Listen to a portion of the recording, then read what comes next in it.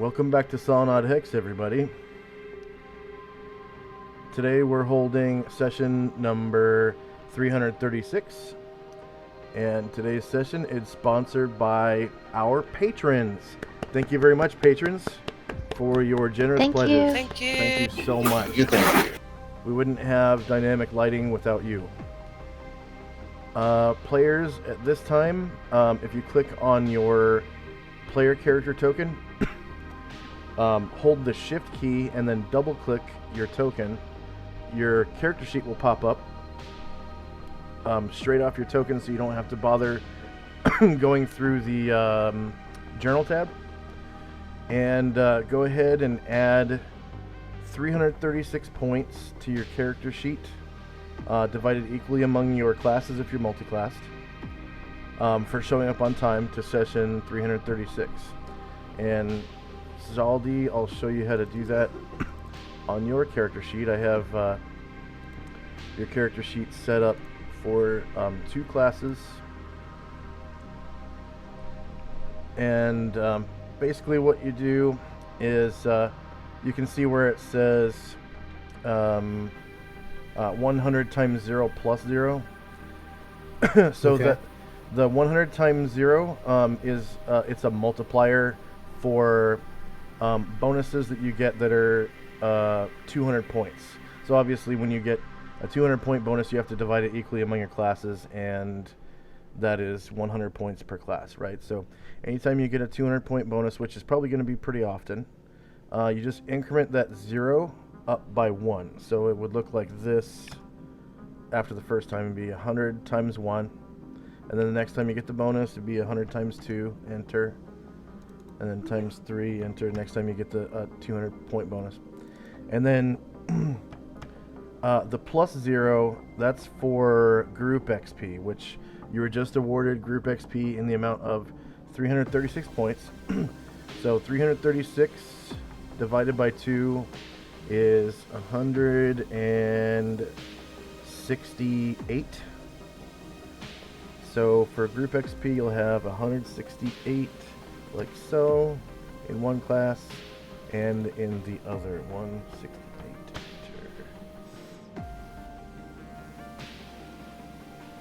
Did I do my math right? Slash R 1. That looks good to me. Times 2, enter. Yep, 168 times 2 is 336. Okay. So you've already earned... Oh, and you don't have the prime requisite bonus for your classes, so I have to change that.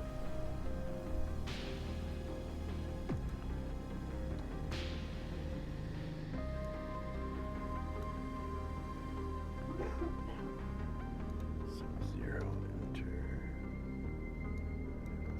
0. Whoops. Enter. Okay.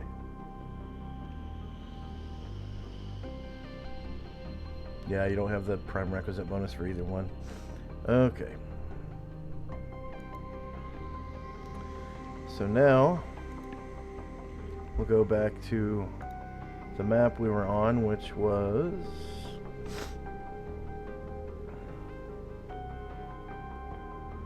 Tropical Plains A, I believe.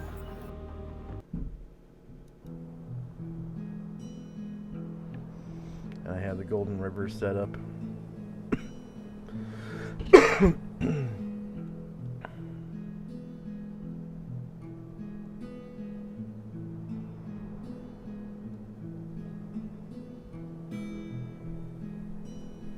Actually, I think most people were below decks. Midships, that is. So we'll see what's on the midships map here.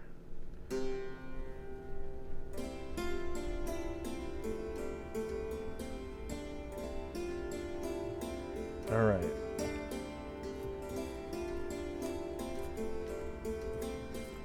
I think everybody except for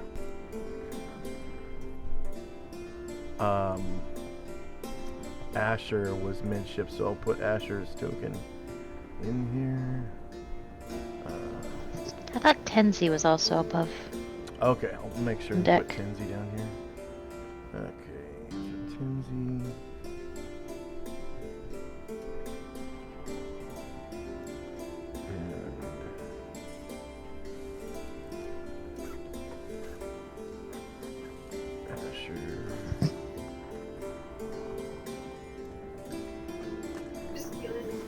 Okay, so everyone can roll initiative for their base size, except for Jaldi for the time being. We're gonna have one round pass before your appearance.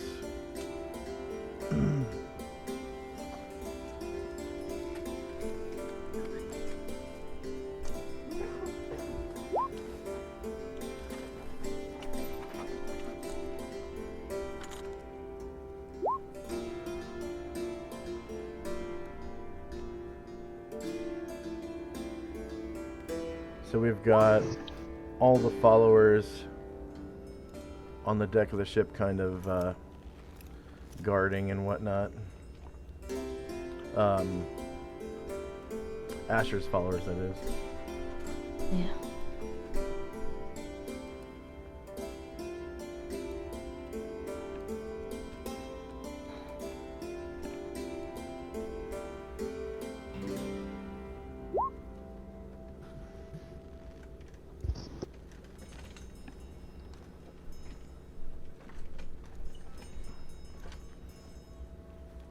And oh, did we lose Jaldi already? From the He fell. Yeah, he fell from roll 20. Okay. Jaldi, He's can you still hear me? in Discord. Yeah.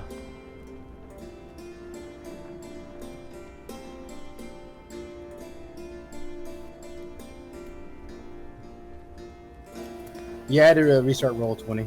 He's waiting Oh, to start okay. back up again. Okay. If it takes a long time to load, just wait. It will eventually load. Okay. This is a big game. It takes a while to load. Yeah, this is a 2 gigabyte game. So it takes. That's yeah. okay.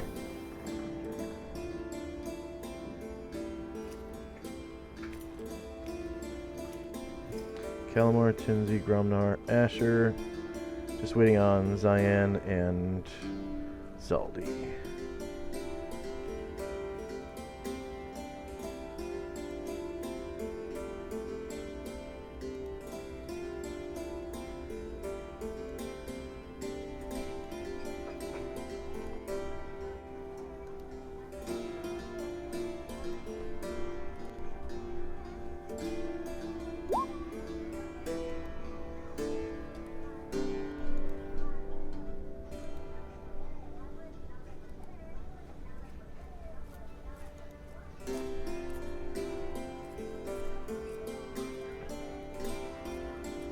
Oh, sure. Yeah. Okay.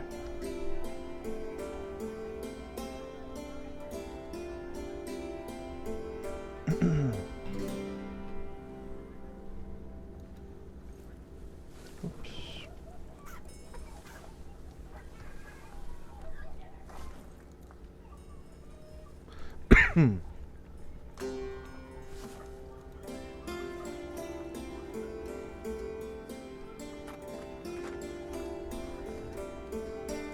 Okay. Oh, yeah, we don't need one from Zaldi right now. Okay.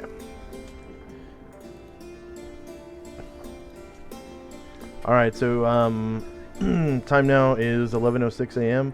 on March the 13th, 11:85.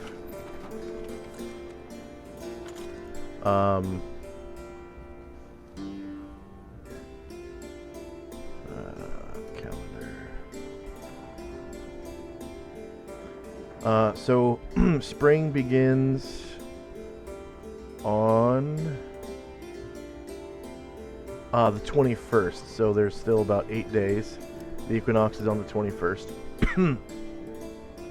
And when that happens, the weather will change slightly. It'll be safer to sail in open seas. And for the most part, you'll sail faster. So, and that'll last basically all spring, all summer, and all fall until winter hits again next season, and then it'll be kind of dangerous to sail in the open seas, because there's a lot of storms and, well, you remember how winter has been this year. There was a lot of precipitation and storms and stuff ever since you've been at Gronar, right? Did I lose you guys? Are you still there? No, we hear you. Okay. Yeah. All right. Yeah.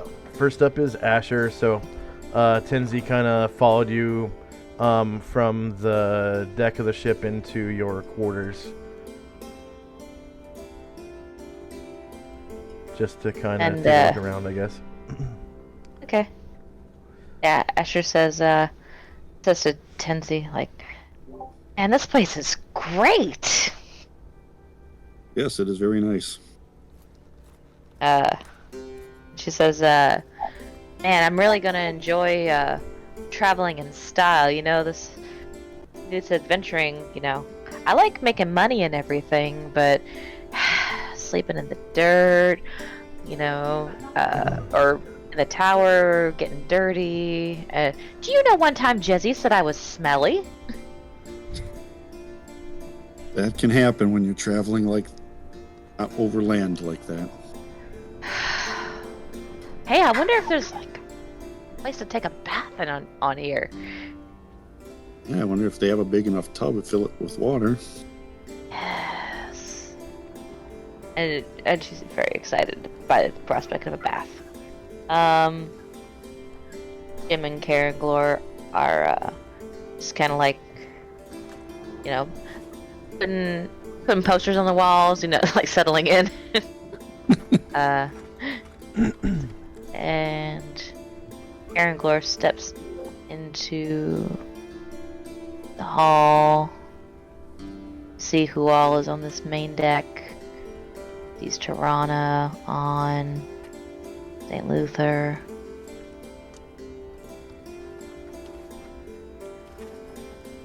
When he sees Tirana, he thinks maybe Calamar is around and says, is Calamar here? And she turns to him and smiles and says, well, he's somewhere. I think he wandered off to go chat with a Zion or whatever. Oh, okay, alright. I was just, wondering if we were doing any sort of identifying today. Oh, that would be a good idea, except I don't think I have it memorized today, but I can tomorrow, and so can Calamar. Excellent. So perhaps we'll, I'll talk to Enitar about it as well. Perhaps we can all, identify whatever objects, needed, and we can make sure that we are well equipped for when we encounter our next enemies. Oh yes, I love that. I love that. Thank you for mentioning it. I will make a note to memorize memorize it tomorrow. It seems as if our adventure is nearing its apex, and perhaps we will bring this search to a close soon. Well, I would hope so. I mean, and she looks to her left and looks to her right, and she leans in and she says, frankly, I do not like the fact that we have all come so far, and, you know, how we've all come so close to death. Calamar's been close to death like 2 or 3 times. And we're talking about Calamar. He has the highest, you know, he's the most trained person on the thing. He's been around forever, and he's been close to death. It just disgusts me. You know, he needs to have some time and to prepare himself to attack these minions of Set. They're very dangerous. Karen Glor nods soberly and says, yes, my lady and I have also suffered grievously, and Jim as well, so we should all make sure that we are well prepared for when we finally claim this bell and return this wonder. That is exactly what I was telling Calamar last night. And then That'll she be realized, it she realizes, oh shit, maybe I shouldn't say that. And she buys her time. And that'll That'll be it for me. Next up, Tenzi. Inside of the captain's quarters, you see a rather posh-looking bed. The room has a chest. Up against the back window, there's a full-sized desk with a chair, and then I believe this is like an armoire, like a dresser. And of course, most of the furniture is empty, but there are some candles burning here and there. And I believe daylight is on, is it not? I think so. Okay, yeah, daylight's on.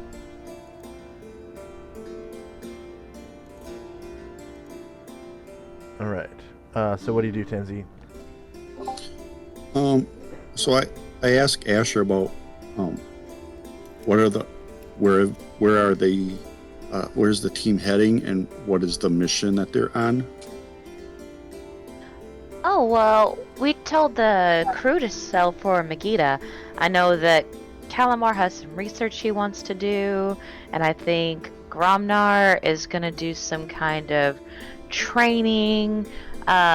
So you may remember that we're looking for this bell, right? And it's supposed to bring back this wonder from the Underdark. It's this temple of Ushas, and it's gonna put it back where it belongs. We used to be traveling with Varen, and he was a servant of Ushas, so he was like really into it. But then he got summoned back to like the other plane, and so now we're on our own. And so I think we're just trying to, get this temple back, and then, maybe start something new, start fresh. You know what I mean? Yes, a mission to serve Ushas is very important. Certainly. Oh yeah, that's right. You're her guy. So. Yeah, I'm not a priest of Ushas, but I do follow. But you're into her. You're into. She waves her hand like, yeah, I get it. And and she says, yeah. So we're gonna do this thing for Ushas, which cool. And On's wanting us to kick some butt for these followers of Set, because they're like turning people into lizard people, which is just bad news all around. So we're just gonna end that whole thing. So a lot on our to-do list, but we've really been kind of getting our asses kicked, and so we wanted to go to Megiddo for a minute to just recoup and make sure that we're ready to go. That sounds like a very good plan. I could use a few supplies in Megiddo myself.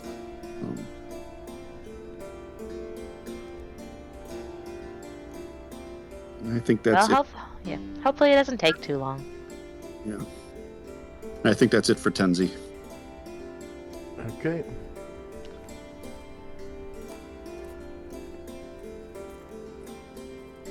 Alright, next up is Calamar and Company.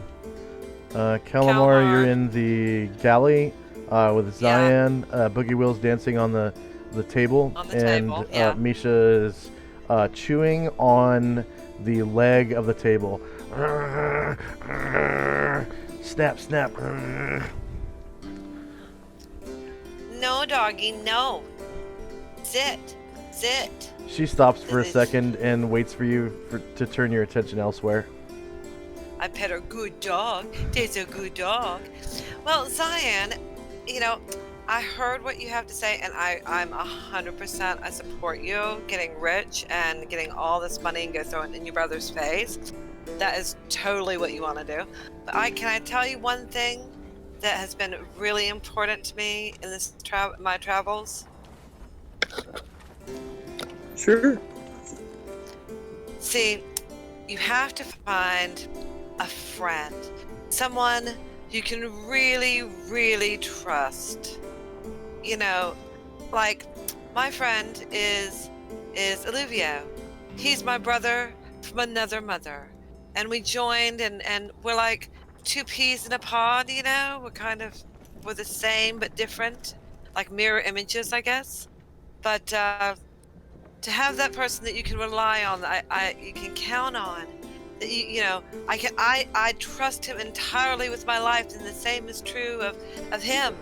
And so, you know, just don't forget to trust somebody. You know, you've got to have a friend.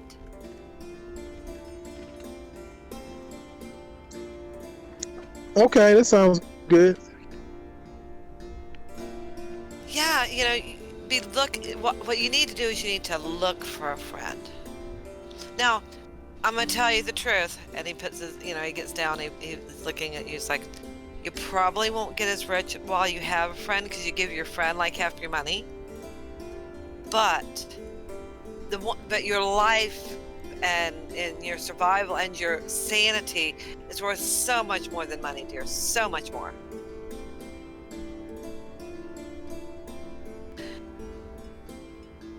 Meanwhile, Boogie Will is dancing on the table.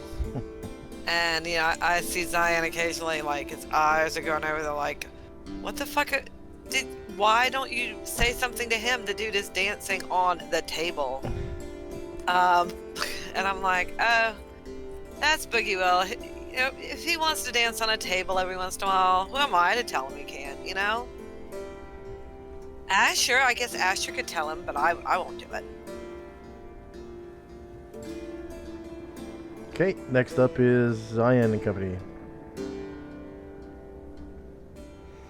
So you're standing in the galley, probably about halfway down the banquet table in the galley, and standing right in front of you, right in the middle of the table, is Boogie Will, and he's doing this like bugbearish jig, hopping around. You know, his big feet are dirtying up the table. He's accidentally kicking over the candelabras and knocking over the gravy boats, and the silverware is going everywhere, or not silverware, but flatware, cheap flatware is going everywhere. And he's like with his bugbearish giggling. And Misha kind of goes back to chewing on the leg of the table. Snap, snap. She's leaving marks on it now. It's getting kind of shredded underneath her fangs.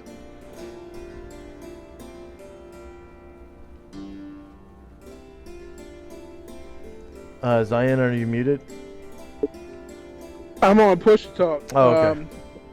If we continue this conversation, I'm gonna say what I've gleaned from you is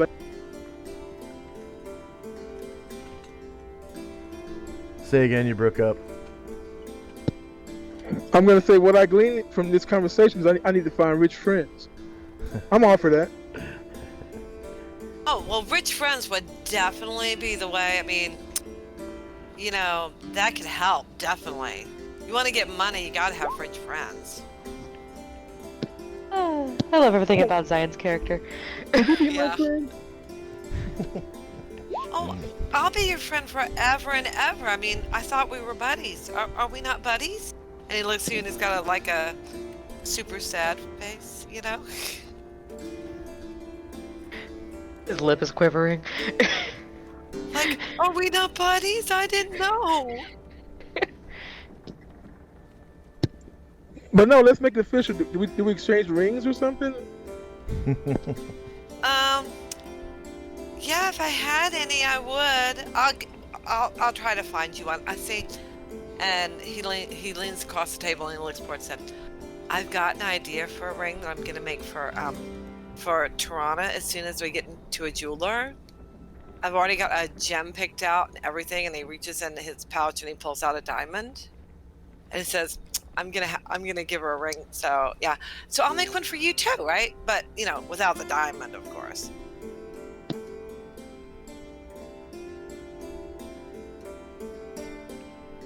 Okay, and next up, Gromnar. You're standing in the forecastle room of the ship. It seems to be a large common room bedroom with 6 double bunk beds in it, and not much else furniture-wise.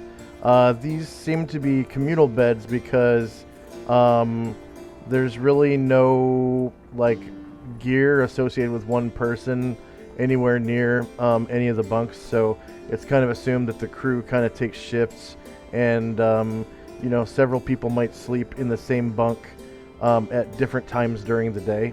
That's just how it works with a small ship and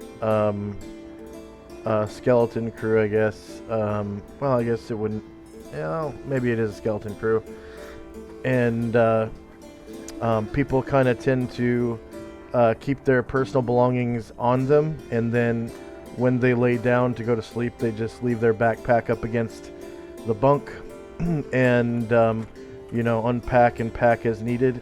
And then when they're done sleeping, they grab their backpack and go out and leave the bunk to the next person, pretty much. And you can see in the center of the room, the foremast goes right through the common bedroom. So that's that thick piece of wood. Paul, are you there? Yeah, I'm here. Okay. Sorry, I didn't want to interrupt the game. I was welcoming the new person to the server, but apparently he has no idea why he's here. What do you mean? Your Discord server. I know you don't look at it, so I was welcoming them to the server because someone just joined your Discord server, but they have no idea why they're here.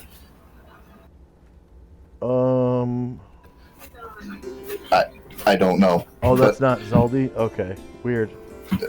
No, it's someone named Druid. I guess he got an accidental invite to the server from someone. I don't know. He said he'll leave. Sorry for confusion causing. Weird.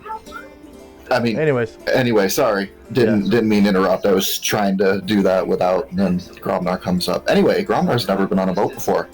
Gromnar's very excited because there's lots of open space and we're fairly safe. So I think Gromnar would like to go up on the decks and put to use that spyglass that he never ever has an opportunity to use.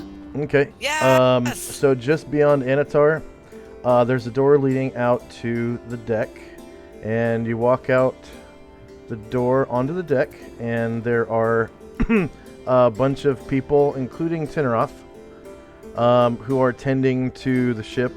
Looks like some of them are like scrubbing the poop deck, and some of them are taking care of the sails, and Tinneroth's just standing right in the middle of the yard, kind of like watching everyone and commanding them.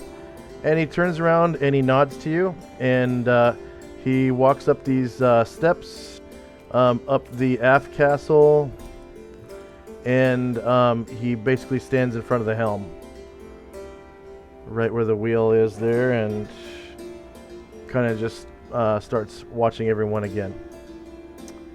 You can see several people in crow's nests. There's one here, and an empty crow's nest here. And then these people are the ones that are cleaning and taking care of the ship. This guy looks like he's got metal stuck to his body, like he's in irons, and there's a helmet that has been he wore that has been smashed onto his head, and he can't get it off. I mean, that's kind of shitty for him, but Gromnar is very single-minded in this pursuit. He's going to go to what he assumes is the front of the ship, the direction that it's traveling, and put the spyglass to his eye and just look off in awe. Yeah, the ship is facing northwest. The ship has anchor down, so it's not really moving. The current of the Golden River is flowing against the bow of the ship, so the bow is pointed upriver, and it's just kind of drifting back and forth between the slack of the two anchors. There's an anchor at the front of the ship and an anchor at the rear that are holding it steady. And there's like somewhat of a ladder made of rope that goes up the mast to the crow's nest, and at the top in the crow's nest is a little blonde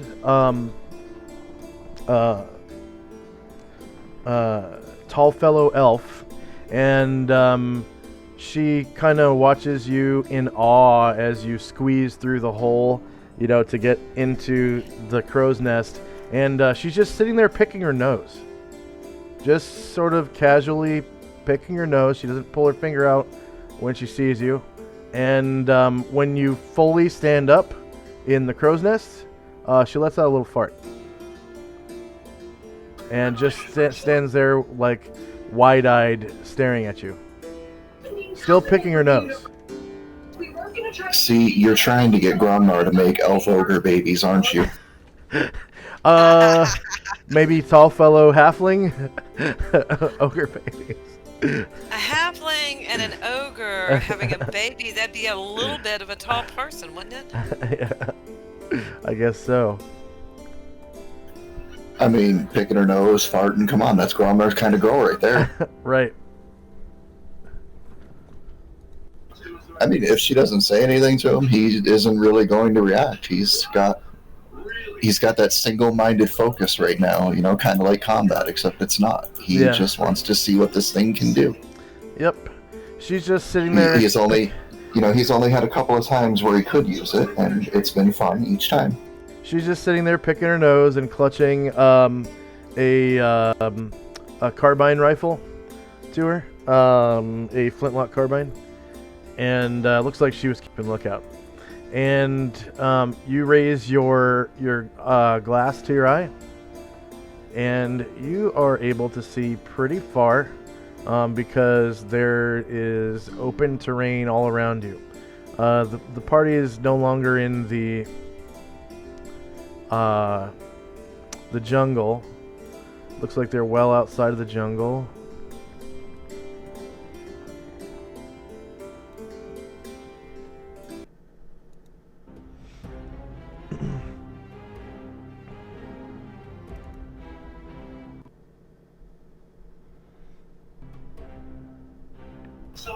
Holy crap, we made some distance. Yeah. Yeah. We can really cook when we're on the water. Yeah, much better than those rafts even. Oh, it was the rafts that brought you down here. It took about 5 days at 24 miles a day, so about two squares a day, and there were no encounters or anything. And you are able to see, because you're using that eyeglass,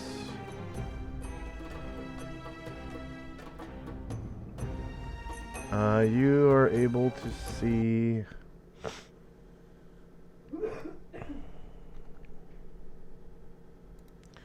this far around you. So the light radius should open up a little bit. Yeah, it did. Okay. Southwest of you, you can see you're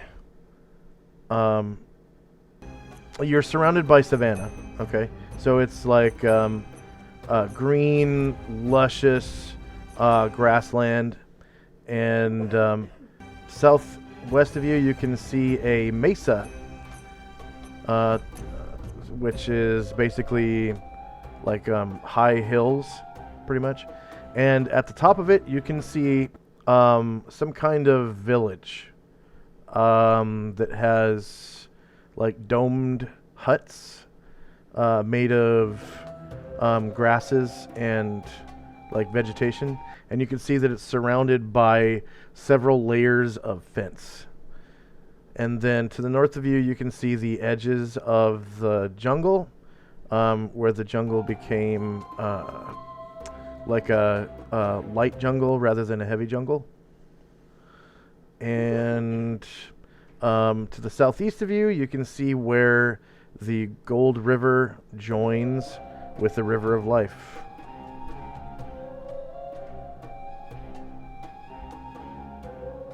So you don't have very far to go. Okay, yeah, that's it for Gromnar. He's, like I said, he's single-minded and absolutely enthralled with what he can do with this thing. Oh yeah. Yeah, you're able to see on open terrain fully 20 miles. So flat terrain, you're able to see about 20 miles. About twice the distance you would normally be able to see. and that kind of enlightens the group a little bit, because you can see where the two rivers junction, and you can see the edge of the forest and whatnot. So actually, he's going to turn to that little halfling and say, if you find On for Gromnar, Gromnar would be thankful. Then On could tell Gromnar what to look for.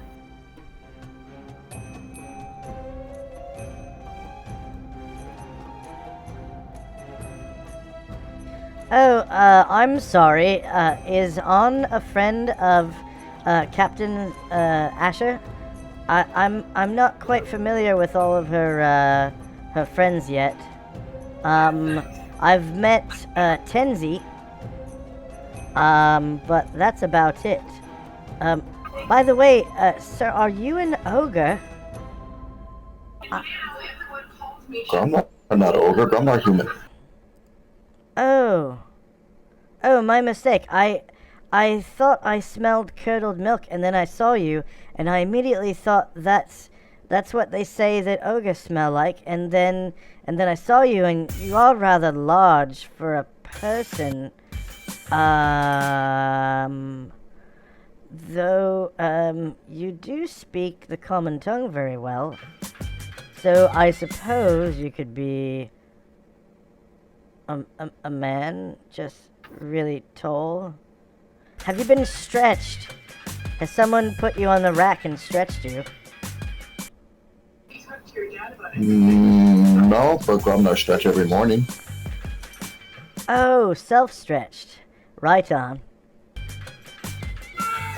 Anyway, on the man that's turned into trees, and he make plants grow. Oh, that sounds like a druid. Well, there was an Aperceban man that looked like he had a wooden shield. I think I've heard druids can use only wooden shields. He went, below decks. And I haven't seen him in a few minutes.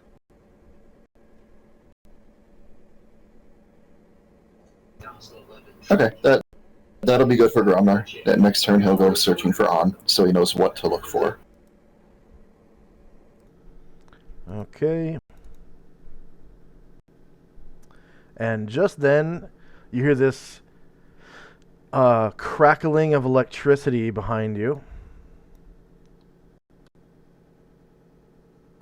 I swear to God, if you make me fucking fight a blue dragon from a crow's nest, I'm gonna hate you forever. No, it's right behind you, like basically in between the two masts.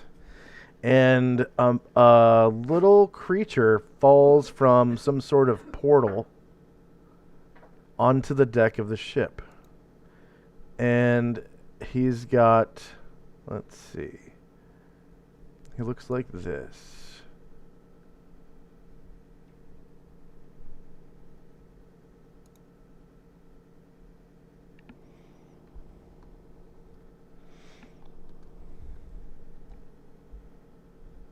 So that's his token. He looks like he's very gray.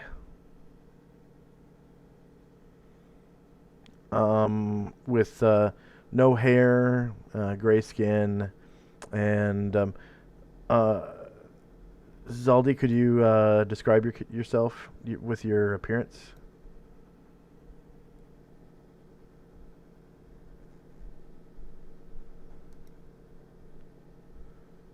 Do you guys hear me?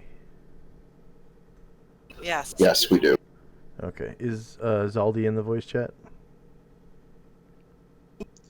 Yeah, I'm on voice chat. Okay. Yeah, computer's going kind of laggy. Okay, so what you see before you is a short gnome.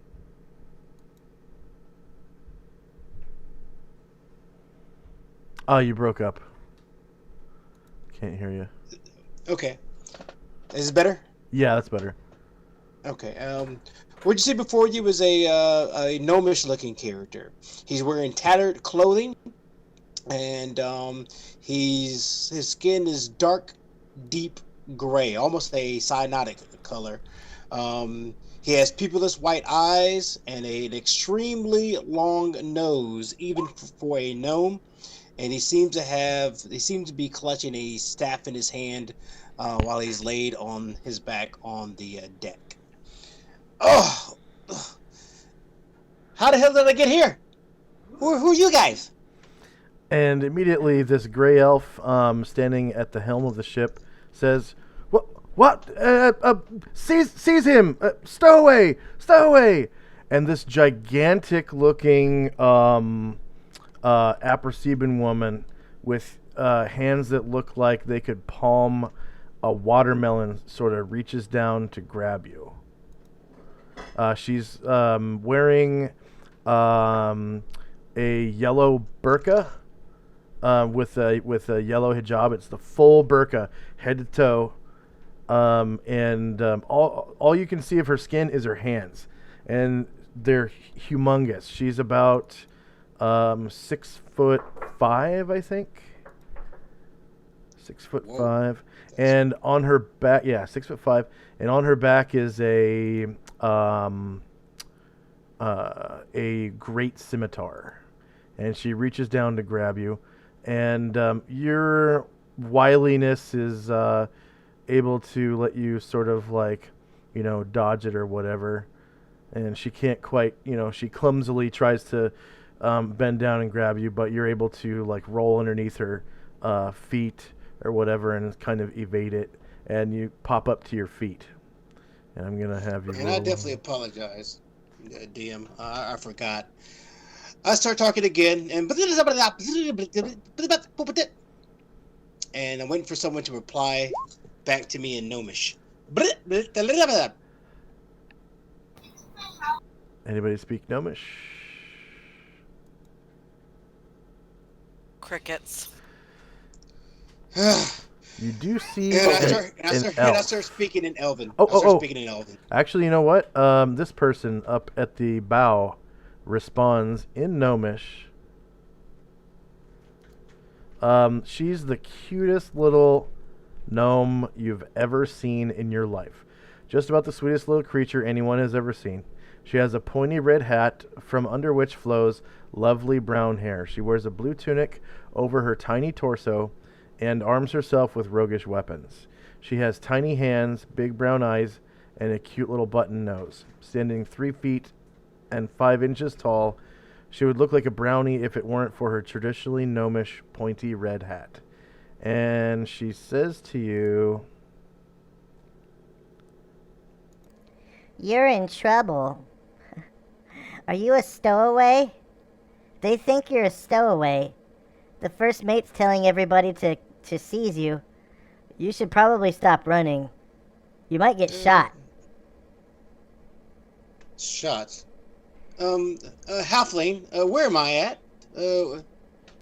I'm a gnome. You're a gnome? I'm a You're gnome. the strangest looking gnome I've ever seen in my entire life. Can't you see my pointy hat?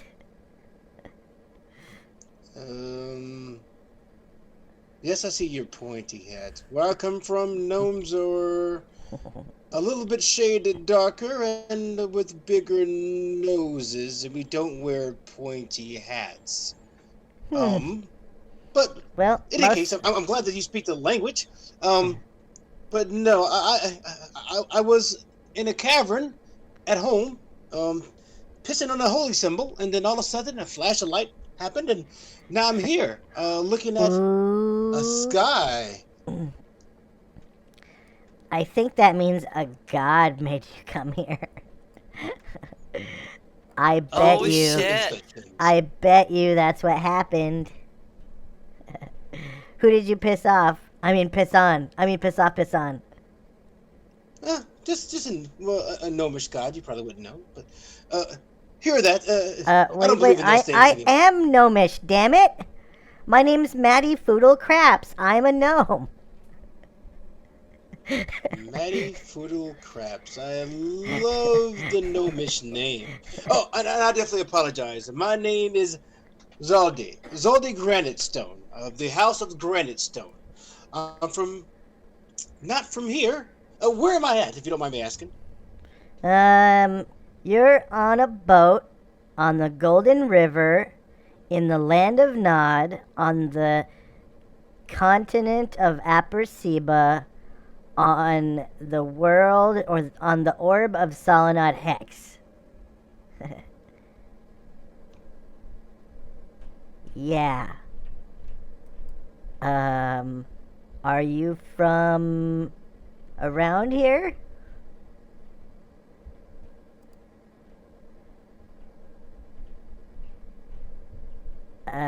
Mr. Granite Stone? Whoa, this is solenoid space? I never heard it called that, but I guess it could be Solynod space. I mean, this is Solynod Hex. Wow. This is not a punishment. This is actually a gift. I've read so much about this realm. I thought it was a myth, and I'm actually here. I can't believe it. Oh, and I'll stand up. And I'm like, who are these other servants? Do they serve you? No. These are some of my friends. We're followers of Captain Asher Kaihana. She's a dreamy gray elf, and we're her like, I guess you could call us her smuggling network. Yeah, Okay. most of us are like smugglers or thugs or salesmen, and that gray elf up there, the first mate, he's a fence, specializing in sales of stolen goods. Well, I am what we call a deep gnome. Oh, do you have any wares you want to sell illegally? We could make that happen. Ha ha ha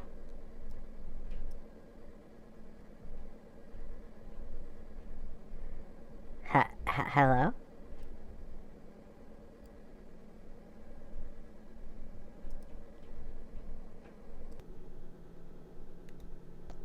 Mic check. Where's it? Mic check. There we go. This darn thing. Where's the captain again? You said there was a gray elf. I would like to speak with her if that's possible. I think she's in her quarters, right back there in the aft castle, on the left-hand side. Left being, well, I guess the starboard side. Yeah. I don't know what a starboard or a castle. Oh, I know what a castle is, and this is definitely not a castle. Oh, could you just point in the right direction? Okay. So starboard. Okay, so these are the directions on a ship. That's the aft. That's the bow. Okay. That way is port. And that way is starboard. So this is the aft castle down here. And her quarters are on the starboard side. Thank you. And can you please tell the other peasants to make way while I go see the one that's in charge? Okay. Blah, blah, blah, blah, blah. And in the common tongue, she says, make way, everybody, for this gray elf who thinks he's, deep gnome who thinks he's important. Yes. He wants to talk to the captain. Look out.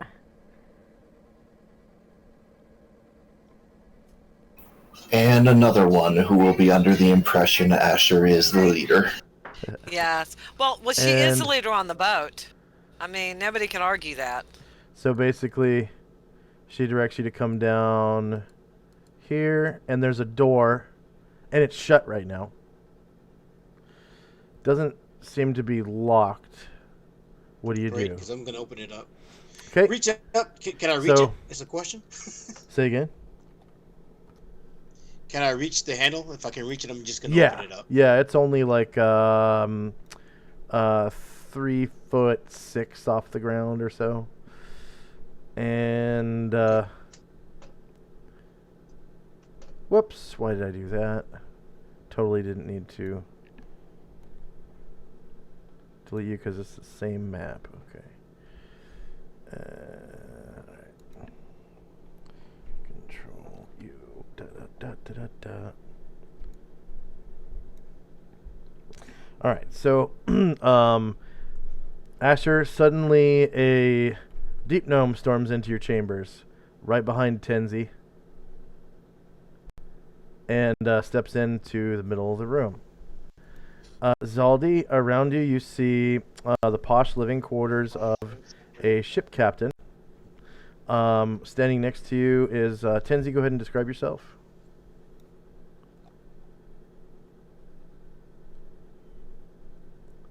Tenzi. Okay, go ahead. Yeah. So, you see a tall man, man-ish. You're not really sure if he's human or not. He's got a hood on, and you can't really make out all his features. They look almost elvish, but on the other hand, he's like 6 feet tall, very thin, and he's wearing robes and no apparent weapons. So that's him. And then Asher, go ahead and just read your appearance off. Well, I'll need to update it, but I'll describe. So she's a gray elf. She's got a gray skin, a spindly frame. She's wearing what looks like a white flowy light burqa, but with no face covering. She's got a really cool looking like shining sword at her side, and she looks down at you, and she looks pretty confused.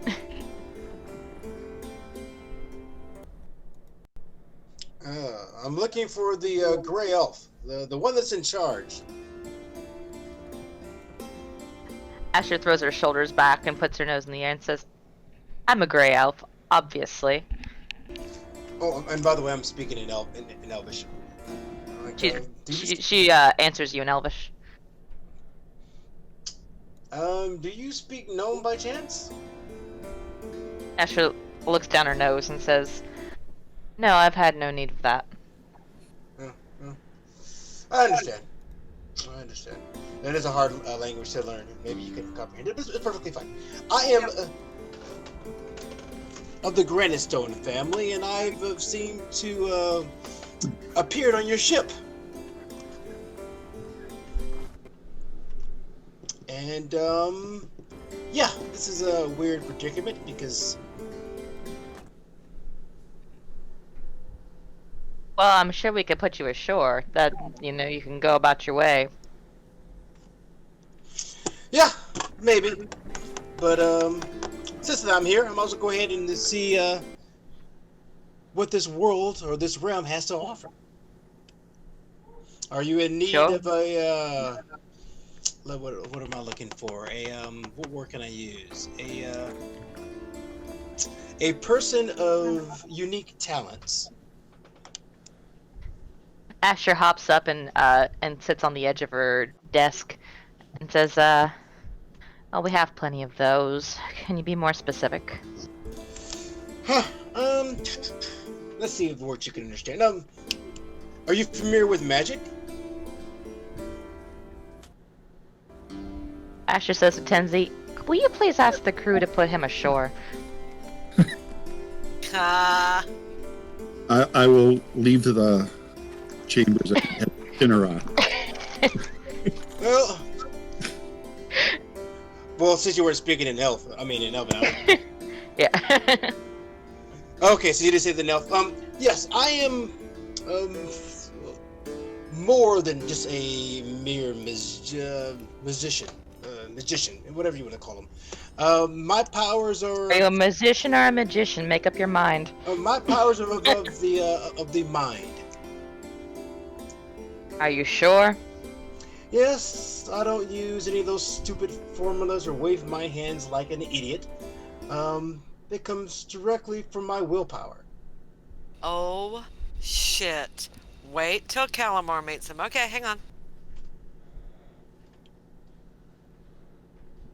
She answers continues in Elvish and says, well, you may be very impressed with yourself, but I haven't seen anything yet. Well, maybe when the situation pops up, you won't be disappointed. Okay. Alright, so end of round.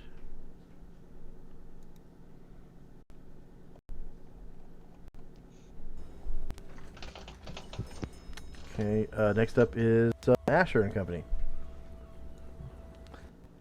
So, Asher is going to will herself invisible.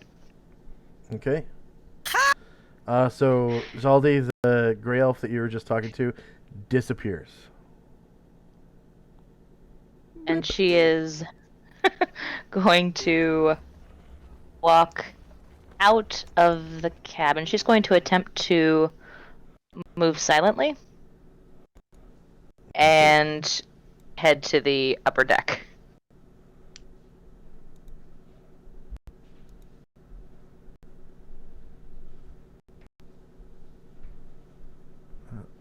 Okay. Check Steve's skill. Move silently.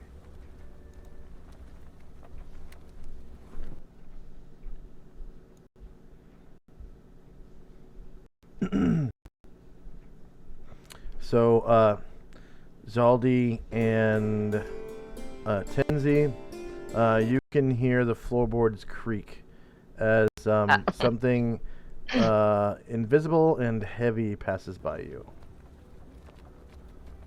Oh, okay.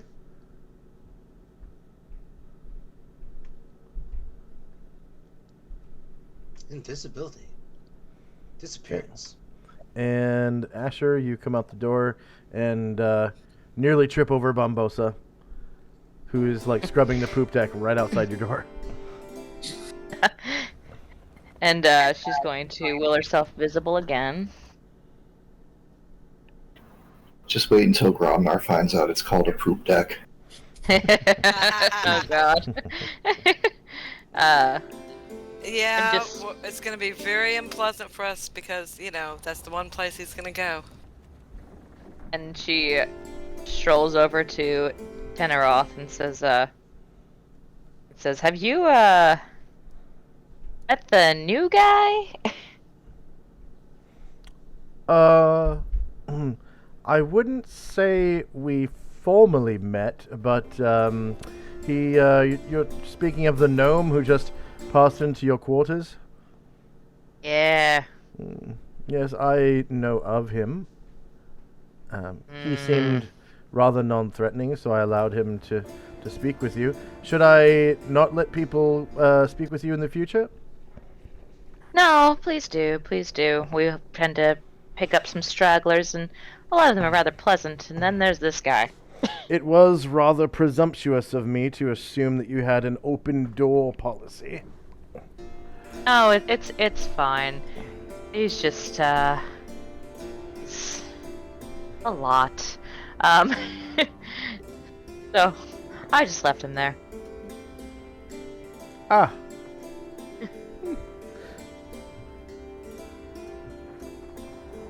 So, you said you wanted to set sail, yes? Yes, please. First, let's give me a moment to make up my mind about this guy. I'm most of the way toward deciding just to leave him here, but and then we can set sail for Megiddo. Right. She says, "Oh, by the way, when I left Lacilia City, I was, I was engaged, and that I left a note for my betrothed that I needed to explore the world before I settled down, and I'm really not clear on whether I'm still engaged. If you could find that out for me whenever you're back in town, that would be ideal." Oh, yes. Who are you engaged to? Moment, I had in my personal notes.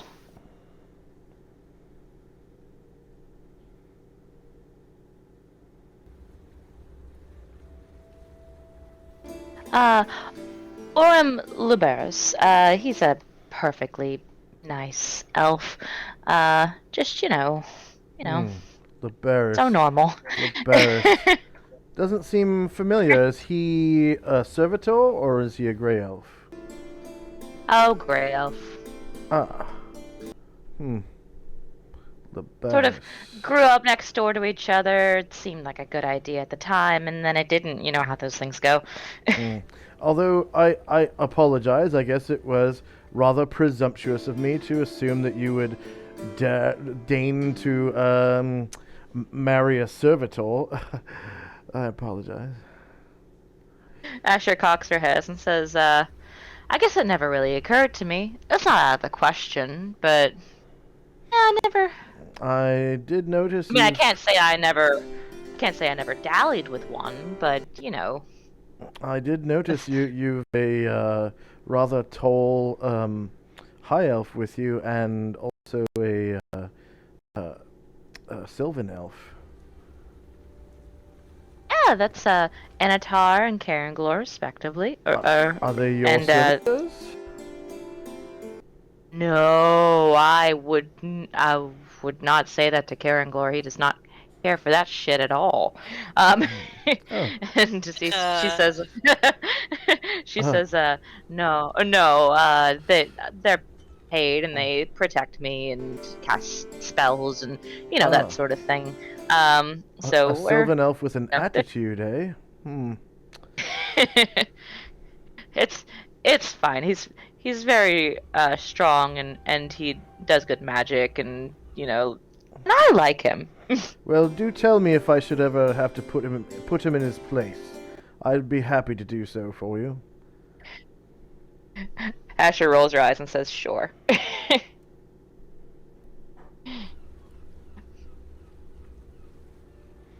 Anyways, just let me know when you'd like to set sail, and I'll make it so, Captain.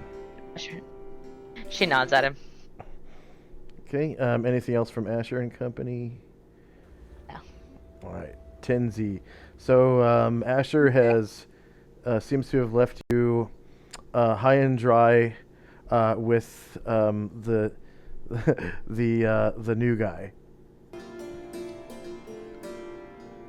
So I'll try speaking to him in common to see if he understands. So Zaldi, this man in a long robe speaks to you in some sort of gibberish language.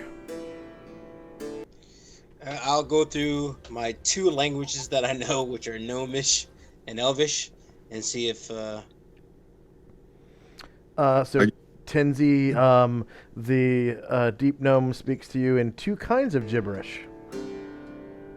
I will reply. I will reply in plainer common to see if he knows that. Gibberish. I hold up my little tiny hand. I look down at it, and is there a chair in here? Yeah, at the south end of the room, there's a full desk with an armchair, really comfortable looking armchair.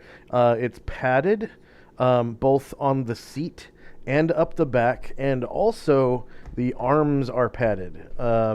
It's pretty big, and the fabric does look kind of well worn on it. It's like red fabric over some hardwood, and the fabric is studded. What's that called? Riveted with studs. It's got these brass studs sticking out all over the place, holding the fabric onto the chair, and it is well stuffed. So I'll slowly make my way there, keeping my eye on the gnomish-looking figure, and kind of point towards a door and make a shooing motion with my hand. Zaldi, it seems like the mannish person is shooing you out the front door. Like he gives you this shoo go away gesture. Oh, okay. He seems to distrust you as he passes by you. He doesn't take his eyes off you.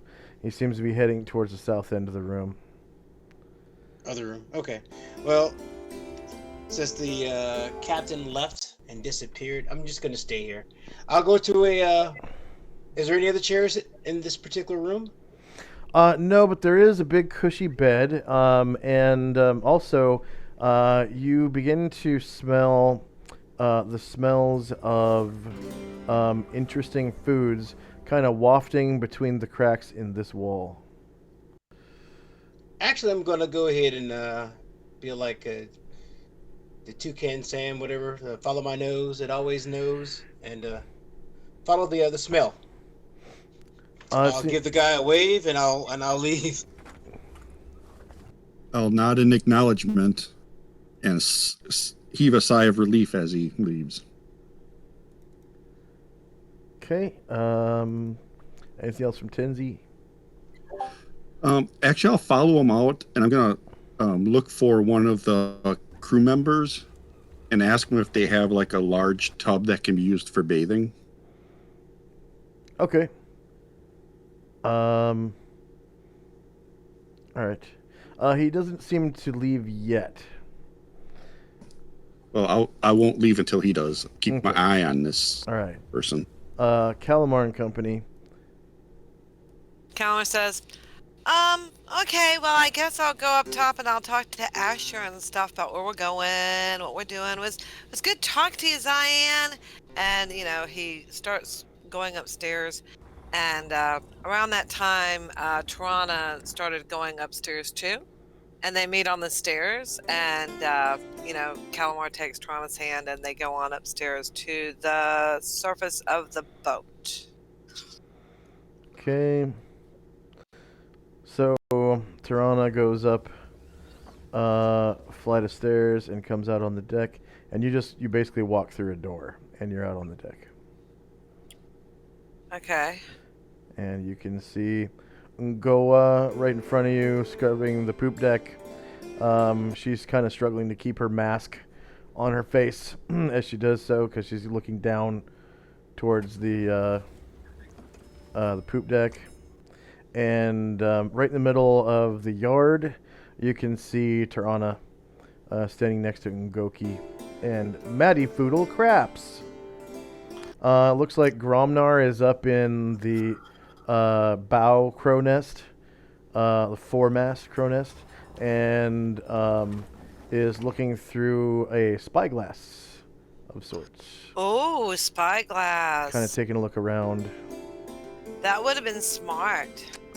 So he goes over to Asher. He takes Tarana's hand. And where's Asher? Asher, you can see on top of the aft castle up here, speaking with Tinneroth. So he goes up there and says, "Hey, what you talking about?" Oh, well, nothing. we're ready to set. Oh, sorry. We're ready to set sail from Megiddo, but there's this weird guy who showed up. He's in my room. A weird guy, and yeah. he gets very serious. Says, "What kind of weird guy?" He says that he can do magic without waving his hands or saying words. He was very proud. He's kind of full of himself. I want to meet him. And so I'll go and... Asher sighs and says, "At your peril." So apparently then they go into the, wherever that is, the aft, wherever Zaldi is. Asher's quarters. Okay, so you hit in the door, and there's a little deep gnome right in front of you that seems to be heading towards the door. And he's got his nose kind of tipped back, and he's like sniffing the air. And Tenzi is giving him like a shoo motion with his hand, and is sitting down into this nice cushioned looking posh chair covered in like red velvet that's worn down almost to nothing. It almost has holes in it. Yeah. But it's well stuffed and it looks really comfortable. Well, and I think to myself, oh my god, it's a Smurf Niblin! I haven't seen a Smurf Niblin in forever! Yeah, it's been a couple months. So, what language should I speak? What language? Undercommon! Hi, how you doing? My name's Calamar. How are you? So this drow walks in the door, Zaldi. Oh my god. Okay, and he starts talking to you in Undercommon. And I immediately scream. And which you don't speak, right? Yeah. Yeah, I immediately scream. As soon as you scream, you hear Asher laughing hysterically. Yeah. Tarana comes too, and she follows in Calamar, and she's also a drow. A female drow steps in the door. Female drow. Oh man. Ah! And his day just went from, oh, this is amazing, to, oh shit, I'm fucked. Yeah. And, what he says is, oh, hi. Hello, Smurf Neblin. My name is Calamar. This is my friend, this is my Tarana. And he introduces her, and she kind of looks at him and, kind of nods. And what you see when you look at his face is something you have never seen on a drow before, ever. There is a huge smile. Like somebody who is excited to see you. He's wearing a dark suit. He has That's really like a ninja suit. Yeah. He's got a really nice sword at his waist, and a ring on his finger, and but he doesn't ever look you like straight in the eye. I mean, he can clearly see you, but he's not looking at you in the eye or anything. I mean, that's crazy talk. And the female drow is also wearing a ninja suit, but she's wearing it's kind of cinched in, so that you can see all the right places. You know what I'm saying? And he's like, oh my goodness, how did you get here? Where did you come from? How long have you been here? I'm Calamar. By the way, I'm sorry, I'm Calamar. This is Tarana. Where are you from? How did you get here? Are you from near, what was the name of the city? Zentinsian, yeah. Are you from near Tinsensian, or? Yeah. I'll tell you anything, please. I'm just a small gnome. Don't eat me. I wouldn't even fill up half of your belly. Please don't eat me. And I'm gonna run towards the guy that's sitting on the couch and jump in his lap. And Calamar tilts his head to one side, and he thinks for a second, and then he chuckles a little bit, and he kind of looks at Tarana, and she chuckles a little bit and says, no, see, okay, I'm not like any of my other friends, any of my other drow. I don't really like to say friends, really, even. I'm not like them. I'm not like any drow that you've ever met in your whole life.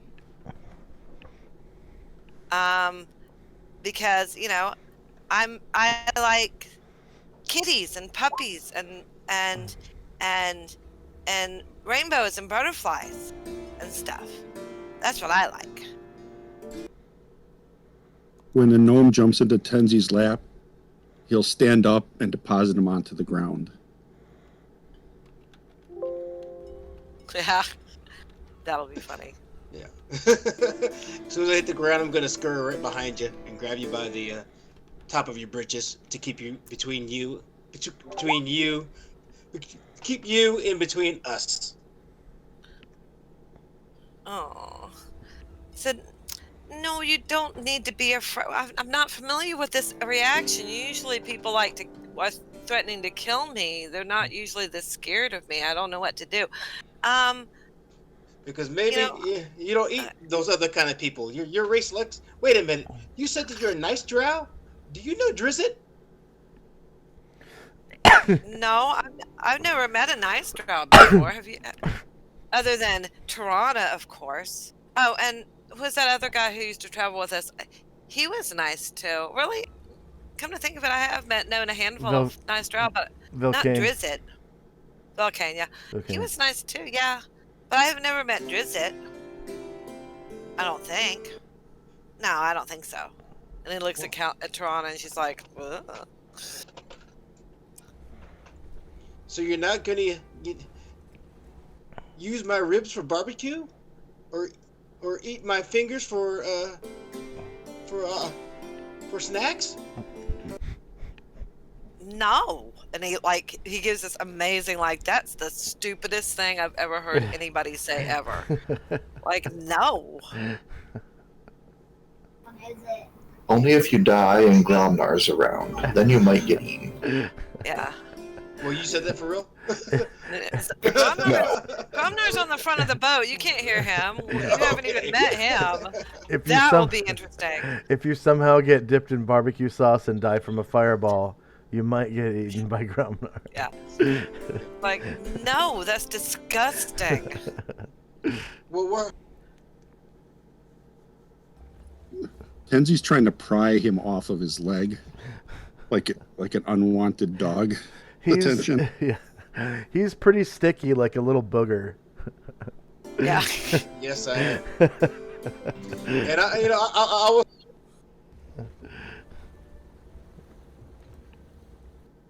You broke up.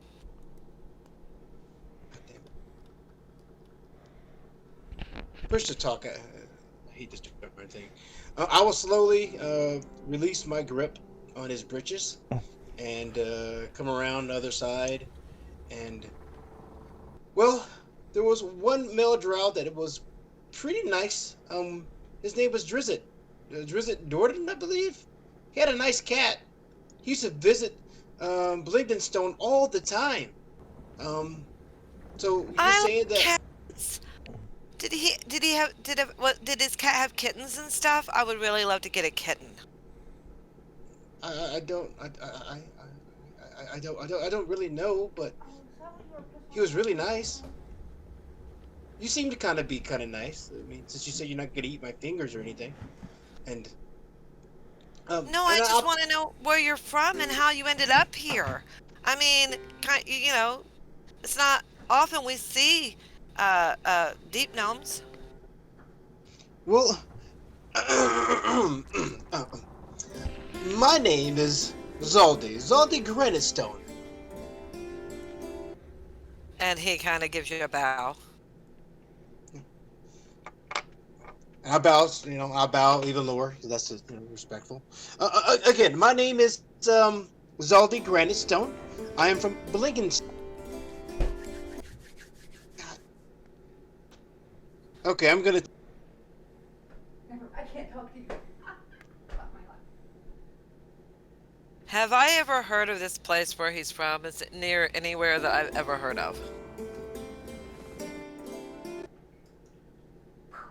Hello? Is this better? Yes. Okay, great. I just took off Push to talk. It was irritating me. Again, my name is Zaldi Granitstone. I'm from the noble house of Granitstone. I am originally from Blingdenstone, and how I got here, weird and embarrassing tale. I was pissing on a holy symbol, and all of a sudden, a flash of light came about, and I slammed on this vessel that I believe is called a boat, and yes, that's how I got here. And suddenly Calamar looks at you very serious, with not even a hint of a smile. He kind of reaches for a sword and says, "You weren't pissing on Hanley Solynod, were you?" No, it was one of a gnomish a god. Oh, okay. Alrighty. And he he puts back and he's smiling again. But yes, that's how I got here. And when I spoke to the lovely halfling gnome, she informed me that I am in Solynod or Solinois or some other space, and I've read a little bit about it. I believe I must have been pronouncing the name incorrectly, but I am definitely glad that I'm here because being in Faroon was, it was taxing on my soul. I've never heard of Faerun or what's that other place that he said he was from, Josh? Have I heard of any of these places? Blingenstone. No. Blingenstone? No. You've never heard of any of these places? Yeah. Yeah, well, where I'm from, your kind are very maniacal creatures. You use my kind for for experiments and torture. And you know that's the way that they do here too. You know, if you meet a drow other than me and Tirana, you should run away. Like you did. Just like that. Just do it again. Just not for me. And please not to me. And why this guy? Hey, you can't understand him. Yeah, you don't know what he's saying. Yeah. Is there anyone here that speaks the undercommon or gnome or elf or elvish? Well, I speak Elvish and I speak Undercommon and I speak Common and I speak Goblish and I speak Orcish. And well, the elves are sure to speak Elvish, and the gnomes, I'm pretty sure, speak Gnomish. I don't think anybody else speaks Undercommon though, except for me. I've never. What is common, by the way? I've never heard of that language. I mean, I've heard of it, but this is a lot for me to take in. So you're saying that in this realm, mainly people don't use undercommon or gnome or elf. They use a form of an above common here. Yeah, there's a speech that is spoken by the Earthlings and most of the people who live on this surface. It's called Common.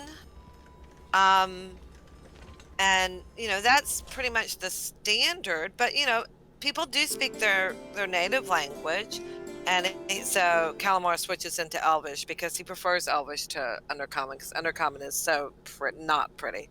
It's gross. Yeah, as soon as he said he knows Elvish, he's going to switch into Elvish. She says, but that's okay. You should be able to communicate with most people here. I don't think Tensi knows Elvish. As I look in his face and I see the question marks in his eyes. Yeah. But yeah. Oh, you're cute though. Okay. Calamar, thanks. Next up is Cyan. So Cyan, you can hear through the wall a loud guffaw of a conversation happening. You probably heard the scream first because I screamed like. Yeah. I'm gonna stay where I'm at, and I'll pass my turn. Okay. Zaldi, it seems like Tenzi's trying to tear you away from his leg. Oh, okay. I'll let go. Or, I'm sorry, the robed man. You don't know his name yet because you haven't been able to speak with him, really. Are all creatures are big as this guy? Calamar, you hear Zaldi speak in Elvish, I'm guessing? Yes. Well, most of the people are my size or thereabouts. There are some who are shorter. I mean, I'm not trying to say that you're short, but smaller. There's halflings and gnomes and... Well, that's the only kinds I can think of right now. Okay, Well, if it means anything, the last individual that I spoke to, I believe she was an elf. I informed her that, well, I didn't get a chance to really talk to her that much, but since you are here, I am stranded, of course, here on this world, and I would like to know if it's possible, it just gives me an opportunity to, I'm scared. I'm just gonna be honest. I don't, I know where I'm at, but I don't know where I'm at, and you seem nice, and I don't really want to take the chance of meeting unnicer individuals. If kind of understand what I'm talking about. I would prefer if I would really prefer it if possible I could be a part of your band, group.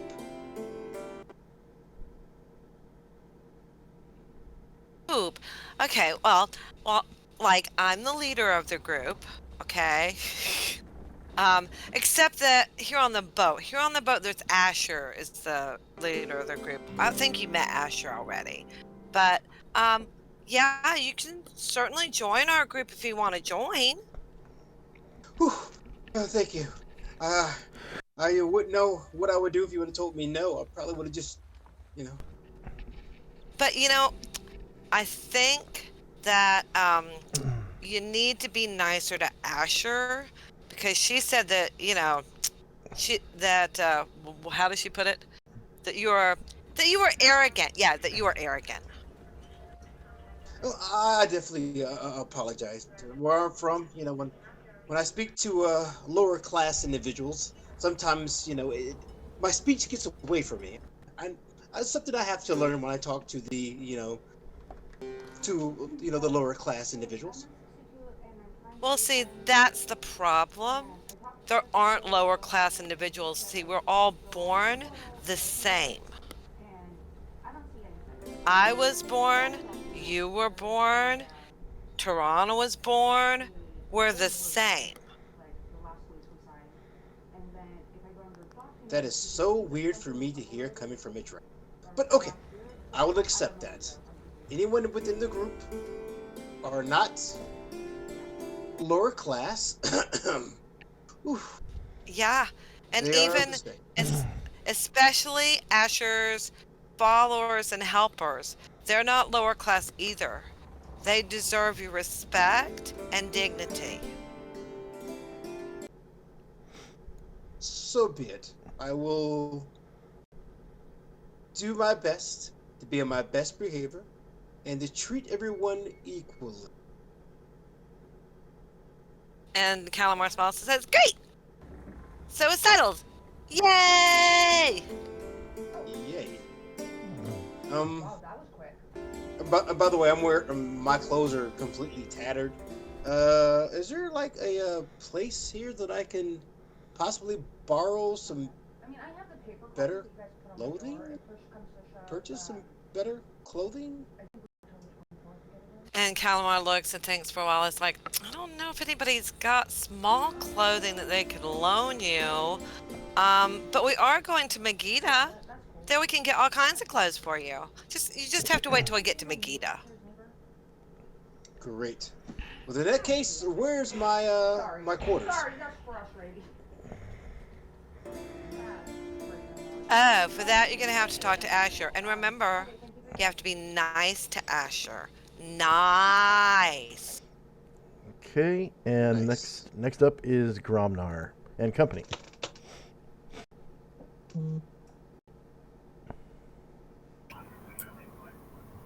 Um, hmm. Intrigued by the lightning flash and the thump on the deck.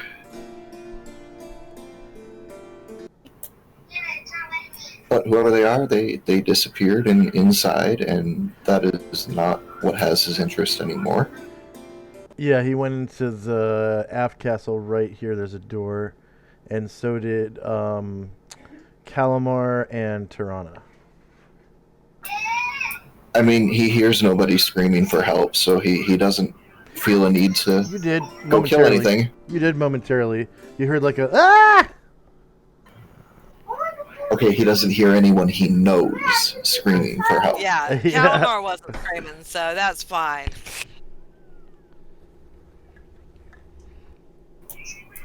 So he will continue to look around.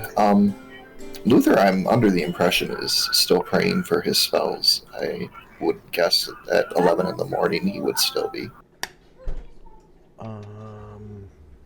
Let's see. Or have Probably we 'cause there was a nap. switched from the 10 a.m. to 10 p.m. schedule to the original? You're still on the same schedule, but it's now a 24-hour schedule. Let's see, where is there it is. Okay.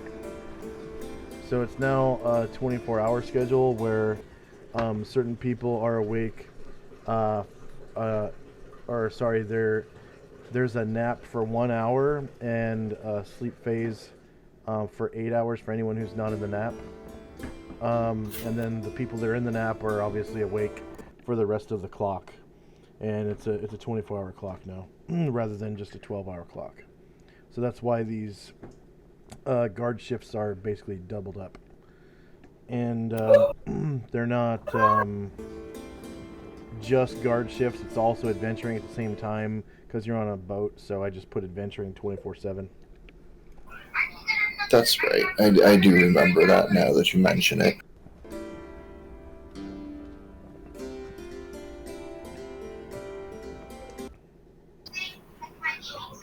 Yeah, that'll be it. That'll do it. Gromnar will just keep looking around for now. Okay. He thought momentarily about On, but then forgot because, you know, that spyglass is so cool.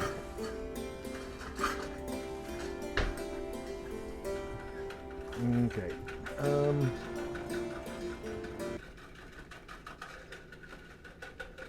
Any particular thing you want to look at, or? No, not unless you decide that there's something that catches his eye. He's just kind of scanning. There was that little village on top of the mesa. You can see downriver where the two rivers junction.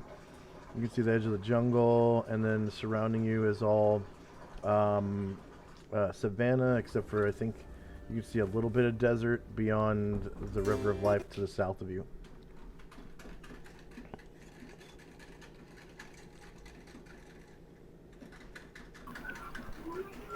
Thinking back, did On mention that we were supposed to be going to a village or a city?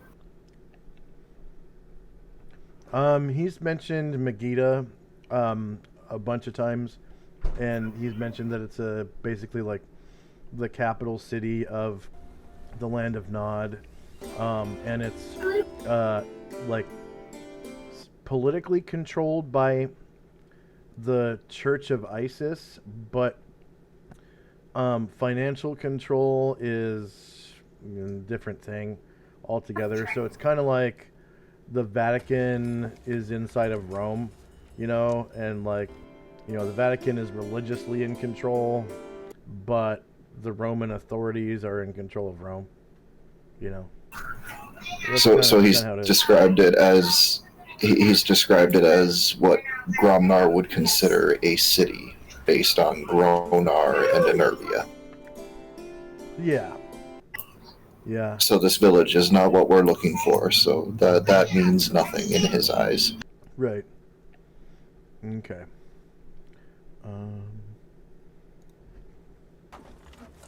Nice reasoning. Okay. Next up is Asher and Company. So after she hears, I forgot it. Zaldi scream, she just laughs, somewhere between hysteria and maniacally, and then she's going to step to the aft castle and poke her head in, and she because she remembers the first time that she saw Calamar and she had a similar reaction. Yeah. and says, "What do you think, Calamar? Are we gonna eat him?" Actually, Asher, he actually wants to join our party. Like, I said yes, but I did say that we had to, consult with you because, you're the second oldest person in the party. Or not the second oldest. Oh God, that sounds really bad. The second the second longest member of the party. I said because, it really, and this is your boat. So it's up to you, really. Asher rolls her eyes and says, "Well, you take responsibility for him. Make sure he gets enough walks and everything." And then she leaves again. I'm not gonna lie, Gromnar may not have heard anything going on, but Paul, the player, was dying with that scream. Yeah, that was really funny. I really liked it. Yeah. Finally, someone who's reacting the way they're supposed to react. And she goes back to the deck. Okay.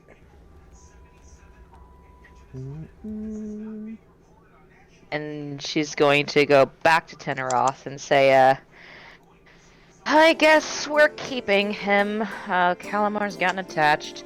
Yes, let's please weigh anchor and head on to Megiddo. That is very true. well.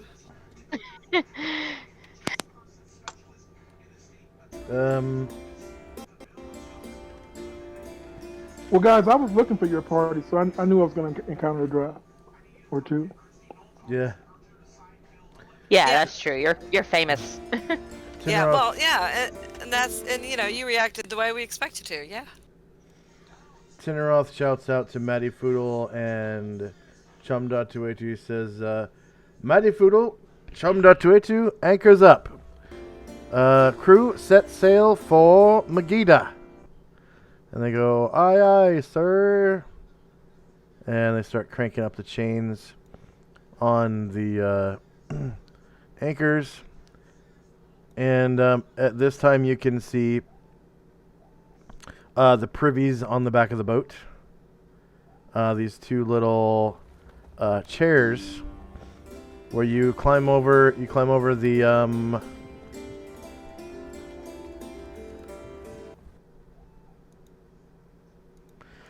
climb over the aft of the ship and sit down on one of these little privy chair things and relieve yourself, and it drops down in the water. So there's one here, and there's one over here. That's convenient. That's really nice. And it looks like one's being used. There's a little white-haired halfling that he just gets done, and you can see him kind of hunched down to pick up his trousers and fasten his belt. And he climbs up over the aft onto the aft castle. And he turns around and he sees you, Captain Asher, and he kind of looks the other way. And he's like,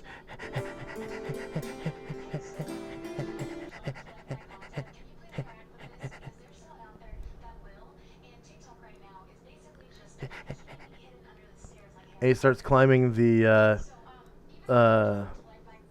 main mast and gets up to where Cotterbill is, and kind of like holds his hand up to Cotterbill's ear and whispers something in his ear. Asher says, Teneroth, what's with that guy?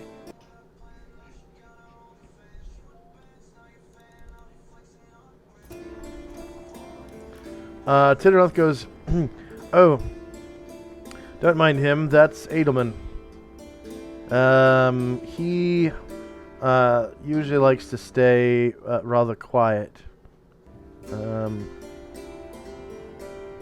respect quiet. He is, if you ever get to speaking with him, he is rather arrogant and stern. But he usually likes to stay quiet and whisper to his brother and sister.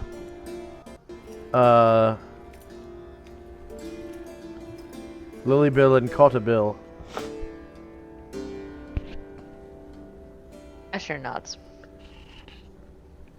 And she hops up and sits on the edge of the boat, which was when she's not talking to someone, that's basically what she does. She likes to hold a line and sit on the edge of the boat and lean back and feel the ocean spray.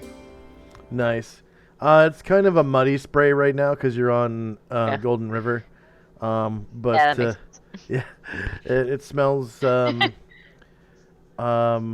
little bit fresher than it did in the jungle though. Like you don't smell the super like thick and like nutritious mud anymore that smelled kind of like dung.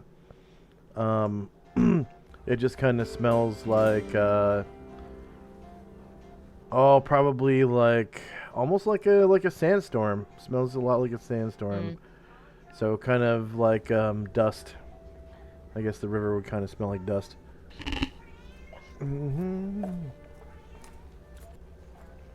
Stone dust, that is. Sorry, am I for interrupting? Oh no, like I said, that'll be it. Okay. Next up is Tenzi. I'm trying to read body language. I'm assuming that Calamar has a new pet, so I will exit the room and look for Tinneroth. Okay. You get out the door onto the deck of the ship.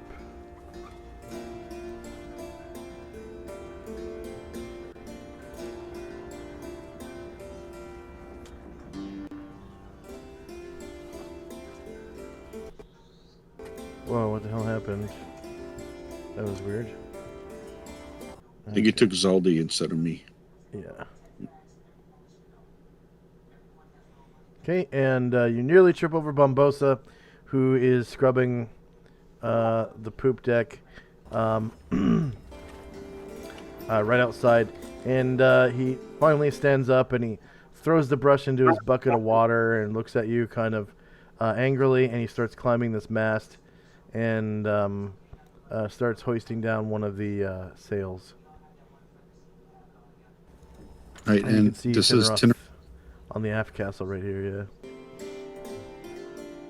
All right, I'll go and ask him if he has like a tub or something like that on the ship for folks to take a bath. Oh. He goes, well, we do have several buckets of water, not buckets, barrels of water down below. You could crack one of them open and just jump on in. They're down in the hold. And it's fresh water. It's not this Golden River water. That's nice, but we probably need that for drinking at some point. Don't worry about getting water on the floor. It'll go down below the hold, and we can bilge it out. Okay. Thank you. And is this the person up here, the one with the carbine? That is Lilybill. Looks like Gromnar is up there with her right now. Okay. Then I'll just stand out on the deck. I've never been on a boat before, so I'll just kind of enjoy the view and the calmness of not having to trudge through jungle. Yeah. Ngoa comes over and she starts hoisting the mainsail. Kumtu starts hoisting the foresail, and Bombosa is hoisting the aft sail. And they get the sails down, and the sails fill, and Tinneroth brings the boat about, kind of slowly but surely, and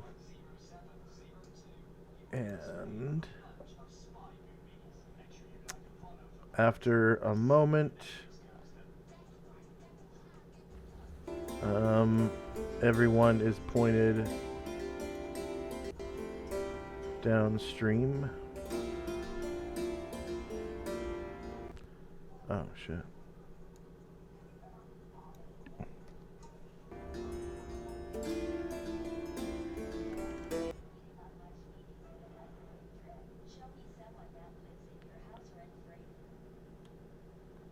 Okay.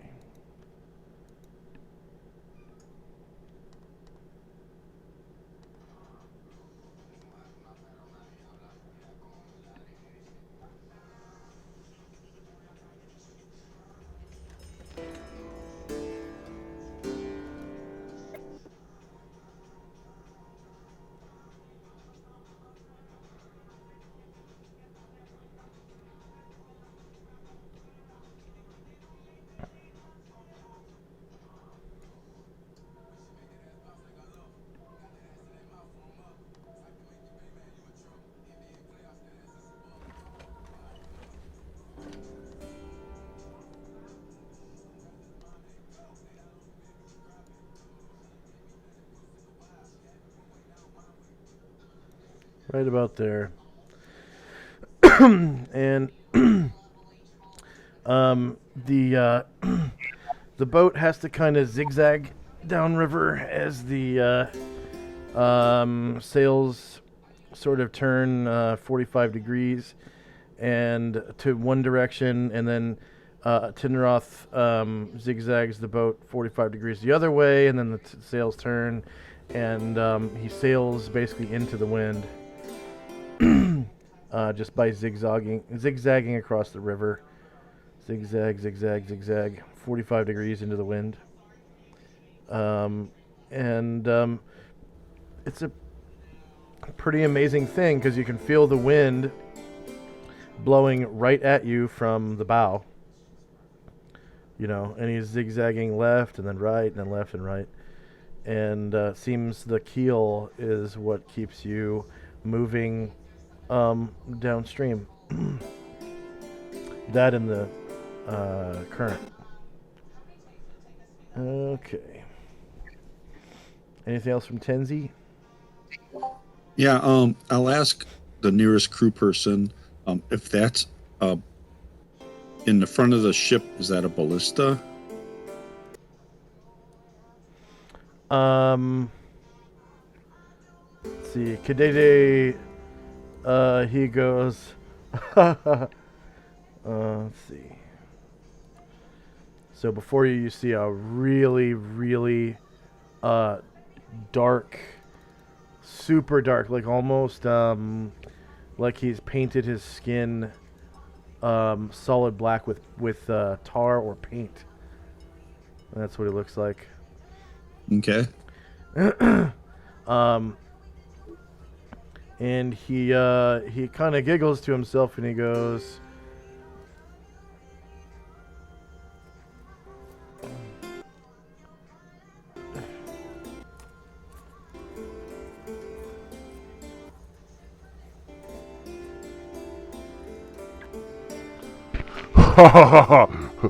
No, that is just the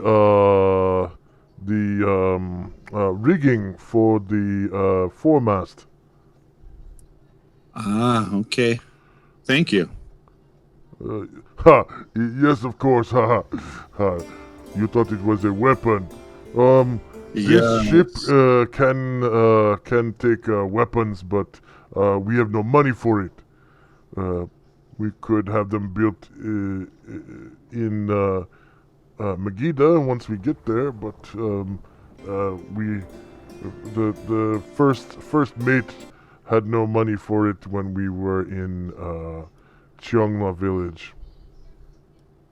Yes, those things are expensive to add on to a ship.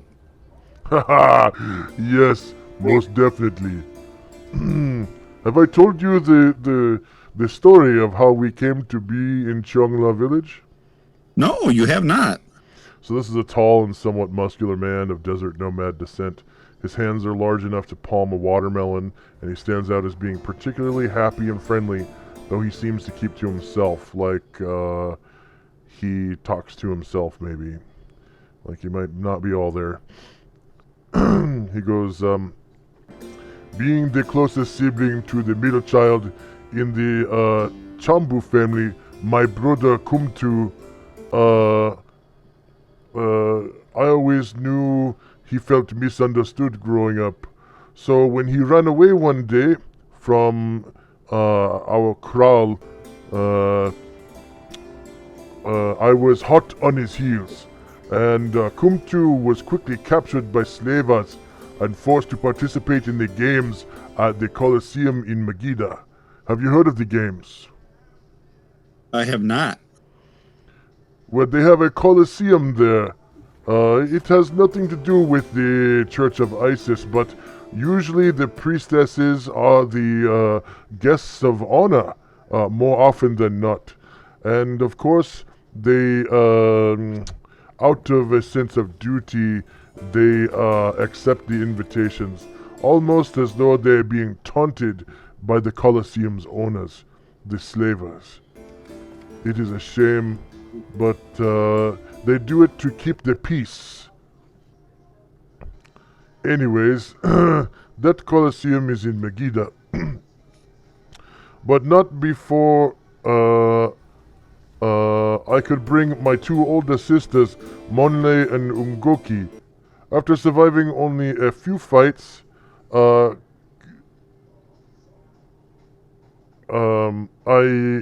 and my sisters discovered a way to break Kumtu out of his cell at night and steal him away downriver on the River of Life to Cheongna village in the Cheongna Sump. Yes, it was during this time in Megiddo that I heard much about the deeds of Asher Kaihana and the Order of the Superior Star. That is what you call yourselves, no?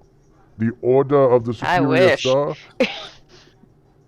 Yeah. That's a much better name than what We we like have. that so much. Maybe we should make a minor change.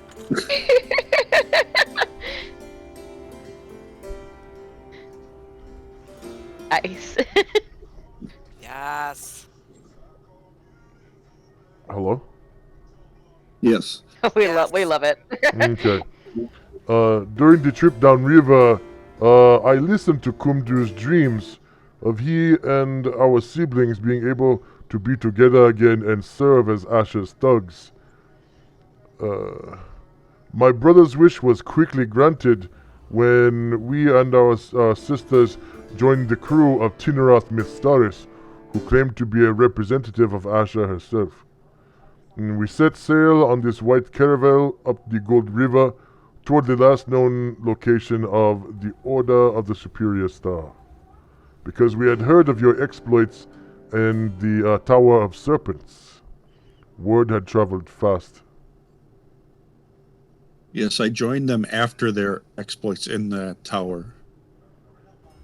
Oh. I was going to ask you what types of things were in the tower, but damn it. Yeah, I wouldn't be able to help you. Maybe one day I'll have a conversation with Asha herself. And Perhaps, I'll be yeah. able to ask her. Yes. And that'll be it for Tenzi.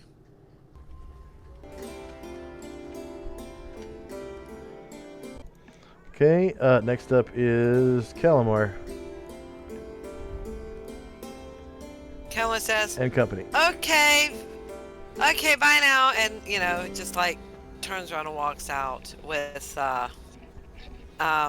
Trana and walks up to Asher and says, oh, Asher, he's super cute. That's Calamar? Yeah, Did you bring Tirana with you? yes. Okay. He thinks So I I'm was. so- He thought I was too stupid to know he was insulting me. Well, he does have an attitude. I'll grant you that. Okay. I had to explain to him that all of us are equal. He seems to think that that he should talk down to people who are lower class. I wish I knew. I don't get it. But a little bit. We'll teach him. We'll teach him. Lower class? I'm a fucking gray elf. I know, right? Oh my god. But it seems that he doesn't speak the common tongue. He only speaks his language and Elvish and Undercommon that I know of. So I think that him not being able to speak with everybody will probably wake him up a little bit to the fact that he, maybe doesn't know everything. I don't know. But he's really cute. He really is. Whatever makes you happy, Calamar. I will need to see some changes before I do anything more than tolerate him. Oh, I'm sure he'll change. He can't help it. I mean, being around us, tell me that he won't change. Really. There are some people in our group that can teach you to change with the black eye and stuff, so. I mean, okay, but if he keeps it up with me, I'm stealing his pants. Right off of him while he's awake. Yeah. Yeah. Gromnar can hear this too, by the way, so can Tinsy. And Tarana she doubles over with laughter. She is laughing hysterically, and he goes, well, if that might be what it takes, I don't know. We'll see. You can sense that he feels like if he wants to be arrogant, go right ahead. But somebody will teach him. It won't last. I know that. And he says, so are we going to Megiddo? We are. The crew is turning us around right now. That's awesome. When we get there, I definitely want to do some shopping and some research. I mean, it'll be like a big city, right? It's pretty big. Yeah, you better hit the books, because we need to do what we need to do, and then we need to wrap this mission up. I agree. I'm tired of being down here. I want to be up north where see what's going on with my tower, and visiting all my followers and all that. Yeah, anything could have happened by now. I know, right? I just want to know what's going on. But, as long as we're going to Megiddo, yay! Yay! And he does a little, puts his arms up and waves back and forth a little bit. And it's like, yeah, it's going to be awesome. And so then he takes the hand of Tarana, and he goes over to the side, and he watches everything, and he watches the water as it washes its yellow self by, and he looks out at what are we in, jungle or savannah or? You're in open savanna, so as far as you can see, there's open grassland. And it's wintertime, so it's green and lush, and it's the grass is flowing in the wind, and you can see for miles ahead of you and behind you are the waters of the Golden River, and you're heading downstream right now into the wind. And so he sits there and he sticks his head out a little bit over the boat, and he gets the wind in his hair, and then he has this long flowing white hair streaking behind him, and he's like, yeah, that's what's up. And that's my turn, and I'm gonna take a few minutes break, but I would like one as well. I'll be back, yeah. Oh, should we take a break? Sure, let's take our first 5-minute break, and when we come back, we'll have Cyan's turn. So we'll be back in 5. Goody, my blotter was yelling.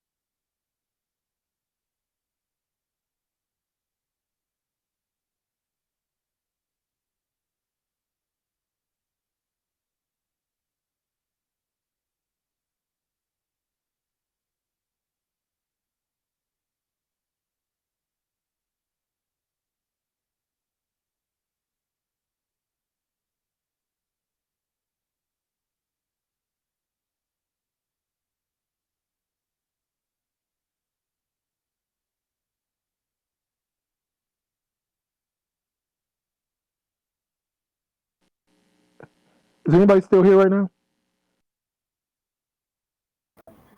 I actually just put my headphones back on. What's up? Hey, that was my fault. I had to take my wife to work, so I had to go mobile. And, Oh, you're fine. We're taking a break anyway. no, I'm talking about the guy, the invite. That was accidentally sent by me from my mobile phone. I usually chat on my iPad, Ah, so I apologize. I mean, it didn't bother me any. I was trying to make him feel welcome. Like, He was yeah, hey, confused what's as going hell on? too. He was like, "What the hell?" He sent me a message on Discord. Like, "What the hell?" I was like, "Dude, my bad. I don't know how that happened." But it was definitely not intentional. Gotta love those pocket dials and pocket things that happen. I mean, it does. Exactly.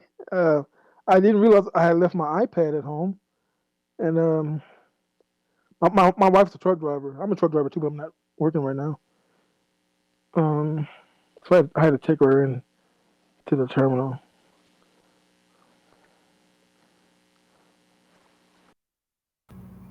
Well, you are back right in time, because we're taking a break now, and your turn is up next. Yeah, I mean I've been following everything. It was different on the phone. I mean I've been on Roll 20 for like almost 3 years now, I think, and I always use my iPad for voice on Discord. So yeah, I took everything with me except for the iPad. I took my computer. I made her drive. That's the way to do it.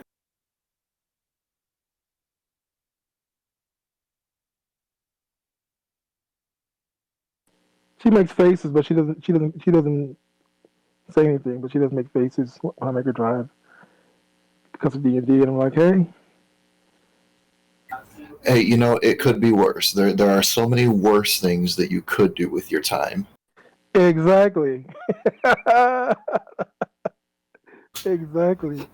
It's like, I'm 42, and when I was 16 to 20, I was active outside playing football, baseball, whatever seasonal sport happened to be going along. And now I look at my stepsons. They sit around inside watching YouTube, playing video games, and I'm thinking to myself, what in the hell is wrong with these kids? Why aren't they playing sports? Why aren't they outside?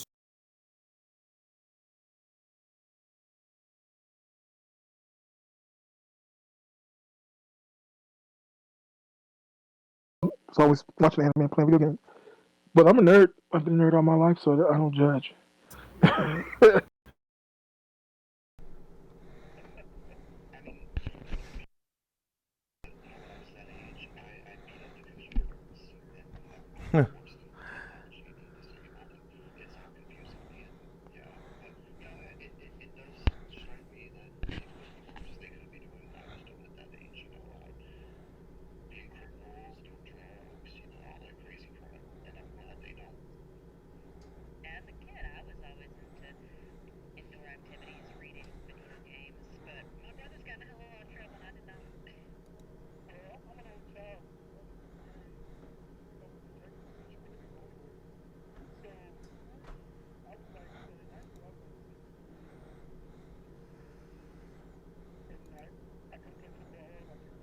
Any sports because I was forbidden. But I always got into fights because of it too, though. Because people always say, "Hey, why don't you come play football?" And of course, rather than say, "Well, my mom won't let me play," I'd say, "Because I don't want to play." And so we'd have fisticuffs. Yeah. They felt that strongly about you playing football?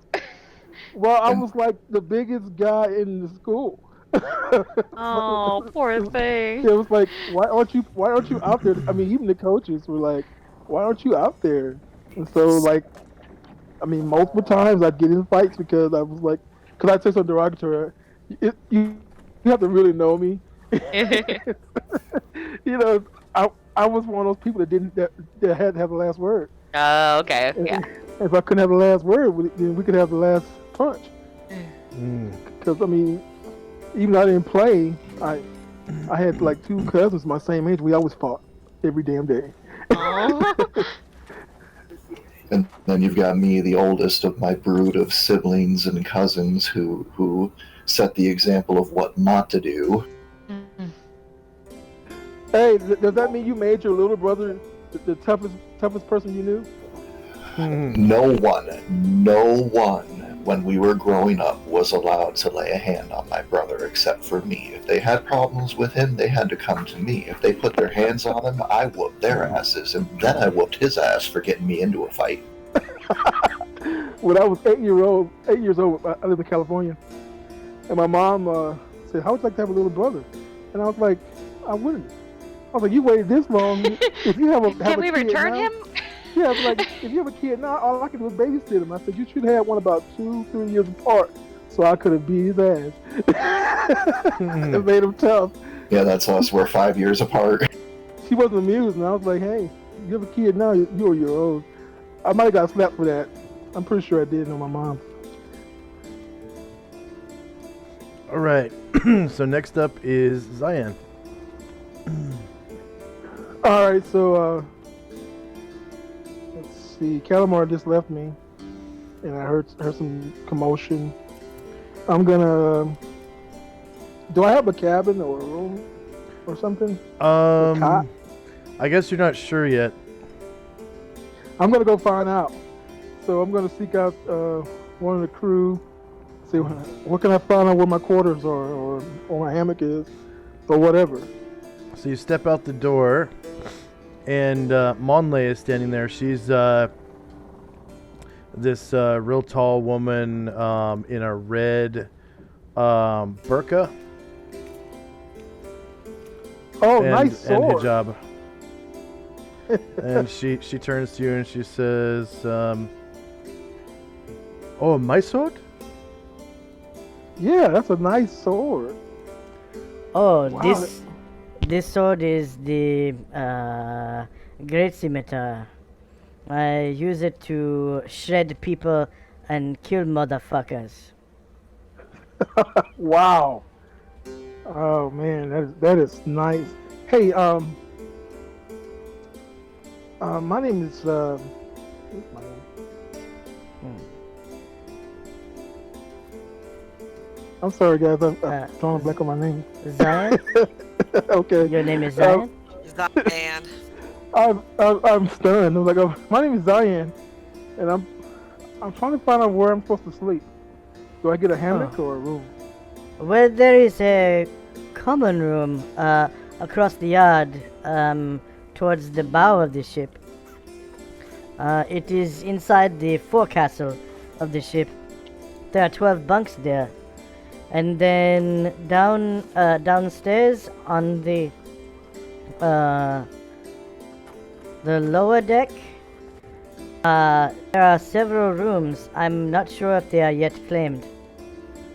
But we, the crew, we usually sleep in the common room on the left side. Those 6 bunks there. Okay. Hey, have you seen Calamar? Yes, I believe Calamar is right behind you up on top of the aft castle, speaking with the captain. Awesome. Thank you. Hey, do we get to shred motherfuckers soon? Because, I really want to, oh, I'm sorry. Oh, shit. You know what? I put you in the wrong place. Okay, so it wasn't Monlay, it was Ngoa. It's this woman right here. She seems to have snake motif tattoos all over her arms and legs, and the parts of her body that you can see. And she's wearing a mask, so you can't really see what her face looks like. But she also is wearing a great scimitar, and short bow and quiver of arrows. Well, the great scimitar, which I know that weapon from Al-Qadim, is what impressed me. So I would have said the same thing. A nice sword. Yeah. Yeah, she She too. She's she's a little shorter than the woman that I thought that you were talking to. This woman is let's see, she's 5'10". Yeah, 5'10", and she's wearing this mask that looks like it has elephant tusks on it. Ungoa comes from a backwards snake-worshipping tribe whose females wear masks rather than the more elegant burqa. The mask is made of wood and accentuates the traditionally recognized signs of beauty: eyes, brow, and lips. And it looks like it has, elephant tusks on it. Yeah, when you say nice sword, she too says, Oh, thank you. Yes, this sword allows me to shred motherfuckers.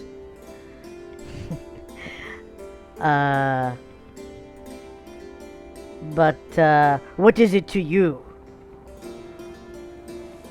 Oh, I back up. And I put my hands up in front. I meant no offense.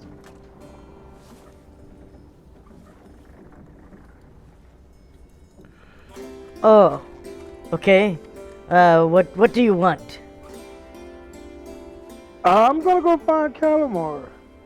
Oh, Kalima is right up the stairs behind you, on the aft castle, speaking with the captain. Okay, thank you, and I hurry away.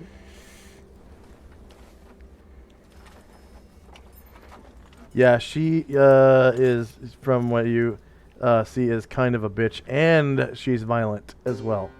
So. Alrighty then, I'm gonna That's go your find. girlfriend. That's who you gotta. That's I'm gonna go find Calamar, and Asher, hopefully.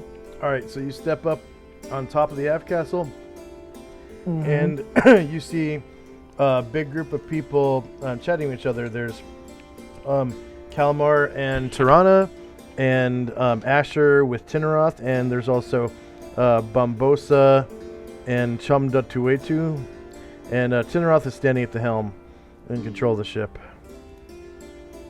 So I'm gonna go up to Calamar and say, "Excuse me, do I have a cabin or a room or something, or do I just go to the common room? I'm getting tired." Oh, I don't know. Asher, what do you think?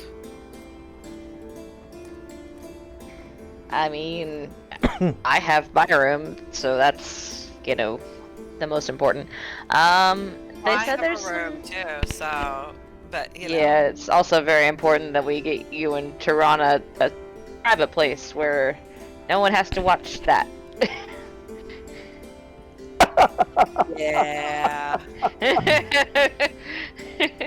And she shrugs and says, I guess, the main party members can have those, private rooms, just fend for yourselves, tell Karenglor and Jim they gotta go sleep in the crew quarters, and that and she kind of leans forward and whispers and says, "Don't tell that new guy though. He has to sleep in the bunks. I don't care for him at all yet." Awesome. So I can claim a room. I like it. Thank you so much.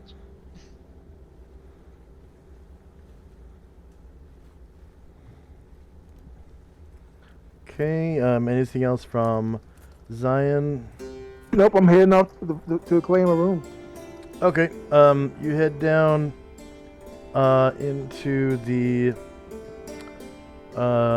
There's some stairs that lead down from the main deck into the lower deck.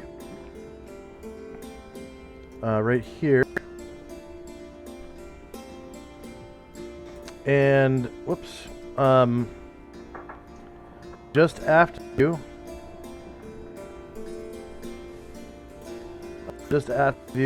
Down here, you can see a short hallway that has many, many doors. All right, I'll try the first door. Okay. It looks like Luther's in the hallway, and you step past him, and it looks like in the first door on the right is Karen Glower, and on the left is On. But then in the second set of doors, there seems to be no one. All right, I'm gonna claim the door on the left. Okay. Go in and close the door behind me. All right. It appears that there's no luggage or anything in here, and the door closes freely. Thank you. I know this is a long shot. Is there a lock on the door? No, but it looks like on the outside, there one can be installed like a like a padlock. Okay. Any furniture, chairs, anything like that? There is a bed and a chest. So pretty simple. You can put your things in the chest and sit down on the bed and read, or lay down. Can I put the chest into the door so no one can just surprise me? Does the door come in? Yeah, the door swings in. So yeah, you could put the chest up against the door and kind of barricade yourself in. Mm-hmm. And there's also a candle on top of the chest that's not lit right now, but at least you have something to light the room, when it gets dark. Excellent. I'm gonna hit that bed. All right. Like a dive. It's fairly comfortable. It's like a chicken feather bed with rope, support. The old school kind of beds from the Renaissance times, and you drift off to sleep rather easily. And it has a pillow and sheets and a blanket on it already. Nice. That's my turn. Okay. Zaldi. You hear many boot steps overhead. Like directly overhead. I'm heading back up to go find the gnome, the female. Okay. You head out onto the deck right outside the door. Whoops. Wrong. I keep forgetting the ship is turned around. Okay. Alright. And you pass by Tenzi on the way out. He seems to be talking to this man right here. And there's a loud guffaw of a conversation happening up here. Those must have been the boot steps over your head. And you can see the halfling towards the bow up here. I mean, not the halfling, the other gnome. You said the other gnome, right? The gnome. Yeah, she's up here. Maddie Foodle. Little old Maddie Foodle. Yeah, Maddie. Okay, the guys over here, are any of those individuals elf? Yes, most of them are actually. Oh, sweet. So, Tinarath right here is a an elf with blonde hair and purple eyes. Asher is a gray elf, and these two are drow.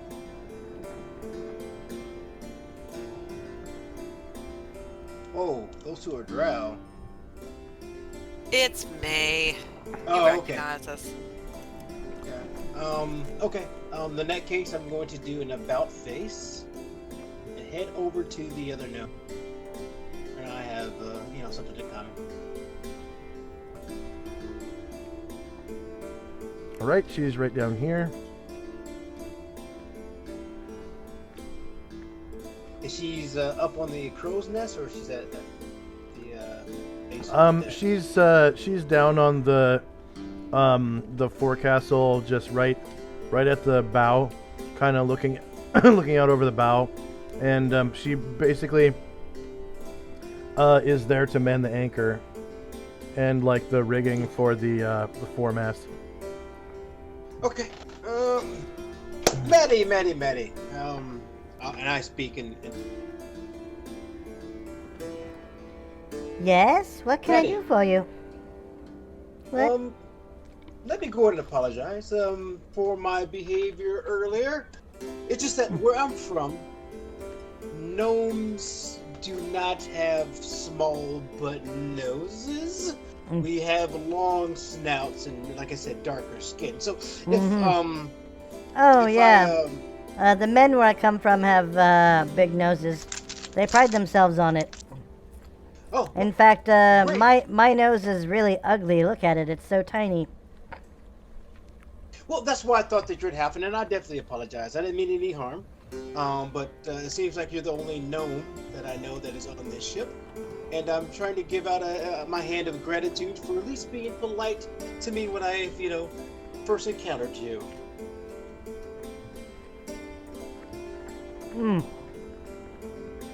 Yes, I've never seen a gnome like you before either. Most gnomes where I come from have pointy hats, like mine. Yeah, unfortunately, those pointy hats will get in the way of going through caverns where I'm from. It's a nice hat. But one quick question I have to ask. So where are you staying? Oh, I stay in the common room, in one of the bunks. Usually the crew sleeps on the left side. Okay. So how does that work then? Do I sleep on the left side, the right side, all sides? Well, you're not a member of the crew really, so you could probably sleep on the right side. It might be a little cleaner. Great, thank you. And I was smelling food. I haven't eaten anything since I've gotten to this place. Where are the eating quarters at? Well, we keep the victuals in the galley, which is the port side of the aft castle, right next to the captain's quarters. Okay. By chance, do you have any chalk? Chalk? I don't think so. Okay, I just had to ask. Thank you. And then I'm just gonna go over there, head to the galley, because I am starving. Let me check my pouch real quick. Nope, no chalk. Okay, bye. Thank you. Goodbye. And she was pointing over towards this direction here. There's a door heading into the aft castle here. Okay, and I gotta write that down. She said that they sleep on the right side. After I eat, I'm gonna head down to that direction, start to meditate on the right side of the bunks. When she was describing where the galley was, this is where she was pointing. And then when she was describing where the bunks were, she points here and here, these two doors. Okay, great. Well, that's what I'm going to be doing at the GM. Now, the galley, that's where Boogie Well is, right? Yeah. Okay.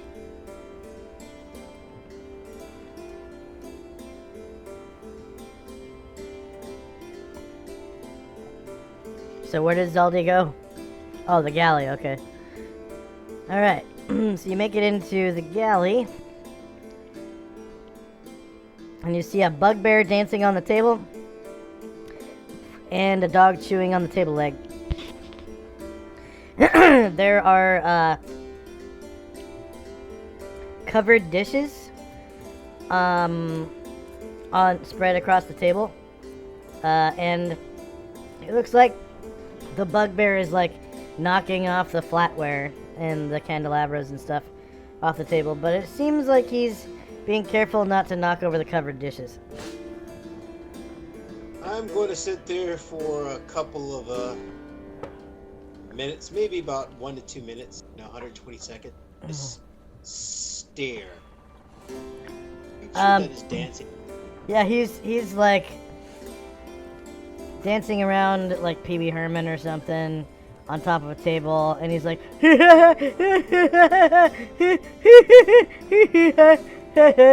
laughing like that. And you can smell the smell of food coming from the covered dishes. Again, 120 seconds of pause before I head. For 120 seconds, you hear. For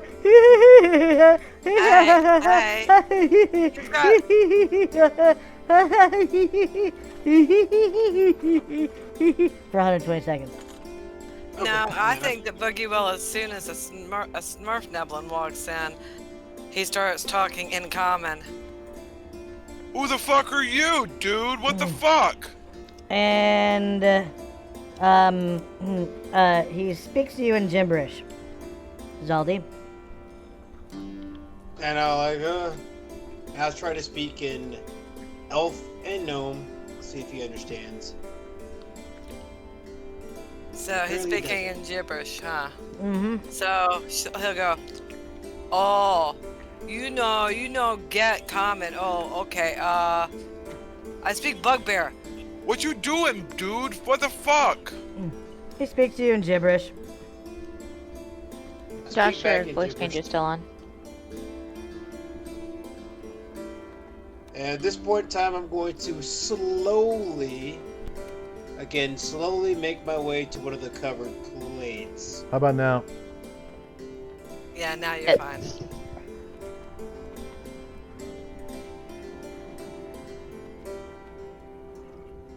Boogie Will is going to get down off of the thing, off of the table, and proceeds to so stare at him. Zaldi, you make your way over to what? You said the food is underneath the covered plates, I believe. Yeah. Mm-hmm. Yeah. So I'm like slowly, like a scared cat, walking over to one of the plates, and I'm going to slowly try to take one and lift one of the covers off of a plate, see what's underneath it. All right. So very slowly you lift the lid, and it is an entire baked chicken covered in seasonings, and there are browned potatoes around it, and carrots, and like a cup of gravy. Oh, wow. Whoever made this is not playing. Okay. I'm going to try to grab it and walk out. Watch over the tables here. There's a big banquet table in front of you. I'll try to climb up on the table, eat, and watch the creature in front of me. It's a little big, but you can see over the top of it, and you kind of have to reach up to pick anything up, like a small child. But you're able to do it, and you pick apart, bits of the chicken, and it smells really good, and it's still warm. It's not like steaming, piping hot, but it's still warm.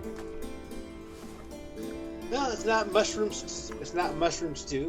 But I'm still gonna try to enjoy it. Oh right, yeah. It's some kind of fowl you've never seen before. Yeah. But at this point in time, I'm pretty hungry. It smells herbal. I'm going to actually plug my nose and roleplay. I'm going to plug my nose, and I'm going to take a piece of the chicken and eat it. Tastes just like lizards. Oh, shit. Okay, then I'll remove my hand from my nose and start chowing down. It basically tastes like a really tiny giant lizard. Okay. Well, then once I finish, that'll be it. I'm just going to sit there and eat, and then once I'm done GM, then I'm going to head over to the barrack. Okay, next up is Gromnar and company.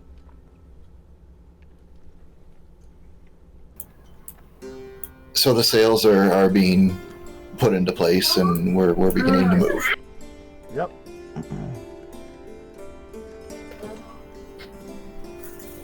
God, why do I do this?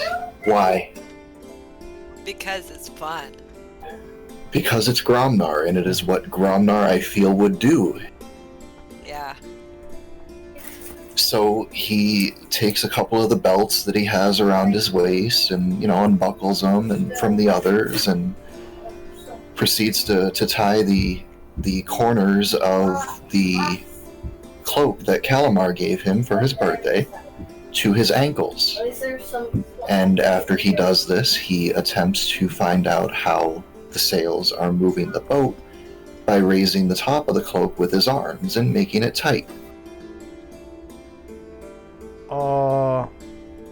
Okay, I don't know why I do this other than, the character that I've made him into. Roll a... You had a thought, you had to do it, come on. Roll a dexterity check. And this is likely going to fail miserably.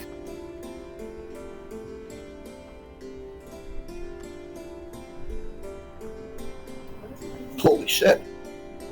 Alright, so the wind catches inside of your cloak, and it nearly pulls you off the side of the crow's nest, but you're able to grab on to the railing and close your legs and stuff, and it sucks up the air out of the garment, and you you save yourself from falling about 30 feet.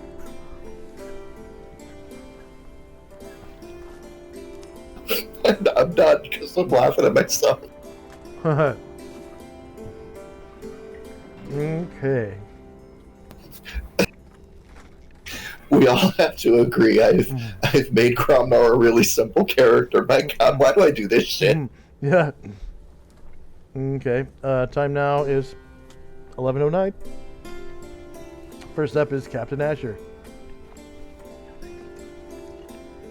Asher looks across the boat and sees Kumtu, and she's heard her siblings talk quite a bit about him, and so she's gonna walk over and introduce herself.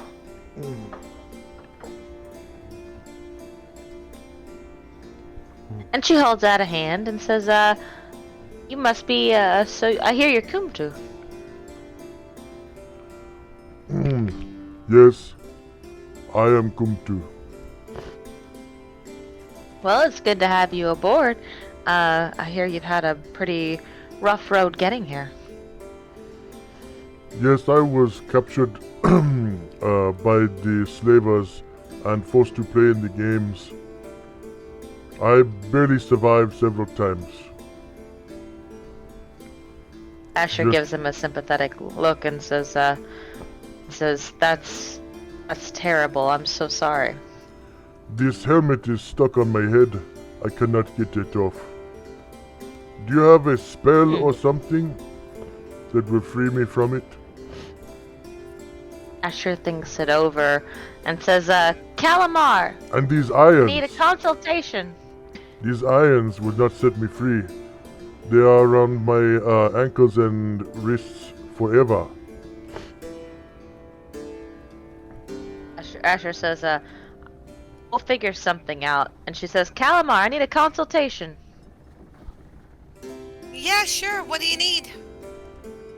Need to get Kumtu out of these binds and this helmet. Thank you, Captain. Wait, is it a curse, maybe? No, it's just my siblings just broke my chains. And when I was wearing the helmet, I got hit in the head. Oh, okay. So, yeah, we'll see if we have a spell on hand. If not, maybe we can find a skilled blacksmith. I know we can't show you like this in Megiddo, but maybe we can come up with an idea. Okay. We'll get you out of this. Maybe like the knock spell for my bindings? Think that would work? And maybe the enlarge spell for my helmet? You know a lot about magic. That's a good idea. Oh, well, the priestesses of Isis, they live in Megiddo. There's Oh. a lot of magical knowledge there in that city. Alamar, if you have knock prepared, I think he has a good idea. I do. Hang on, let me come down there. That'll be it.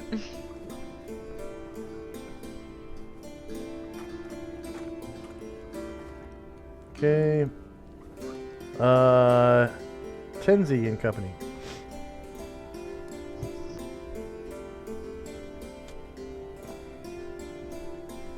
Sorry, talking on mute. I can't see myself on the map right now. Okay, right here. Oh, there we go. Oh, I'm sorry. So there was halfling I talked about that had the carbine. The blonde Gromnar. one. Yeah, Gromnar's still up in the crow's nest with. Yeah, but there's a lot of room up there. Like you can also climb up there. All right. I'll take my leave of this gentleman and then walk and try to climb up to the crow's nest. Okay. And you get up there.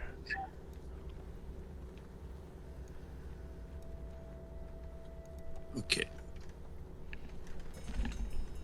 And then I'll talk to. And Lily Bill she has her finger up her nose up to the second knuckle. And it doesn't even occur to her to pull it out of her nose. She's looking at you, she's making eye contact, and she's like, she's got this expression on her face like, what? I'll just ask, is that stuck or do you need some help? And she pulls her finger out and she's like, she looks at it and then she goes and hawks a loogie overboard. And then she sticks her finger right back up in her nose and she goes, No, it's not stuck. Well, that's good. There's a really deep one. It's a motherfucker and I can't get it out. Perhaps it's not meant to come out. I'm interested in your weapon. How did you come about getting it? Oh, I bought it in Aquabelia. I have never been in Aquabelia. Oh, it's an amazing place. It's ran by a pirate named Captain One Eye. He's a pirate lord, and most of the city is made up of ships. There's this huge marina, and it's mostly caravels and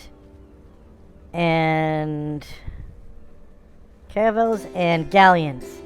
And then on shore, there's like an inn and like a few warehouses and some smiths, and that's about it.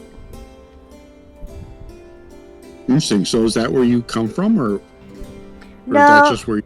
my brothers and I came from our little village in Forever Forest, kind of like over by the Gronar area. And when we decided to be smugglers, we went down river on the Spoot River to Aquabelia from there.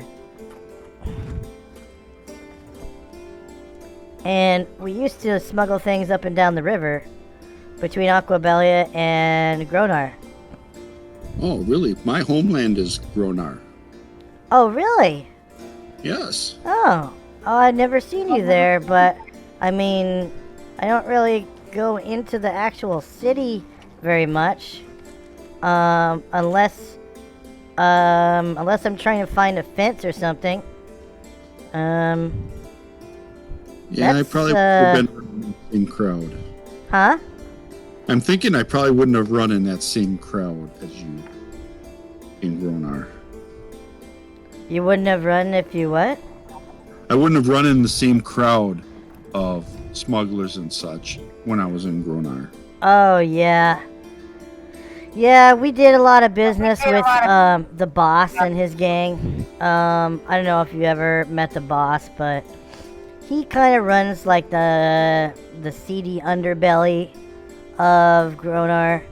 Some people say he's really the guy who's actually in charge of the city because of the way the guild is all corrupt and everything, you know?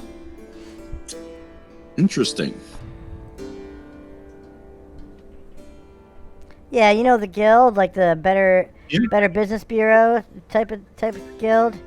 Yeah, they're all like corrupt and stuff, and he kind of he's the one that runs the books. He cooks the books for him.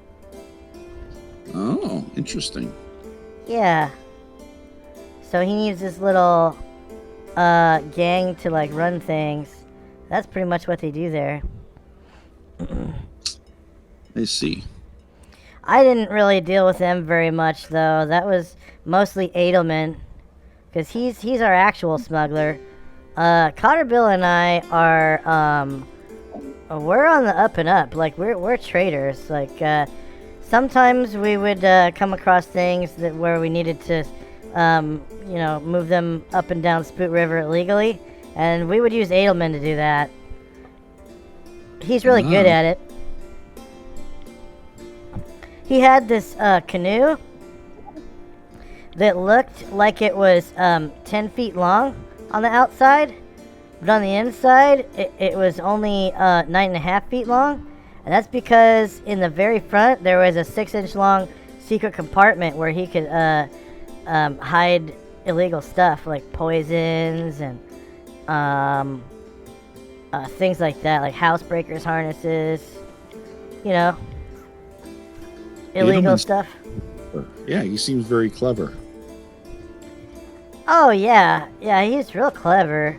He's not as good at fighting as we are, but he's a pretty decent smuggler. I guess that's why Tinneroth needed him, because sometimes Tinneroth has to get things into cities without anyone knowing, so he can fence them. Right. Yeah. All right, that'll be it for Tenzi.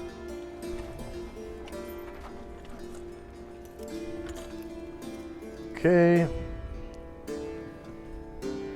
Next up is Calamar and Company. Calamar gets up and goes on down to where Asher is. And where is she? Down here somewhere. Oh, down there.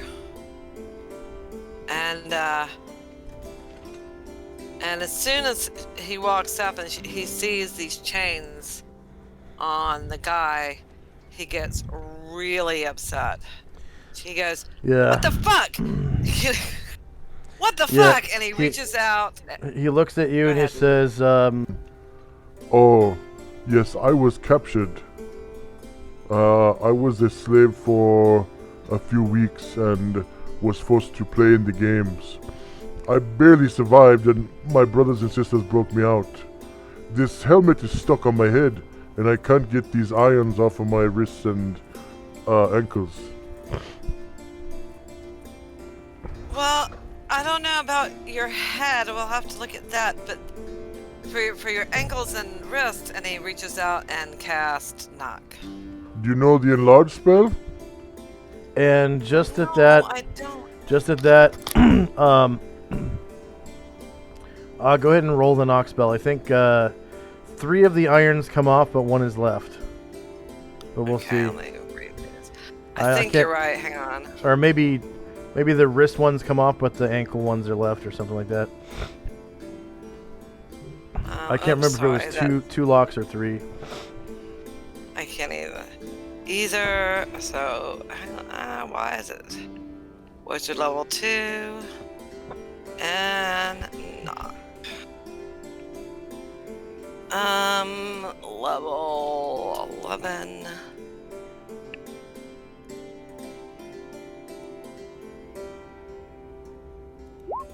Two locks on 100 square foot door. Okay, so yeah, it gets off of his wrist, I guess? Yeah, his wrist irons pop off. Well, crap. I only memorized. Well, hang on. Did I memorize it once today? I'll have to look. Hang on. Because I might have memorized it once. I might have memorized it twice. Hang on.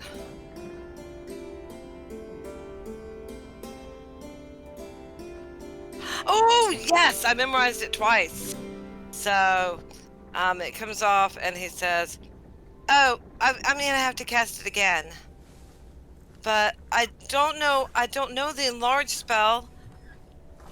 Oh my goodness. Trana, do you know the enlarge spell? No, I don't think so. Oh, well, I'll go downstairs and let me see if I can learn it. I can learn it by tomorrow. But, yeah, I can at least take care of your chains. Is that because you have a scroll that has the enlarged spell on it? I'm gonna read all of the spell books and see if enlarge is in there. Oh, okay. Because she's got a whole bunch of spell books on 2, 4, 6, 7, 8 spell books on her mount, so. Oh, okay. Yeah, that's gonna take a little. I figured it would take a little bit of time, and then he has to learn copy. Oh well, it'd be 2 days, I guess. But I can. At least we can take care of your chains today. He looks at you and the helmet nods and he goes, Yes, thank you. These irons make it hard for me to wash myself because the rust and the rust gets on my skin, and when I try to wash myself, it gets more rust on my skin, and my skin dries out because of the rust. It's gross. Oh, I'm not seeing it. No, Asher says, "Where's one of those metal-eating monsters when you need one?" Calamar looks at his helmet, takes a Oh, really close... you mean Rust Monster? Yes. I saw someone face one of those in the games one time. Yes, they bring in monsters. Sometimes. Oof. Most of the time it is man versus man or man versus beast. But sometimes they bring in a monster. And when they bring in a monster, the prize is very, very good. She says, "Yeah, we faced one time. It was a challenge." You know about the prizes of the games? Oh, tell me. In the center of the Colosseum, there is a pedestal about 30 feet tall, and you must climb it to get the prize on top. And every time there is a prize, they tell you what it is and what it does. Sometimes it is magical weapons, sometimes it is magical items. Asher turns to Calamar. Sometimes it is great riches. Yeah, Asher? You thinking what I'm thinking? No, I'm not thinking a thing except how to get this thing off his head. And he's looking at his head. What are you thinking? Maybe we should compete in the games. Sometimes they do allow guest fighters, yes, sometimes. But those are the most dangerous fights. Because the guest fighters, they bring all of their equipment. Calamar looks at you and he goes, I don't know. I don't like to do anything that supports slavery. But I hadn't thought of it that way. To tell you the truth, the guest fighters, they are basically, when they fight, it saves the lives of slaves because the slaves don't fight. See, there you go. There you go. The more guest fighters fight, the fewer slaves die. You see, if they call us, if it were an all volunteer Colosseum, they wouldn't need slaves at all. Calamar looks thoughtful and says, "You might be right, Asher. You might be right. But I want to have a serious look at his head. Is there anything other than the enlarged spell? Like, he has a great intelligence, Calamar, and you know, could we like put some oil on it, or you know, underneath it, or is there some other spell we could have? You know, can I roll something, please? If you have healing, that would work. Oh no. So Asher looks and says, maybe Jim could do something for him. Maybe. But I assume I have to wait till next round to cast knock again, so I'll wait till next round to cast knock again. And that's my turn. Sometimes they have guest fighters on Saturdays. Sometimes other days of the week. Thank you. And he looks at Asher and says, I don't know who we'd be fighting, so we don't know who we would want to put up. Well, we could go watch a set of games and get a feel for it before we enter. That is true. But, and he kind of looks sad. Really, he looks dejected. He said, but really, I'm the highest character. I mean, I'm the one who's been around the longest. I think I know more. That doesn't necessarily mean that you're the one who has to compete. I bet Gromnar would enjoy laying a hurting on someone. How did I know that was coming? That is true. You know what? He would love that. If he wants to, of course. But I think he might want to. Well, I could cast Stone Skin on him before he goes into the thing, so that he would, you know, he could have some help. Good idea. I could lend him a ring of invisibility for the day. Oh shit! And look up you know, he's looking up at Gromnar in the crow's nest, and he's thinking. He tilts his head to the side. He like hears smoke coming out of his ears as he's thinking. Like, wow. Okay. And you realize as he looks up there, he's seen Gromnar nearly fall out because he's tied his cloak to his feet and tried to catch the wind. Yeah. This is who you're thinking of sending into the arena. Maybe.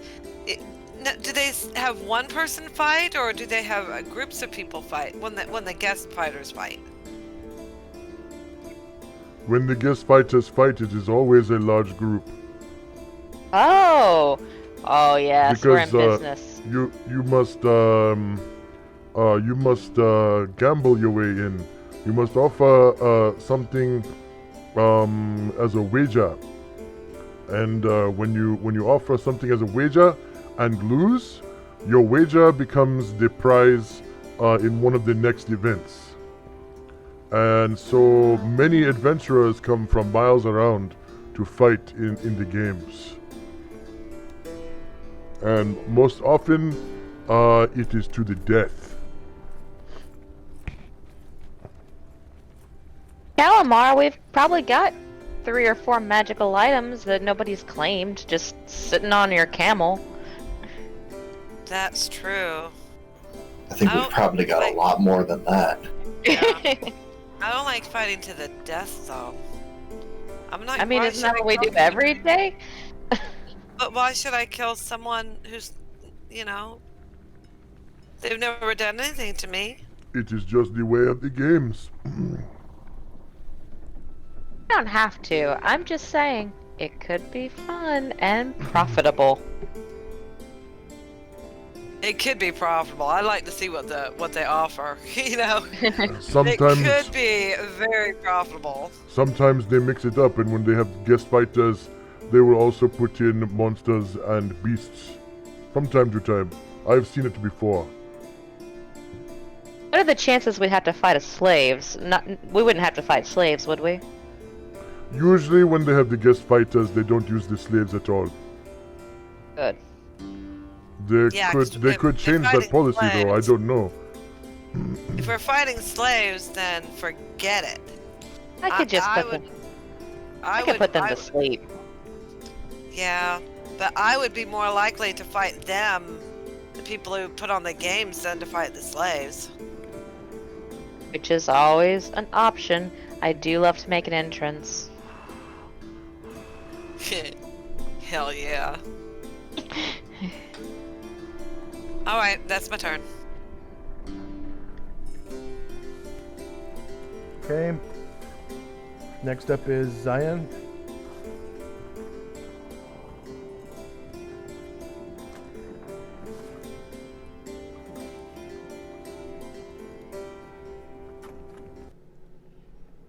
Is Zion in chat on Discord? Yes. Okay. But I think he's sleeping. Well, not in IRL, but... Oh, that's right. Yeah, he's sleeping. Yeah, he did say he was going to go to sleep. Alright, Zaldi. You hear all this talk about, oh, wait. You hear a commotion about, like, the games coming from outside. Because the door is not quite shut. Okay.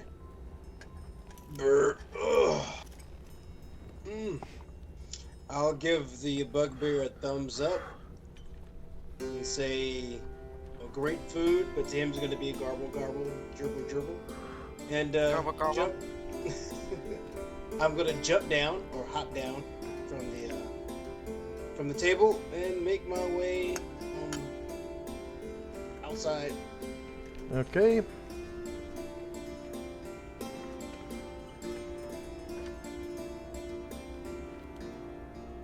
And you come out right here next to Ngoa.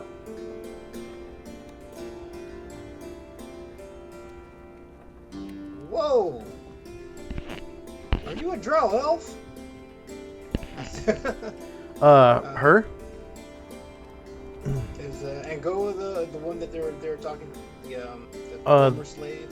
This person right here. Yeah. You can see that she has snake tattoos all over her arms and legs, and she kind of looks down at you and says, I am no elf. What is it to you, by the way? You speak Elven? "Oh, I'm sorry, I forgot you're speaking Elvish." That's right. She looks at you like like you can't really see the her face. You can't really see the expression, but she slowly shakes her head back and forth. I speak gnome. Do you speak gnome? She shakes her head back and forth. Okay. I'm going to head to the sleeping quarters, and I'm gonna go meditate.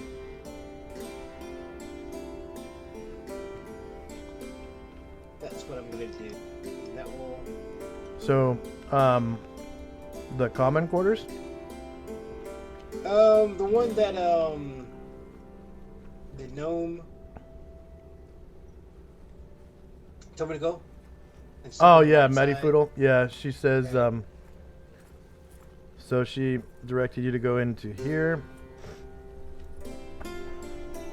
and she said that the crew usually sleeps on the left side, and guests usually sleep on the right side. Yeah, I'm gonna go ahead and go to the right side, find a nice corner, and go into the lotus position. Do my meditative focus.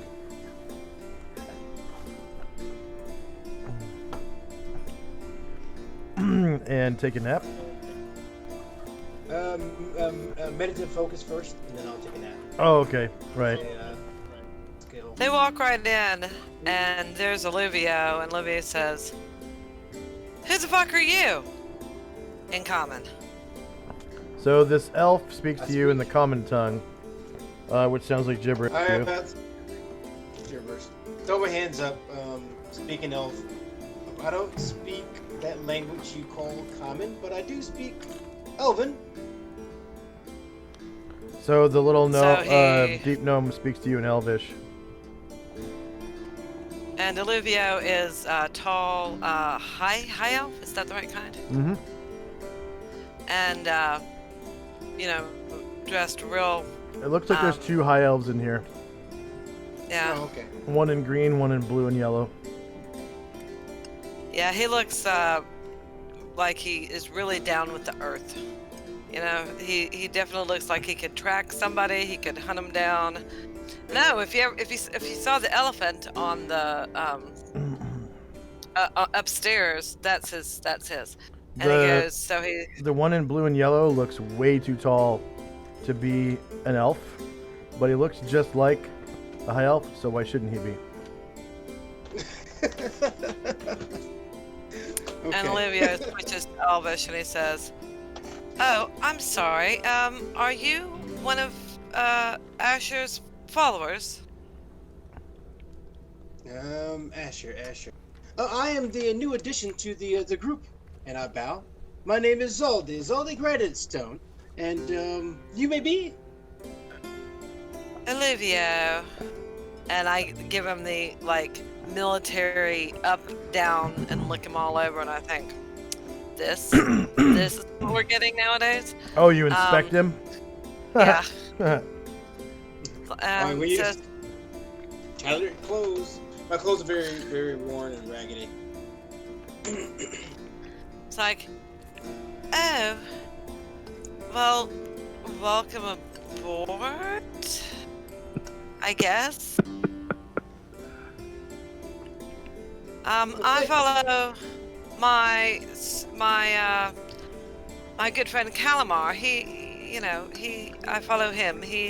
I'm one of his servants. No, that's not the right word. What word is it? I'm sorry, because I've had a stroke, and so sometimes I can't get the right word out. Henchman, yeah. Henchman. I'm one of his henchmen. My name is Olivio. Well, then, nice to meet you. And the drow, the drow elf. Now that fella, that's a nice elf. A nice drow elf. Very far, few and in between, and that is definitely in between of a nice person. A nice elf. But yes, I am so glad to meet you and I look up at the tall elf. Is this a giant / elf / ogre / human? I've never seen that before. An elf. I'm out of town, mate. He goes, I'm Anatar. Ha ha! What did he just say? I'm Anatar, mate. Anatar. That's me. 'Tis me, Anatar. Mate. And he is the most gorgeous elf you have ever seen in your life. Well, since I've only seen 4 so far, I believe it. He looks a little injured. He is. He is 5'10", I think. No, yeah, 5'10". 5'10". So way too tall. About a foot too tall to be a high elf. But he looks just like a high elf, so why shouldn't he be one? Well, what the hell is he going to think about Gromnar's height? Jesus. Especially when he describes himself as human. That's going to be real weird. But nice to meet you, mate. Anatar. I'm just gonna go. Anatar. I'm Anatar. Mate. Anatar. Yeah, Anatar. What's your name? Well, I will bow again. Cutter? Again. What's your name, Cutter?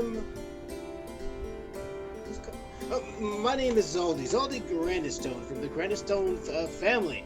I hail from Lindenstone. Only the sharpest cutters come from Lindenstone.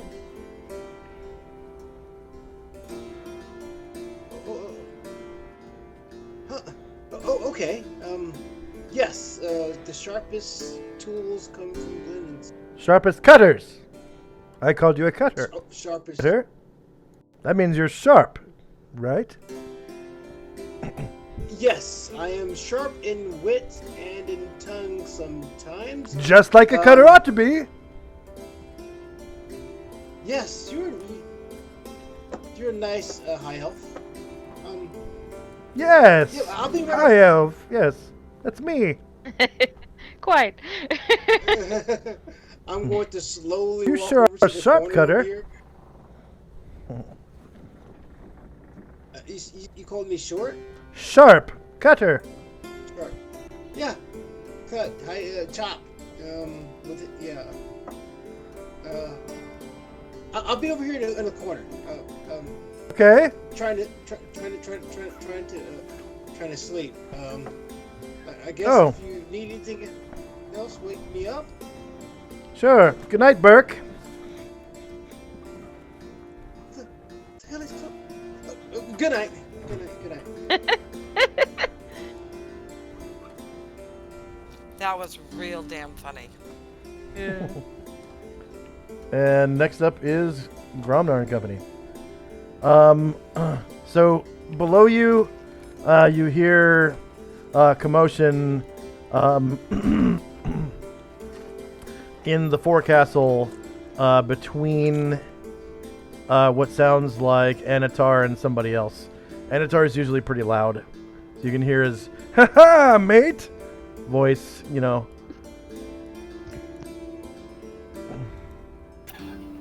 Yeah, I think after his near-death experience, he's probably done up here. Oh, okay. Yeah. Your bindings easily come untied and stuff.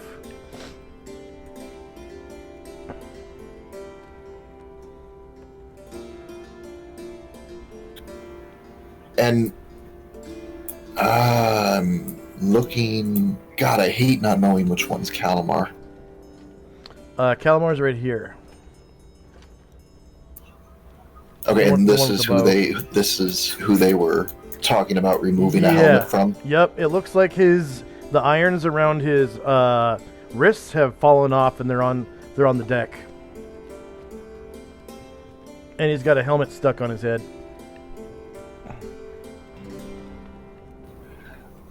Gromnar not strongest, but maybe if you sit down and Gromnar grab helmet, Gromnar maybe bend it. Oh, please, no, we've tried that before, and it nearly broke my neck.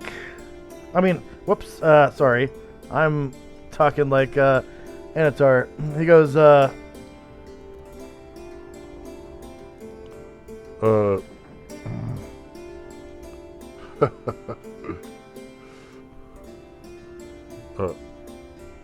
No, don't. We tried that before and it nearly broke in my neck. Even with like oil and grease, we could not get it off. It is clamped onto my head. No. Gromnar not talk about pull. Gromnar talk about bend. Oh, you can bend bars? I don't know. Maybe. Oh. I mean, out of You character, can- he's got a kind of decent chance.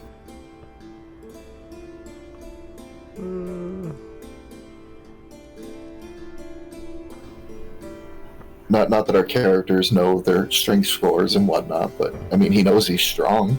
Oh yeah, okay. Yeah. Okay. You try to rip the helmet off. I'll sit as still as I can. Please don't kill me. And if he sits down, Gromnar will get behind him, wrap his hands around it, grab it by the front, and try to pry it open. Okay. Ben Bars locates. Or Yeah, Ben Barzilkates, that's the hard one. It is. He's got a halfway okay chance. Yeah. Holy shit.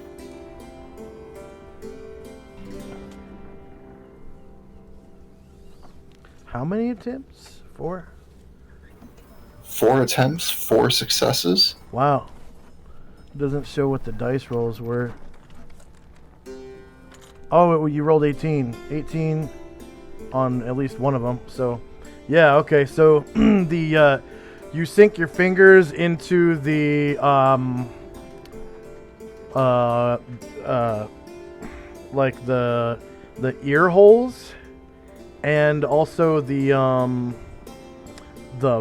holes in the visor, and like up underneath the like the chin guard or whatever, and you just rip the whole thing off from front to back. Like the face rips open, his head pops out, and then the back rips in half in this big old crack, and it goes snap, and you're holding 2 pieces of the helmet, one in each hand. Galamar, how's your low? Grandma do good? I'm sorry, I have chips smacked from my mouth, but and he goes, "Holy shit, Anatar!" Not sorry. Holy shit, Gromnar. That was brilliant. That was brilliant, beautiful. And he, reaches out and hugs you because you set him free. I gotta see that again. Ben Barzilkates. Great job, Gromnar. Wow. 4.14 success. I mean, it's only a 20%. It's only a 20%. I wasn't expecting 4 successes. Yeah, you rolled extremely well. That is brilliant. I think it's broken. 18. Oh, okay. Because hold on. I know why. It's because the your strength score got changed to 18.4 rather than 18 parentheses 1 4 enter. Okay, so now 1 second. Ben Barzilkates.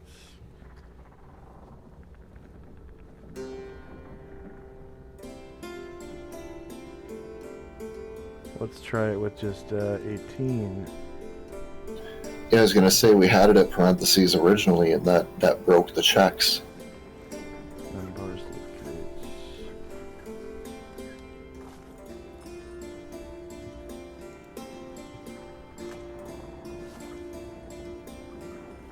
Okay.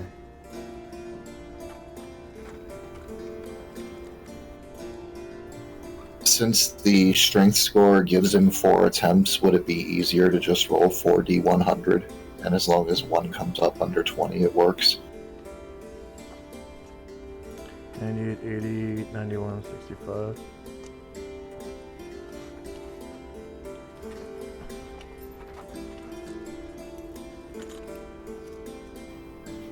You kind of broke up there, I'm sorry.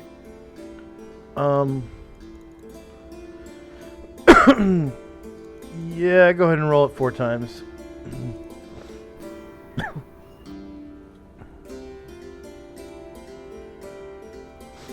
There you go. Yay! You got 1 success. All right.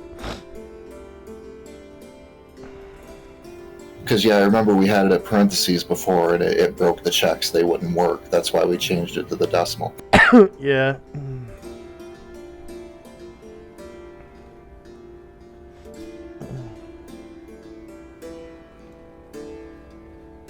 Okay, end of round, and let's take a break. I need to do a nasal rinse. My allergies are popping up hard right now. Be right back. Yep. That was really good. I love that. Hell yeah. I was thinking that if I didn't have knock, Calamar would try to pick the lock because he has a really, really good chance picking it, even if it's a hard lock. Well, it was the helmet. It wasn't the manacles. But I have another knock spell, so that guy is going to be 100% free. Give me 5. You got the top, I got the bottom, bitches. Let's go. I honestly wasn't expecting to succeed, but, you know, it's always worth a chance. Yeah.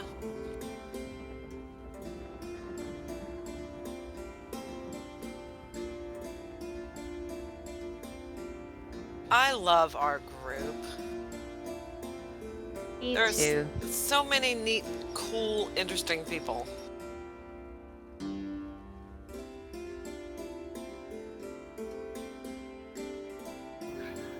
I just, you know, I remember Gromnar's size, and I keep hearing Josh describing people, you know, 5 and 6 feet tall as very tall, and it's like, oh my god.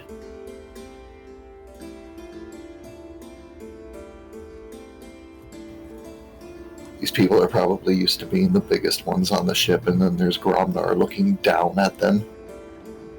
Right. It's like, wait till they get a load of me. But 5'10" is pretty tall for an elf. Yeah, he's tall for an elf. It is, but Gromnar looks down on everyone from 9 feet 8 inches. Right, but with somebody looking at an elf, they're going that dude is way too fucking tall to be an elf.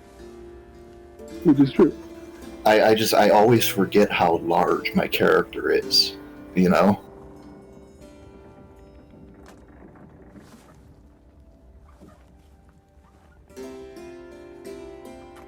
He's size large.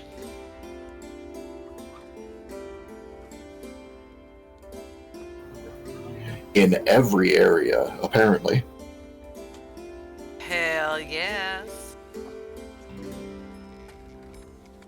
That has been established. Yes. Unfortunately. I'm trying real hard to forget about that one. Unfortunately, yes.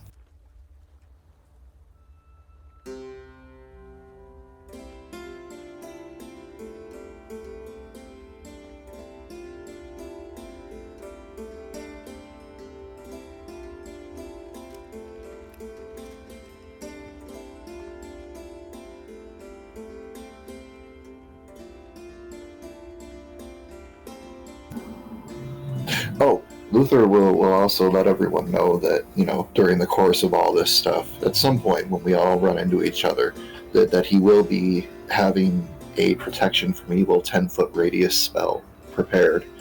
So if we ever run into them damn demons, cluster up on them, and the demons won't be able to physically touch them. Yes. We won't have to worry about tail spikes poisoning us or making us bleed indefinitely.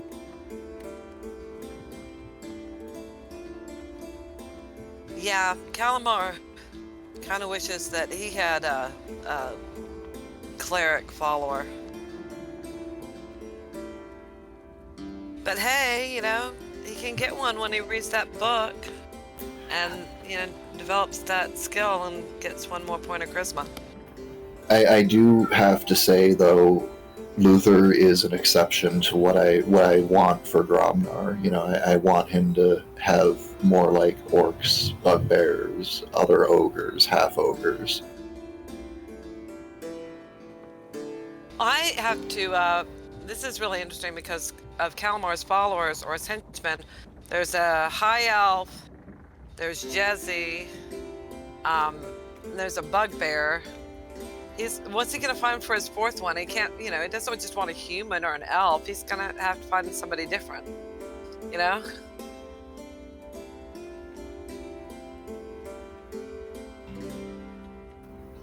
I mean, On's been level drained.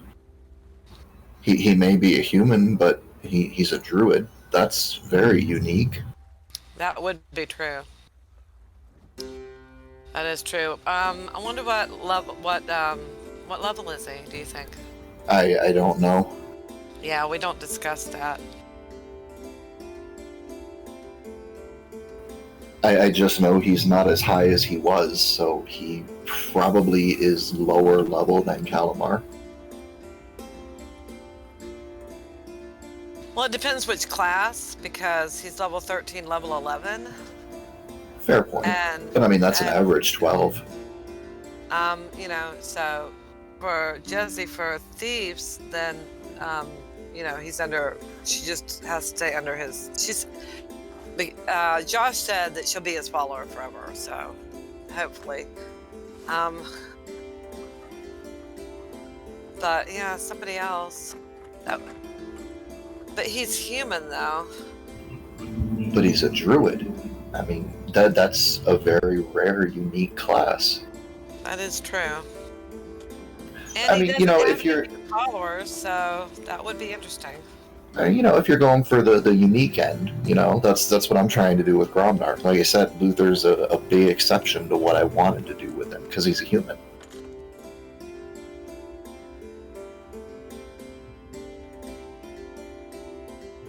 Well, and Calamar wanting cleric, I don't think that ogre would be. Are there ogre clerics? I guess there are ogre shaman. I don't know that's technically it is technically a cleric. Yeah. Hey, I like the idea of a druid because druid is badass. A high-level druid can kick anybody's ass.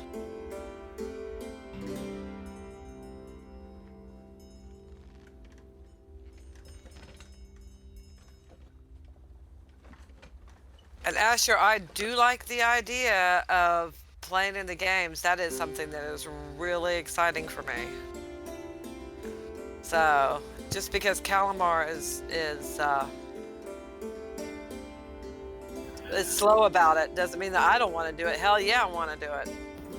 I think one way or the other, Gromnar would definitely be interested, but he would be more interested knowing what these swords do other than, just kind of playing with them and figuring it out. Me as a player, I think I know what they both are, but I'd like to know for sure.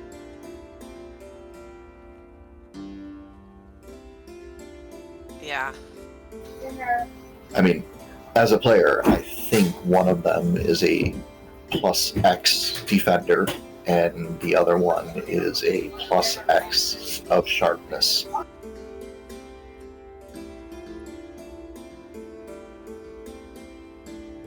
Sharpness, that means that it's critical hit, right? That means on certain sizes, a high enough roll, it cuts off pieces, yes. That is awesome. You're talking about the critical hit system? I'm back. No, weapons of sharpness. Oh, okay.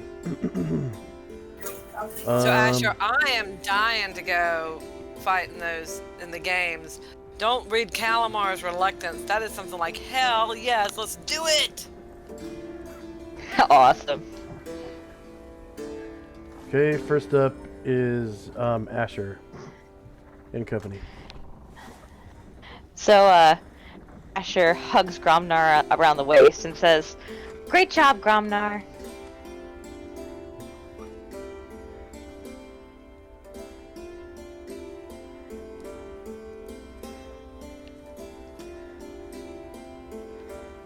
And she turns to Calamar, and she kisses Calamar on the cheek and says, "Thank you, Calamar." And so you're about to take care of his other irons?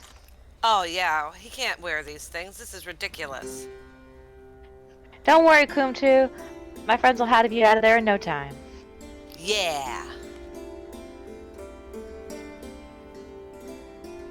And then downstairs. Oh.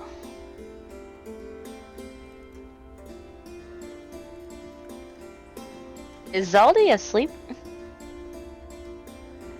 Oh, he's meditating. I think Zaldi's meditating. Zion's asleep.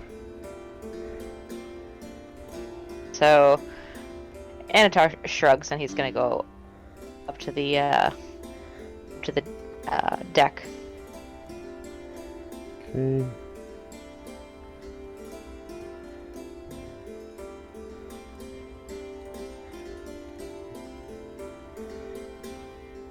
I'm just setting up Kumtu's new token because he no longer has that helmet stuck on him.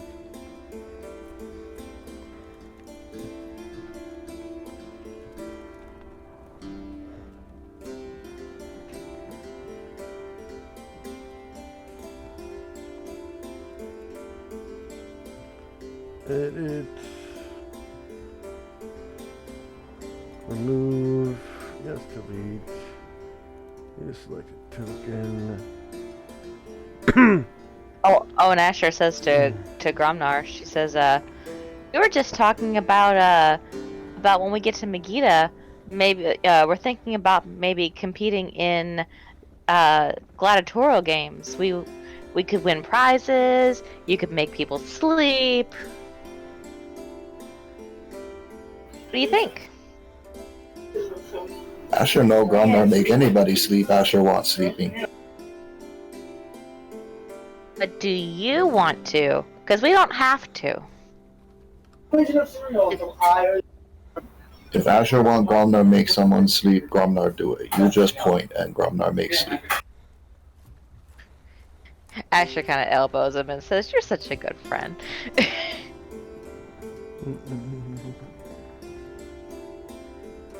He's so sweet.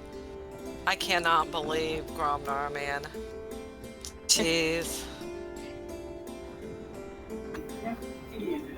He has definitely evolved away from the intended character, but I'm okay with it.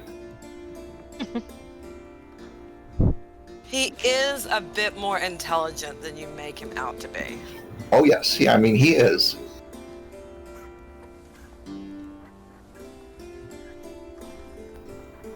But it's nice trying to find the intelligence through the way he speaks.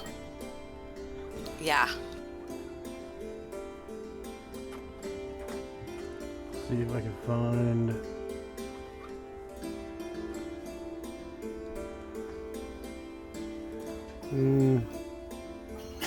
Like I'm fond of saying, Gromnar is a genius among ogres. He is. And well, Calamar says to Asher, well, if we're gonna do it, then everyone who's gonna be fighting in it, they get stone skin cast on them beforehand. And didn't you have someone who learned improved invisibility? So this is yes. Trouble is, it's sort of the same. Karangor explained it to me. That's what Kumku looks like without his helmet now. Oh, hell yes. Cool. Very nice. She said, Karangor explained it to me, and he said that the reason he can't use stone skin and improved invisibility is that he can't memorize them at the same time, is that they're both like same difficulty of spell. So like he's just not. He needs to advance more in order to be able to memorize both of them on the same day. So that could be something that slows us down. Well, I mean, you'd want to have me casting stone skin because I'm a bit more experienced than he is, and I think the more experienced he should be protected against more. Yeah, that would be a good idea. Yep, I think we should definitely. I think that's a good idea. So, we can. When we get to Megiddo and we get a better idea of what we're dealing with, we should sit down and form a good battle plan.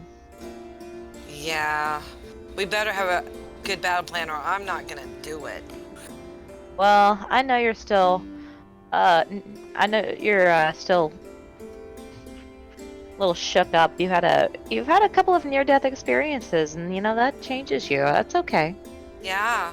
Especially when you got a girlfriend that you gotta live for. Yeah, I mean, I sure. Yeah, I guess. I don't know. I don't have anybody like that, so yeah, whatever. Next up is Tenzi. Up in the crow's nest with Lily Bill, and she starts like taking her shoes off and then her socks, and she has really bad like athlete's foot, and she starts pulling dead skin off of her feet right in front of you. Does she wear a hat?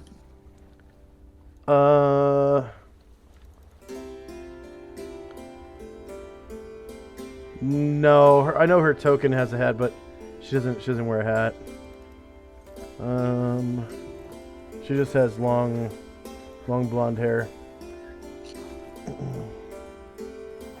Alright. Kind of tousle her hair and say nice talking with you and then climb back down. And she goes, Okay, nice talking with you too. Take care of that carbine. I will, as soon as I get, finished with my feet. And then I'm just going to go down and look. What? You're gonna go ahead. I'm going to go down to find a quarters to claim. Oh, okay. All right. So, like, you head downstairs from the deck, Yep. down to the lower deck. You end up here, and back here there's a hallway that has doors leading to quarters. All right. Looks like there's one that's open. Yeah, that one. There's nobody inside, and I will step in and stow my gear in the chest.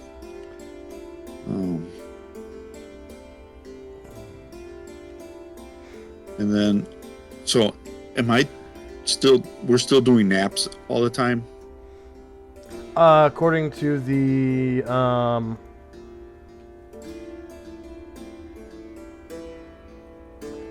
what's it called? The daily routine. You are. So here's the list. It's like 11 a.m. something right now. So the group that already napped is Asher, Jezzy, Zayan, Boogie Will, Gromnar, Misha, Frumpy, Rock, Dry Skull, Grumpy, and Alpha. And the things that are asleep right now are Stampy. Let's see. Anatar should be asleep because is Anatar's in one of the naps somewhere, I'm sure. Oh, my bad. I didn't realize he was still asleep. Yeah. You know what? There we go. You said it was just people that were in the naps, right? So, all the livestock is asleep, and everyone else should be basically awake because you've been napping them in 3 cycles of naps every day. Right. Okay. Yeah. So, Zion wouldn't even be tired right now. Unless... Right. Yeah, he's not on the list. Oh, there he is, yeah. He's in the second group. Yeah, every character should be on it, and then some of the animals, depending, because we had extra or something. Yeah. I don't remember. Yep. All right, well, I'll stow my gear, so I kind of have claimed this spot. And then go back up and enjoy the fresh air of the river. Well, it's all relative. It's fresher than being in that jungle. Yeah, it smells like dust, I guess. Not so much mud this far south, but dust. Yes, it's better than dung. Oh, yeah. Yeah, definitely. And you make it back out onto the deck. And you're standing in between Ngoki and Monlay. And it looks like Gromnar is holding 2 halves of a helmet in his hands. And Kumtu no longer has a helmet stuck on his head. And there are two wrist irons on the floor, on the deck. But he's still wearing his ankle irons. Yeah, I wish I could have helped him with that, but that's outside my ability. So, let's see. I don't think I've spoken with. Oh yeah, I did. I did speak to him. I haven't spoke to this one yet, so I'll speak to Smonley, right? Yeah, Here? Monlay. Yep. Just introduce myself and ask her to tell me a little bit about herself. Oh, your name is Tenzi? Tenzi, yes. Oh, I am Monle Chambu.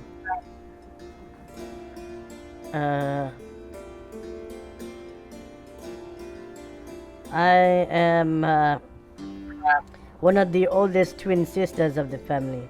Ngoki is my twin. Right over there really? behind you. Okay. Yes, we are both 19. How did you come? How did I come about what? How did you come about getting on the ship?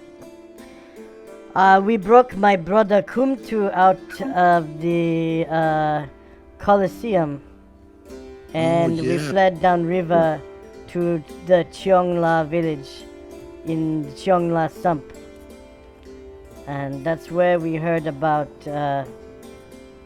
In Megiddo, we heard about the Order of the Superior Star and Asur Kaihana. And we all sort of agreed that we should serve her one day in her gang of rogues. Of course, nice. I would be the one to slay the most ass. Yeah, it was very brave of you to help your brother break out of the arena. Yes, the two boys, Kadede and Kumtu, are very close. And once Kumtu disappeared, all we had to do was follow Kadede, and we knew that we would eventually find him. Ah, very nice. And what other duties do you have on the ship? Hoist the mainsail, swab the poop deck, security, things like this. We are thugs, this is what we do. But we are also sailors. Yes, that is a very skilled job that I could not do. And I take my... You know nothing of seamanship? I know nothing of seamanship. I could teach you, if you wish to know. That would be fine. Okay. I assume it starts with scrubbing the poop deck. No. First I will show you how to coil rope. Ah, okay. So, next time you get a proficiency, you can take seamanship if you want. Okay. Alright, that'll be it for me. Okay. Next up is Calamar and Company. Those ankle irons look really uncomfortable on Kumtu. Calamar immediately casts knock on Kumtu. On Kumtu. I couldn't remember his name to save my life. And there it is. And the other two just fall right off. And Olivia feels like coming up, so he's gonna come up.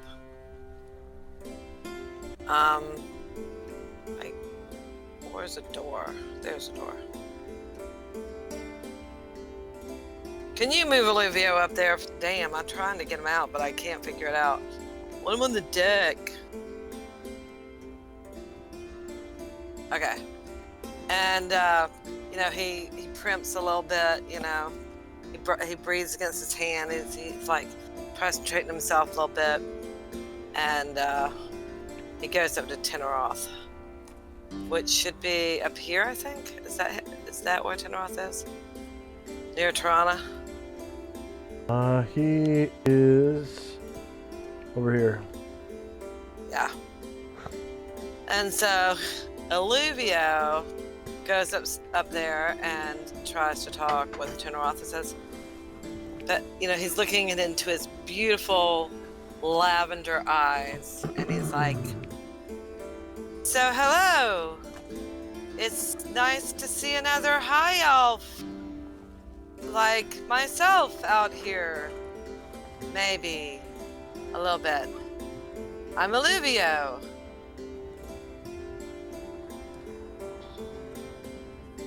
Says that to Tinneroth? Yeah.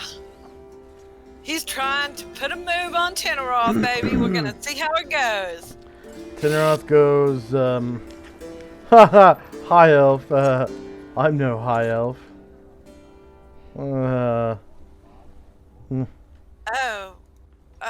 I'm sorry.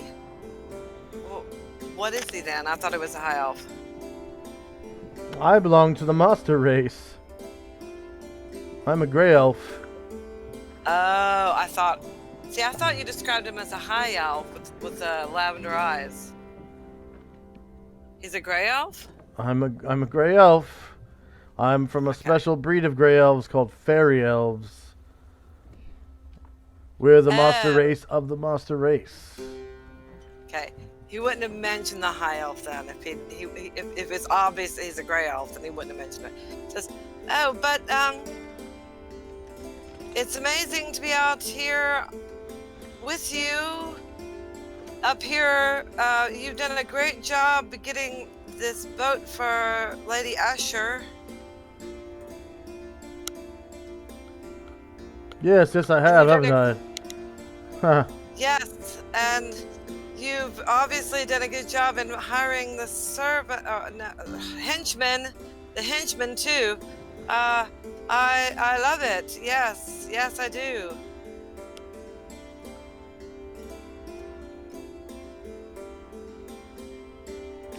And crickets. Okay.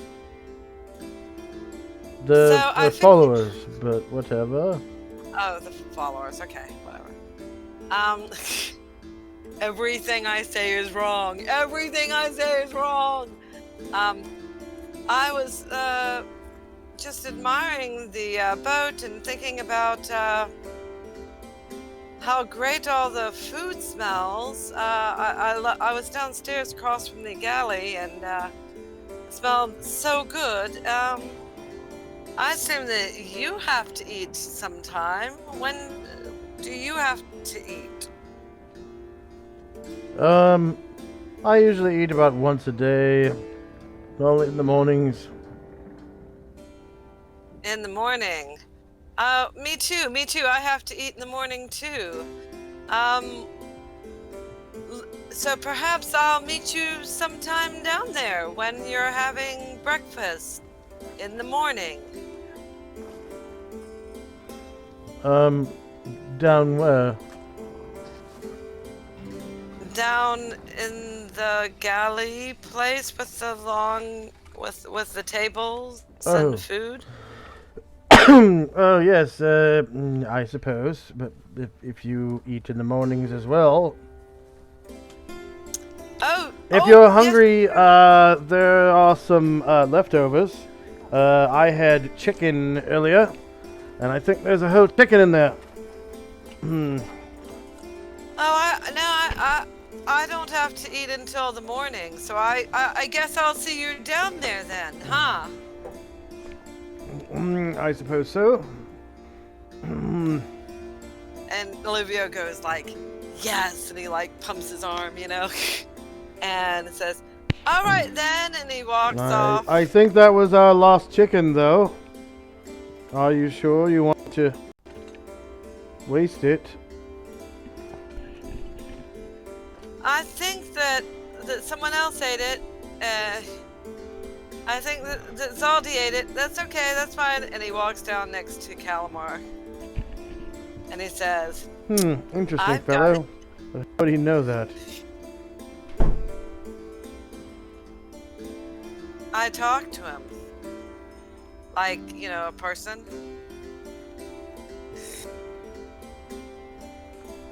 So I walk down to Calamar and you know, he walks up and he's like really proud, looking like, you know, he's got a stride, you know, he's got a certain walk that shows that like I'm proud of myself.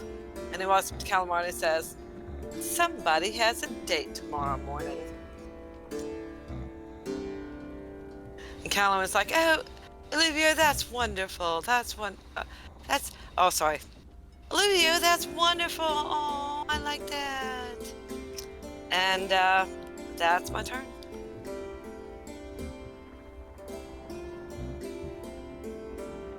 Okay.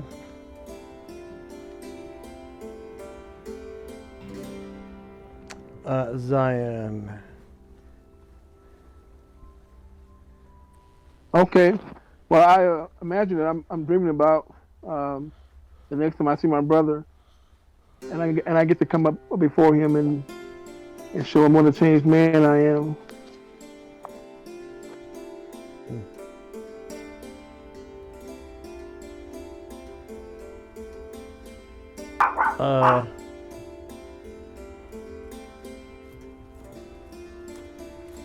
Are you you're still in your room, right?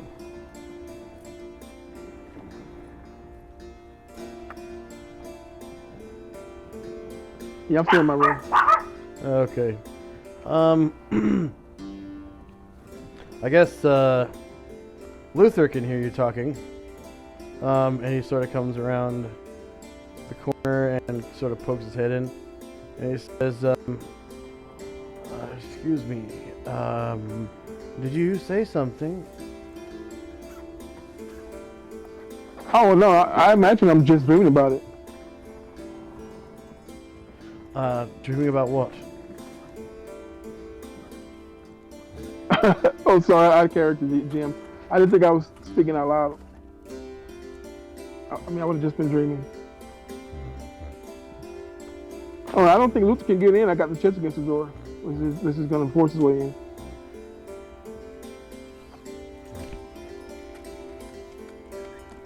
No, nobody. Oh, yeah, he knocks at the door, I guess, and says that to you. Oh, no. I'm sorry. I must have been talking in my sleep. Oh, is everything all right? Oh, yeah, everything's fine. Everything's fine.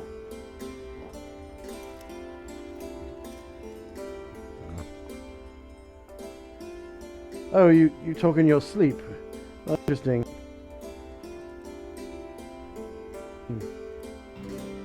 I'm sure I've done that from time to time. Yeah, I didn't know I did that. I have to do something about that.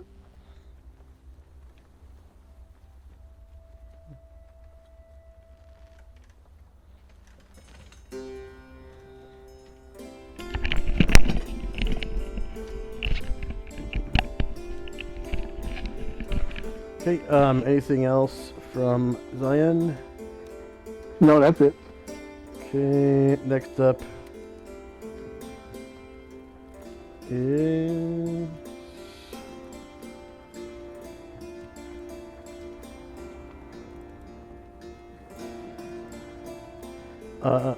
Zaldi. Okay, Zaldi's going to sit there and meditate. He's going to meditate here for a while. So you can just skip me. Okay, Gromnar.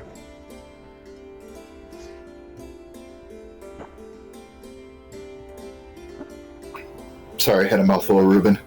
Gromnar is good until we either encounter something or arrive at our destination.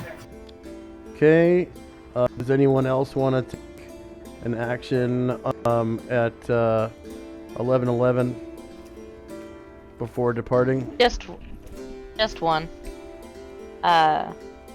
Just tell me whenever. What's your action? So, Asher was in 90 feet of Alluvio and Teneroth talking, so presumably she overheard some and she hears him talking to Calamar.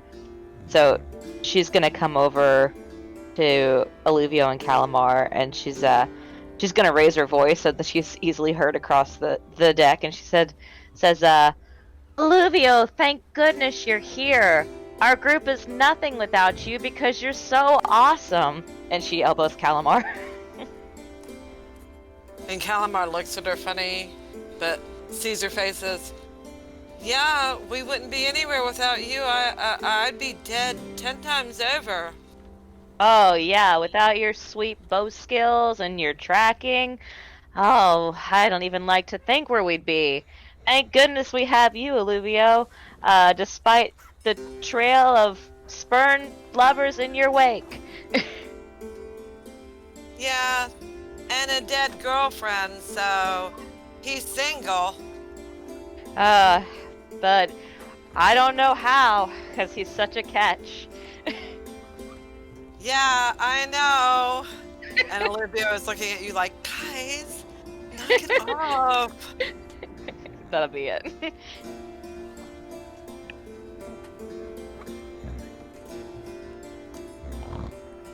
Okay.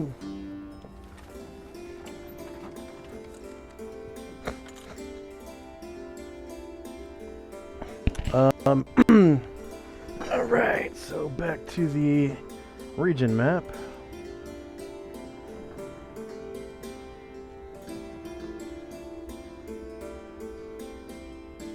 You guys take off south. Let's see, today is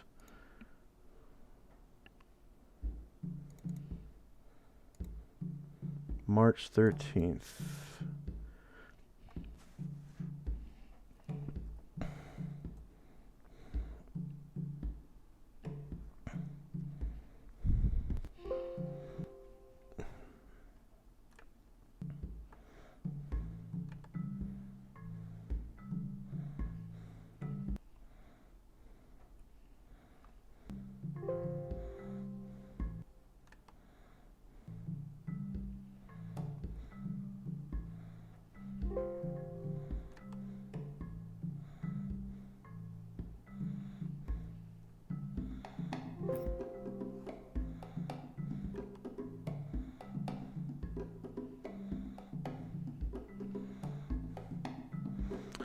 Okay, the weather is strong winds with no precipitation.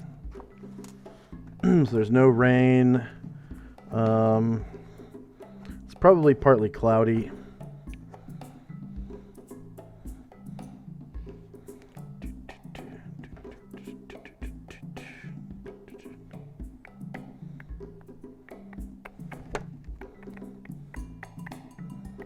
Okay.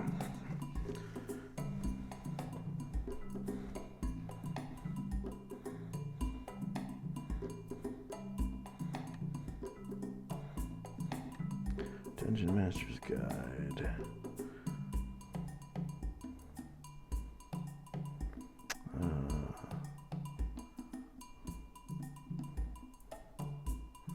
Time and movement.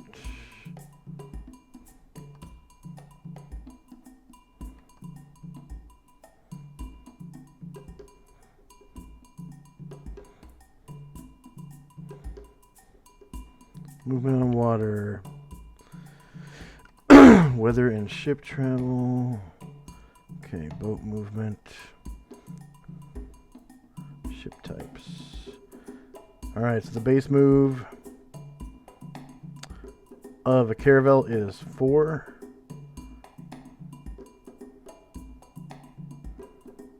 Per hour. Wow.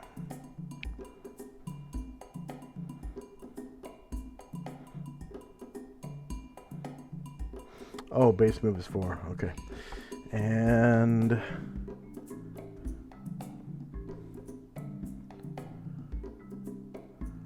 with strong winds, that's multiplied by 3. So 12.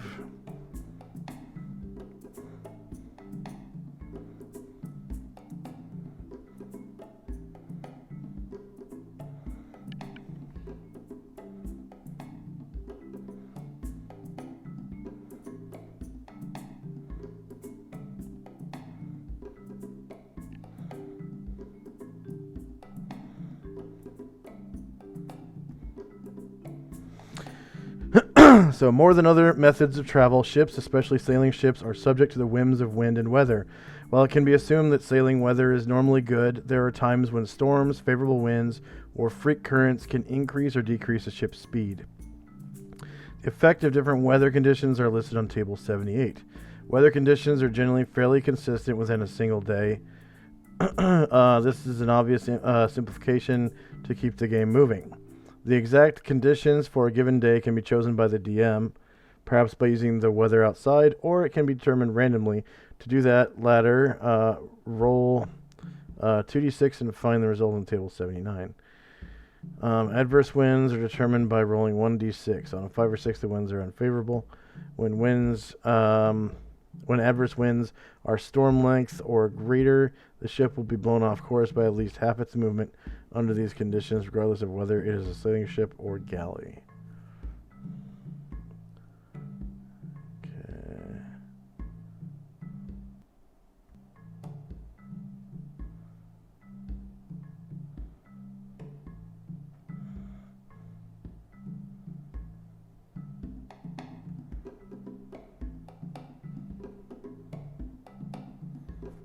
Okay, base move per hour is the average speed of the vessel under good conditions, where two numbers are separated by a slash. The first is the speed under sail, and the second is the rowing speed. To determine the movement of a ship per round, in rare occasions where this is necessary, multiply the current speed times 30. This is the yards traveled per round. Emergency move is the top speed of the vessel in emergency or combat situations. For sailing ships, emergency speed is gained by putting on every yard of sail possible. Galleys and other oared ships rely on the strength of their rowers. This speed can only be maintained for short periods of time. Too long and rowers will collapse, masts, yards, and sails will break. Okay.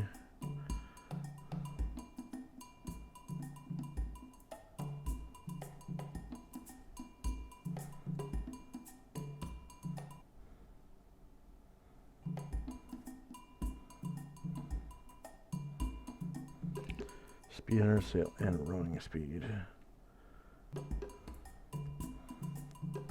So this one has speed under sail is 4 and rowing speed is 5. And of course there are no rowers, so that's really slow. That's essentially your emergency move in combat. It's 5. 5 squares is not much. But your move, base move is 4 miles per hour, and the winds, multiply that by 3, so 12 miles per hour. Okay, so you have Holy crap, 12 miles an hour? an hour. Holy crap. Yeah. It's badass. Seriously. Especially compared to 2 or 3 miles a day. Mm-hmm. Yeah, yep. Okay, so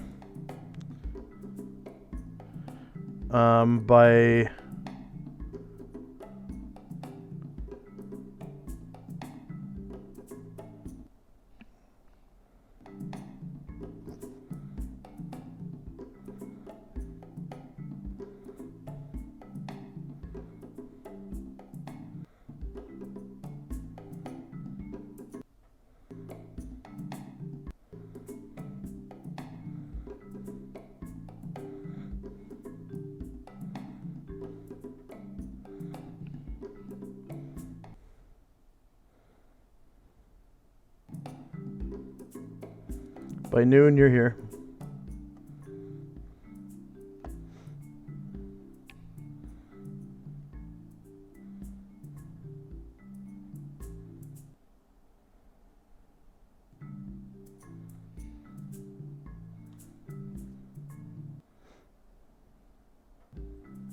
And then by 1,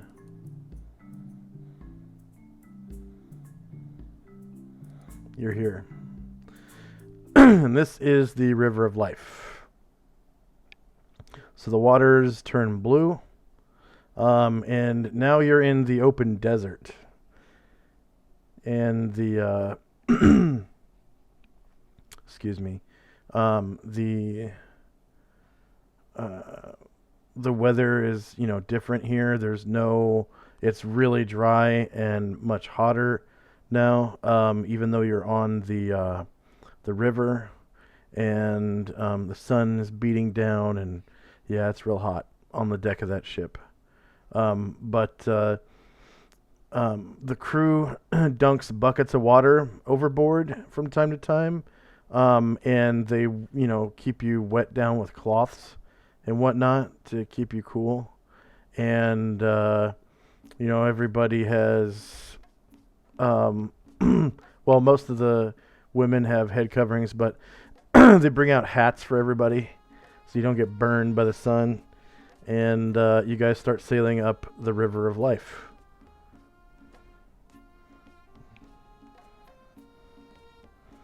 Okay. So that was 1 p.m. And the current slows you down a little bit. The current on the River of Life is 6. So that slows you down by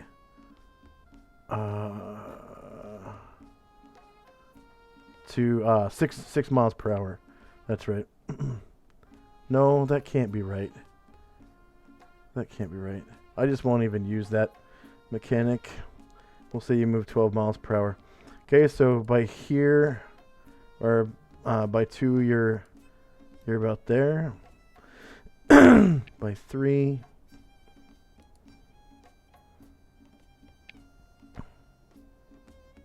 you're there. And why are these squares? These squares should be 12 miles.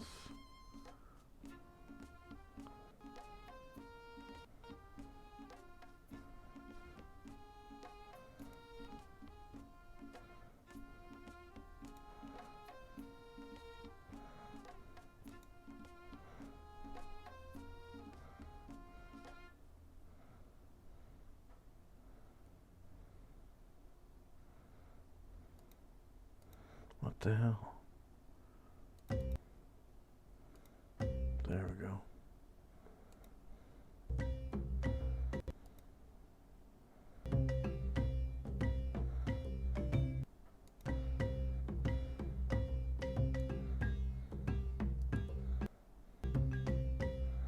Okay, that's 4 p.m. 5 p.m. and 6 p.m. and the crew is tired. Okay, they cast anchor, and you're, obviously in the open desert on a river. I'm gonna show you a 20-mile radius because of Gromnar's telescope real quick. The thing does come in handy at times. Yeah. Hell yeah. I mean, mainly on the big map, but still. Yeah. Yeah, I'm glad you have it. I will be completely honest, I've thought about it a couple of times, giving it away to other NPCs, but it's kind of cool. Yeah. Okay. So that's... It also fits into how you play him full of wonderment. Yeah, it does.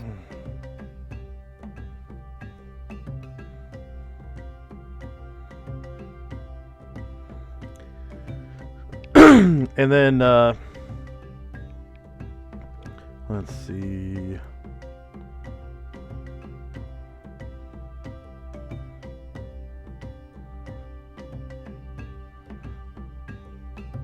Come on.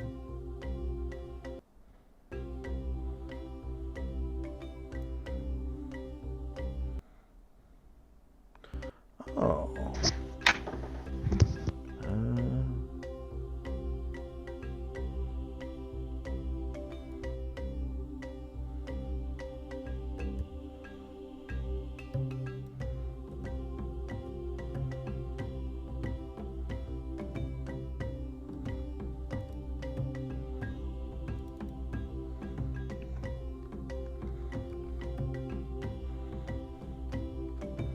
There we go.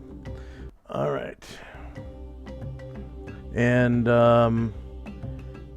yeah, 6 p.m., the crew is tired. And so they set anchor. And, nothing happens all night.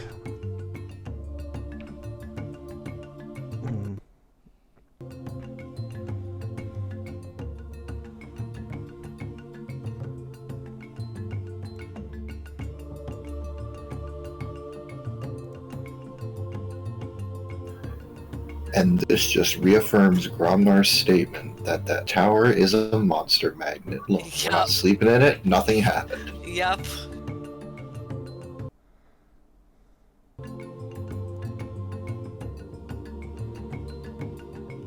Callum wants to get Hidden Lodge as a 5th level spell, and when he does, then that when he casts it, it is hidden, and things that have like a spell to find it, a spell save, within like 30 feet. But other than that, then nothing can attack us. Forget it. They'll wander all over, and it won't attack us. I like that. Well, it's got to be obvious that that tower in a natural environment is going to attract attention. The GM is probably rolling 10 more rolls on that thing, on his chart because of it.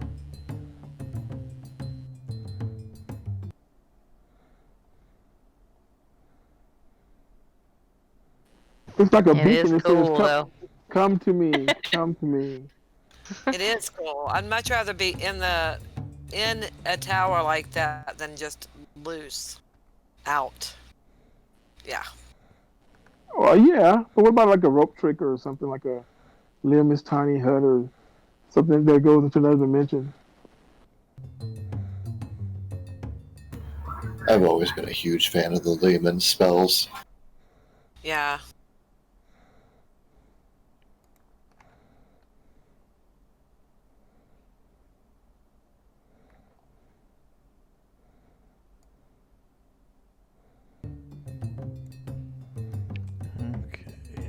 I wonder, would Calamar, because he's because who's casting it, could he possibly make it go underground? I don't know. What go underground? Hidden Lodge, if he had it. If he had it, could he cast it that it would be a Hidden Lodge that's underground? Except for a small part that would be above ground? Or, where you enter? Oh, It's just flavor for me, I guess. I guess if you had the dig spell and had a dig big enough to put that in the ground. Don't worry about it. Okay, so the 13th of March goes away.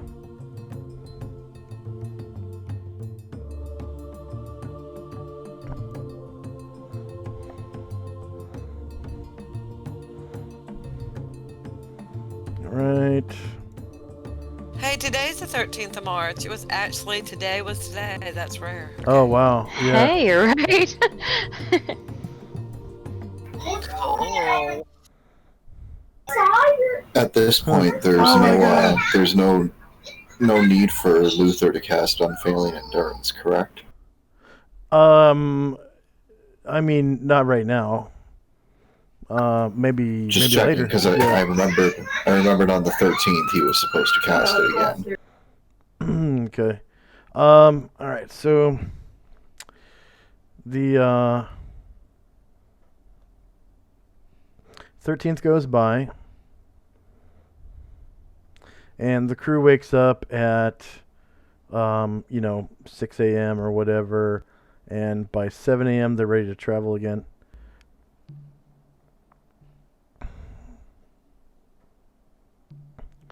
So this is all right.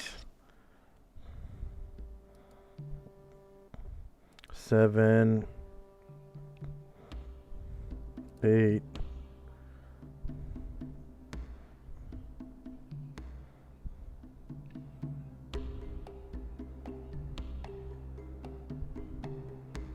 9,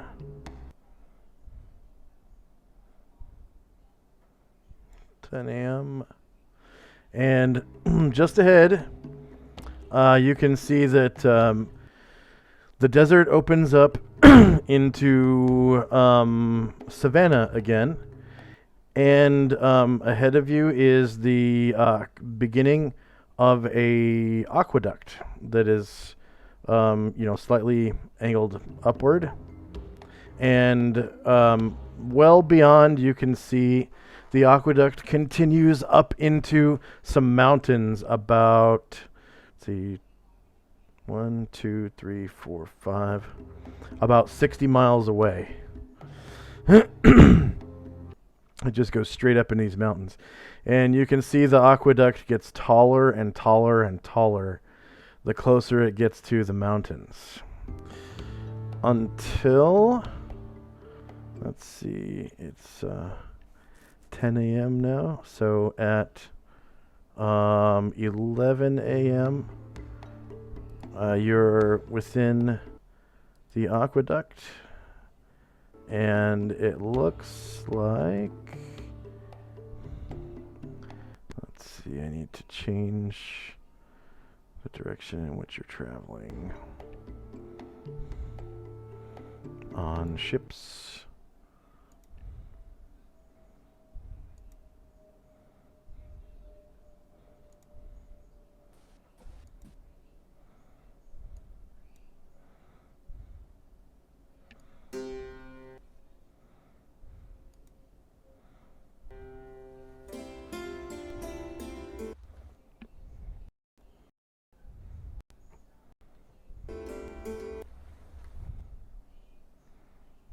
So the only reason why you guys are going so damn fast is oh, okay, the wind speed dies down to favorable. So that's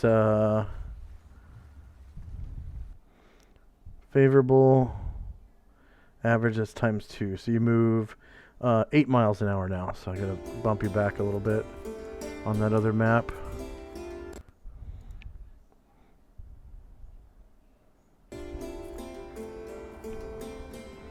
Just 4 miles. No biggie.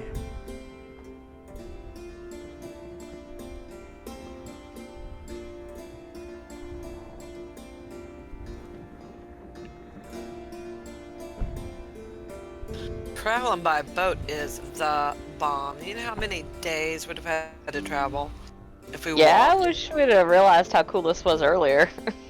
Hell yes. Okay.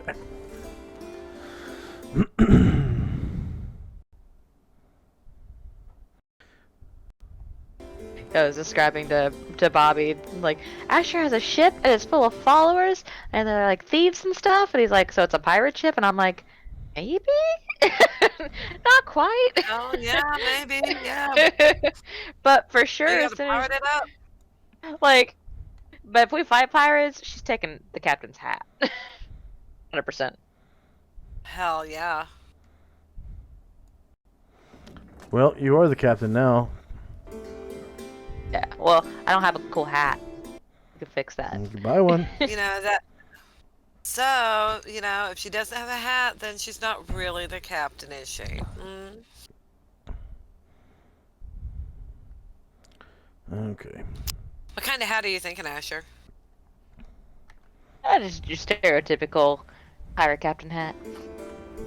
With feathers and stuff sticking out of the Yeah. brim or whatever? Yeah. Yeah. Oh, hell yeah. Ostentatious as hell. Are you getting a parrot too?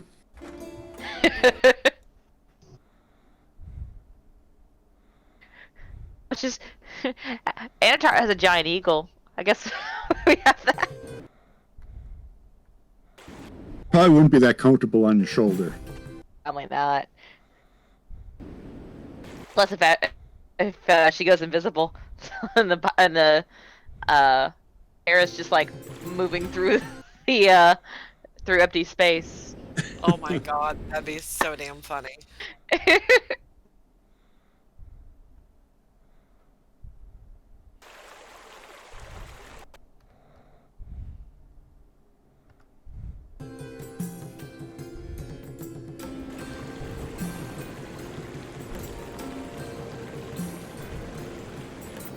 just visualizing a giant eagle sitting, floating through the air, it makes me giggle.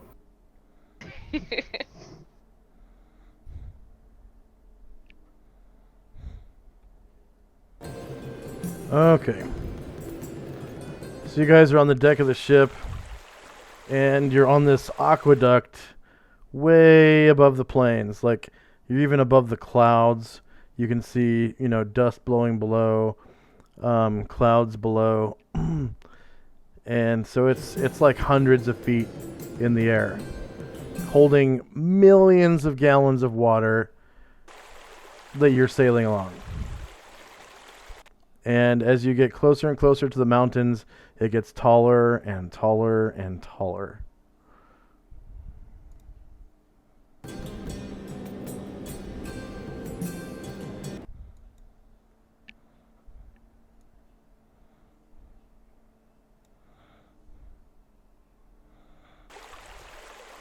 Can everyone see that? Oh, I guess there's no Zion on... I'll drop Zion's token, and is Zaldi's token on there? No, I don't think so. Okay. So Zaldi... Yeah, I don't think so either. Probably everyone who is below decks is not on there. Zaldi and Zion. There we go.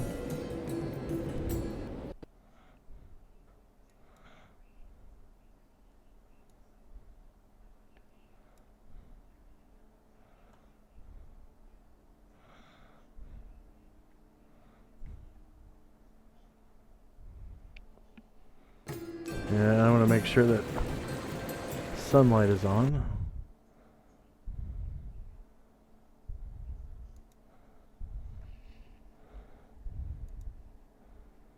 Yeah, global illumination's on. Save settings.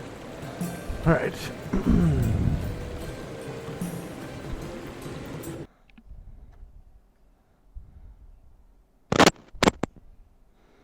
And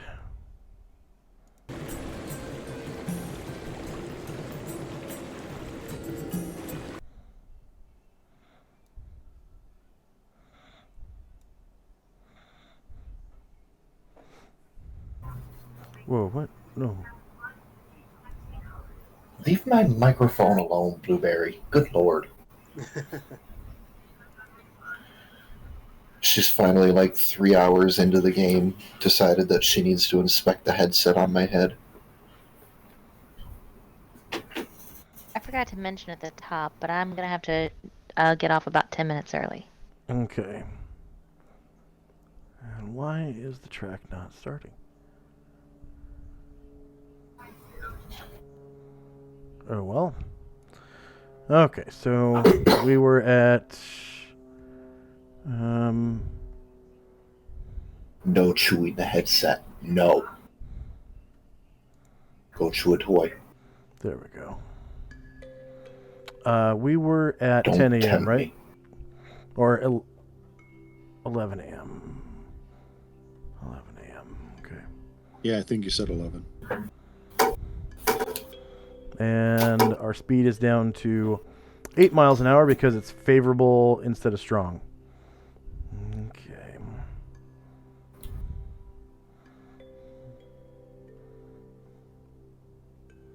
Yes, I believe that's what you said. Okay.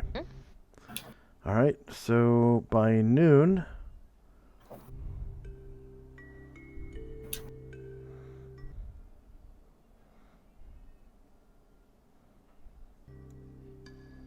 there... by 1...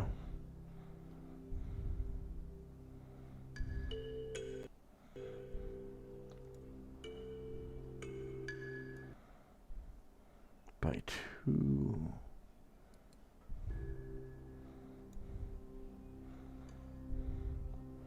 by 3...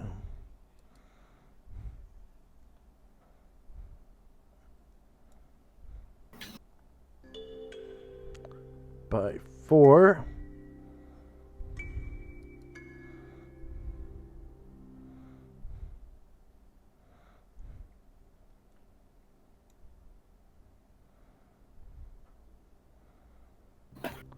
And then ahead of you, you can see that the aqueduct goes up into the mountains.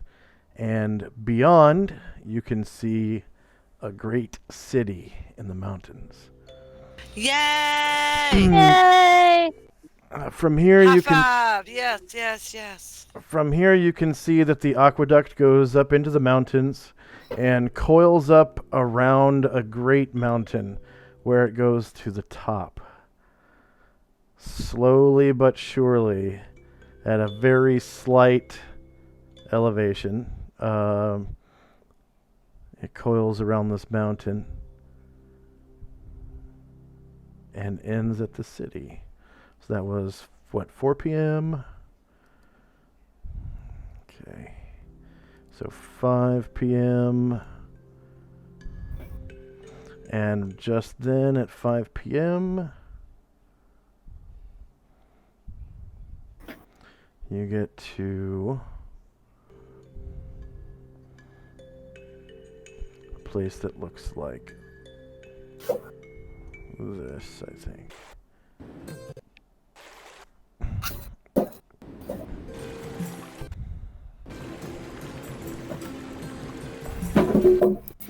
Oh, no, wrong one. This one. Whoops.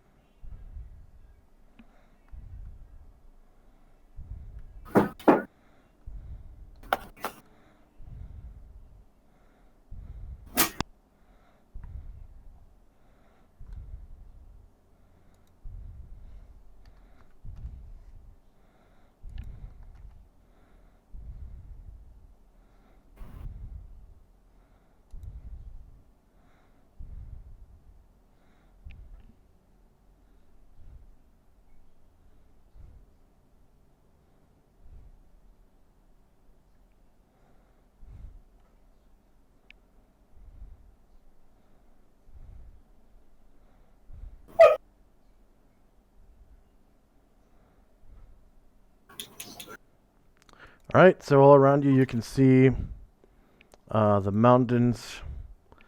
There's a lot of dust coming off of the earth, and you are well above the clouds.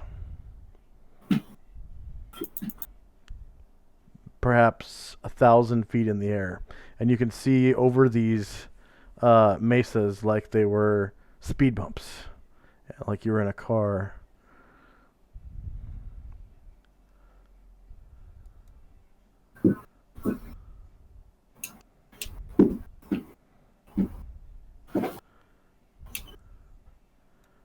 Okay, so that was 5 p.m., right?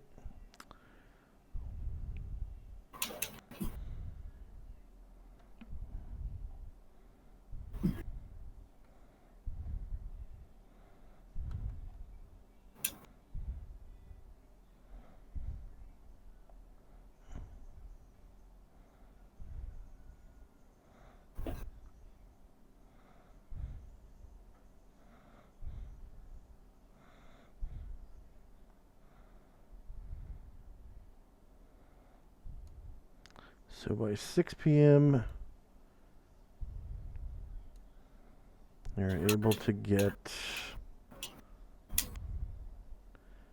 just outside the city. Yay. And you can see it getting ever closer. By now you can see features in the city because it's so close. You're coiling up around this mountain. You can see that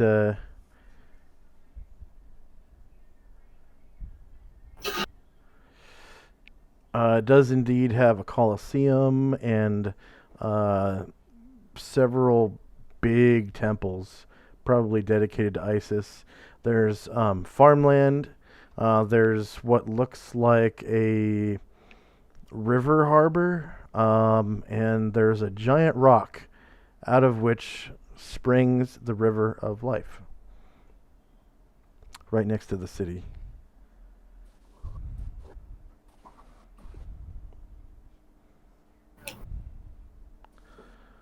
The harbor is on the river harbor is on the east end of town, and as you approach, you can see that the river coils up and around so that you enter the town from the west. And there's a tall bridge that ships can sail underneath, and on the other side is a harbor. And there are many, many, many, many boats. Many, many.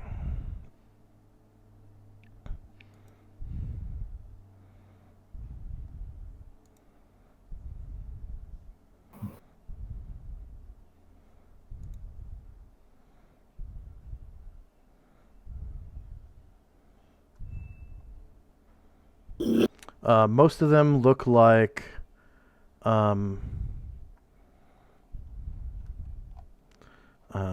dowers. They're let's see, is that what it's called? Dhow. They look like dhow boats.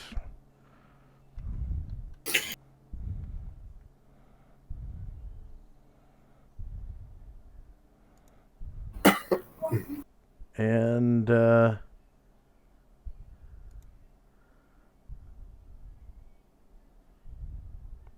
they sort of like line the river and the harbor.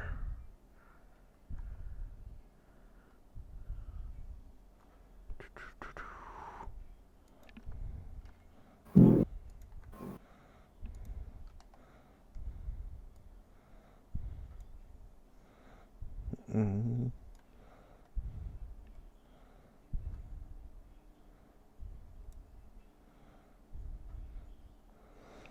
And some of them are slightly larger than your caravel. And there's only 2 masts on these dhow boats. Okay.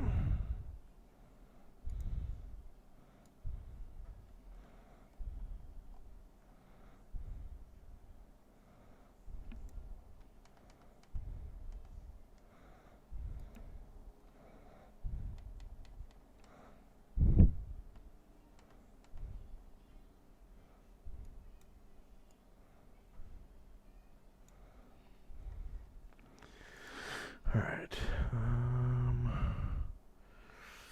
So the crew drops anchor, and Tenoroth says, we'll likely reach it by morning.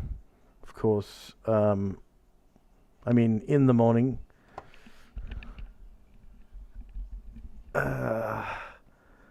Any thoughts, Captain?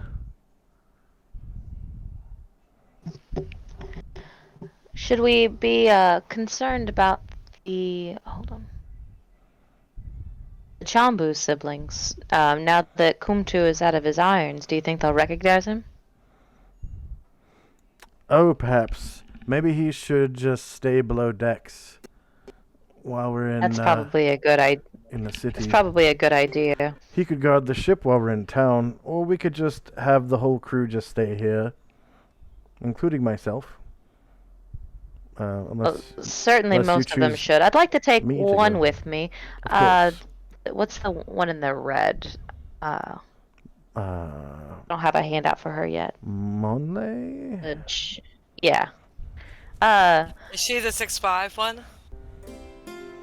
No, that's the one in yellow. Ngoki is Ngoki is the tall one, but Mambu is she's Monley. supposed to be she's supposed to be like the better fighter. Yeah. And Asher says, I think I might like to take her with us, especially since she has some experience with the games. We're considering competing, and her expertise may be useful. Of the 2 sisters,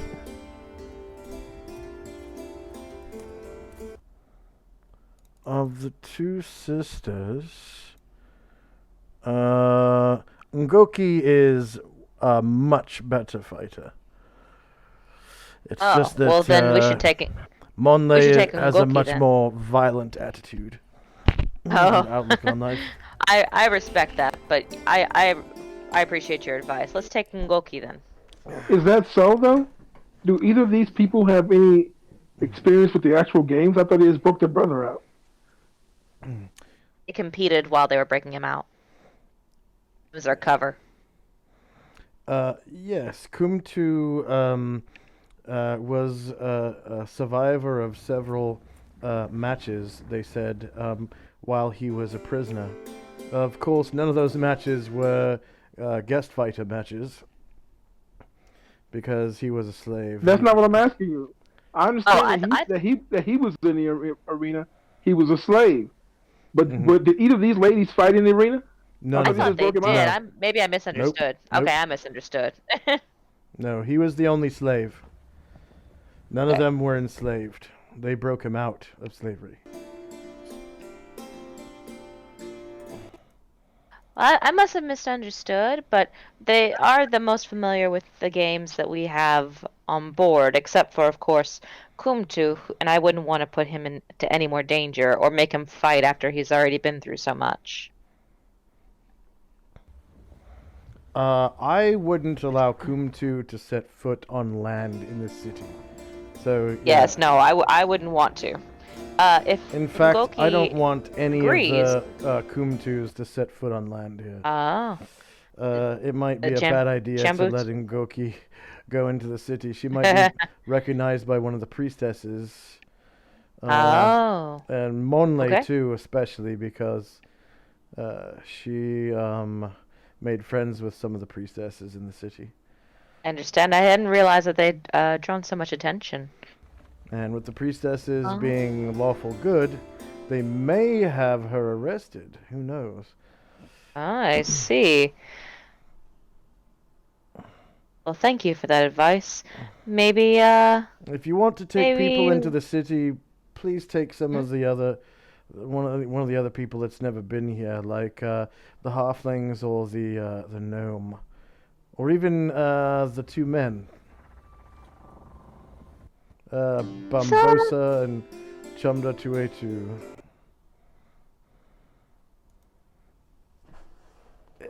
Let's take I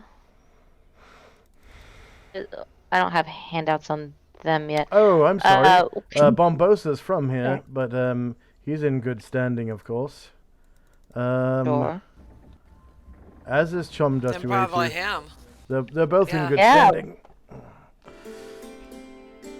So tell me more about Bambosa again. Bombosa is a very intimidating young man with a great scimitar across his back. His muscles ripple in the sun.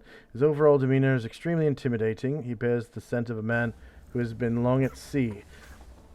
So, I picked him up, of course, down in Chongla, but he's from here. He may have connections that I'm not aware of, such as, friends and family. But as far as I know, he's in good standing here. If Bambosa is willing to accompany us, I'd be grateful for his company. Bambosa nods and he says, I will accompany you a little bit. Asher nods back and says, thank you. And let's see, Son Goku. Asher, I know you have to leave in just a minute, so can I just touch base with you because I think that since we're in the city or almost in the city, that can we just commit to Calamar getting signature spell, and that would Asher's not going to do anything until after Calamar and Gromnar have done what they mean to do. Yeah, because I'm figuring that now would be a really great time to do it between between sessions so that we don't eat up the whole session with us having to do it. I'll agree with whatever you guys need to do to make that happen. Okay, cool. All right.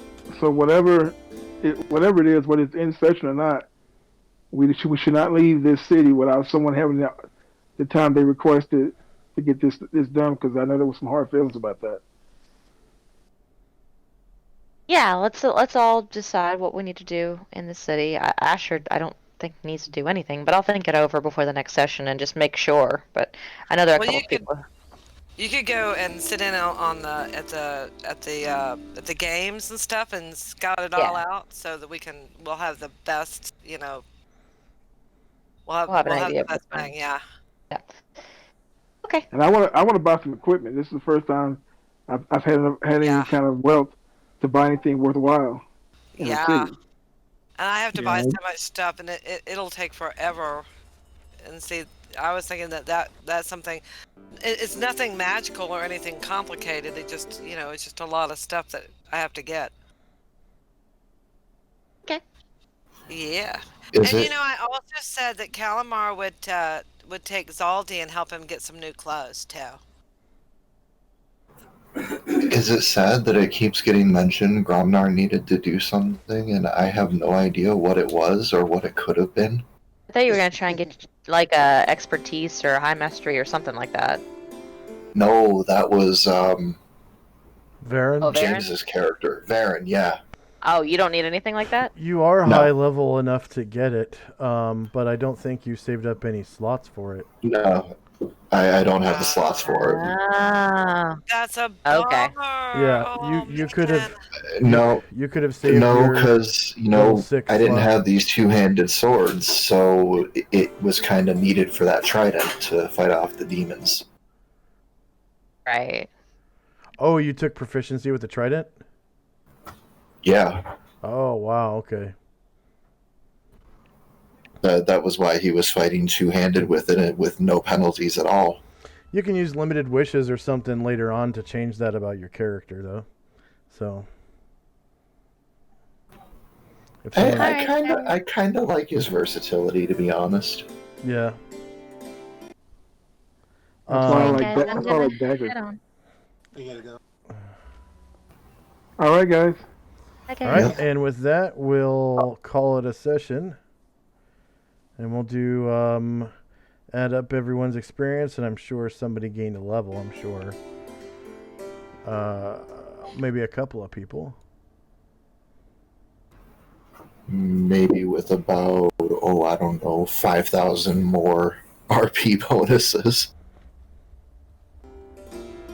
Yeah, it's not talking about us, dude. I still have yet to cross into the under 150,000. Yeah. I'm just over. And I haven't crossed to the 700,000 to get level 12 mage. They cost 750,000. I'm like, no, I'm not gonna see that for a long time. Well, I didn't level. I don't know about Tansy. All right. I will see you folks next week. Thanks for the game, and enjoy your week, everybody. Take care. Bye. All right, man. Take care. Yep, Tenzi did not level. What about Zaldi? Oh. How much experience points did I get? Is it on there, or you already put it on the character sheet? Have you been adding them up as I gave you bonuses? The only thing I've added up was the initial experience. Okay, I've been giving you role-playing bonuses the entire session. So let's see.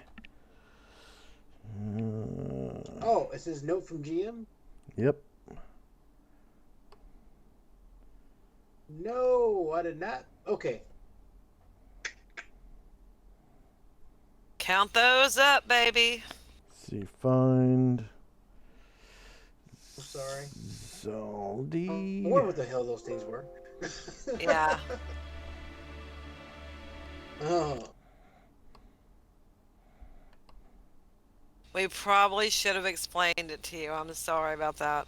On the, it's your first session. You don't know. Yeah, you're right.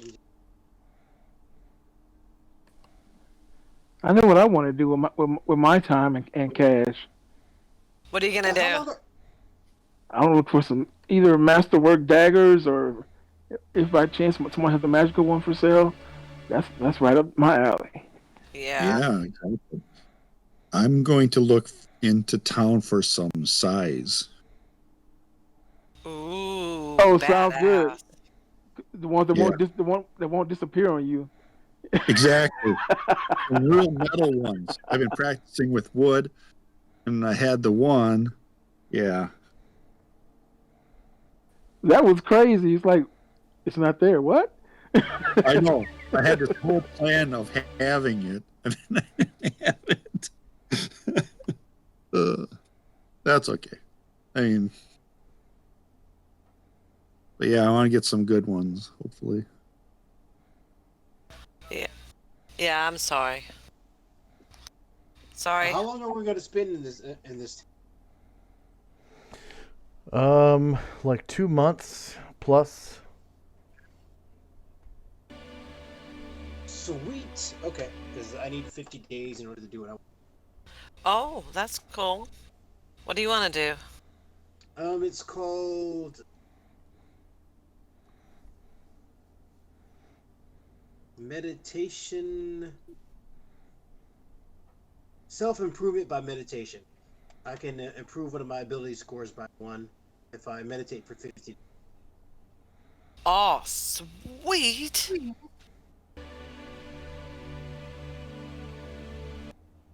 Yeah. Definitely. That's awesome, yeah. Yeah, that's pretty cool. Sonics is not bad. Yeah. Pretty like Sonics. The Yeah. PowerPoints are lacking, but other than that, cool. It's just too complicated for me. Just give me a nice dagger. Yeah. I was thinking about, actually, since Zaldi joined, about rolling for wild talent, but I don't like the downside of if I roll bad. So yeah, he can't conduct psychic surgery until at least level 7 anyways. And psychic surgery has another power as a prerequisite, so he might have to grab 2 powers in order to get psychic surgery. Because in order to become a wild talent, you have to have psychic surgery performed on you. I'm good. Can't just roll to see if you have the talent from the start? At character creation, yes. Which we didn't do for anybody. Whenever psionics were first introduced into the campaign.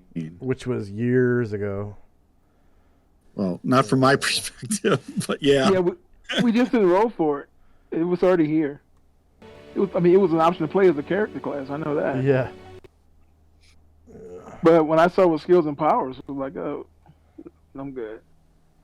I have a fair chance of getting it, but like I said, the downside is pretty severe, so. Yeah. Well, my thing is, and maybe it's because I'm thinking about first edition.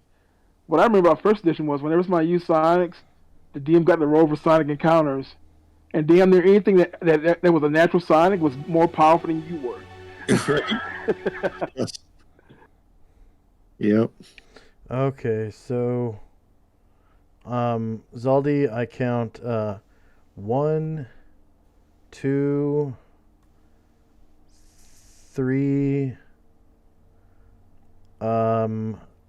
3 200 bonus points, 1 500. Okay, so, and then a 4th 200.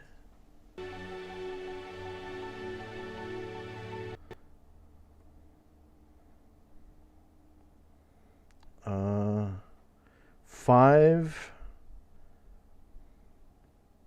Yeah, I see 5. Okay, I see 5 and a 500. So that's 1,500 points total. Divided by 2 would be 750 in each class. And then you Plus also is 3. Yeah, you also had the 300 and what was it, 18 or something? 336 divided by 2. Yeah. So 300 or 168. 168. And then Okay. so you should So be 918? really close. Yeah. That's about halfway in your either class. More than halfway in either class to level 2. Cool. Multi-class, eh? And it takes a little longer. Yeah. Yeah. Sucks, but Hey, Zaldi, high five. I'm doing it too. Give me 5. Boom. Is anybody playing a straight thief? That's got to be the easiest one to level. Right. Yeah, Asher that's plays Asher, yep. That's why she's the highest level character in the really? party now. Yep. Oh, that kicks ass. Yeah, she's Really? well. She's tied with your wizard class. That's cool. Or no, she's tied with your thief class.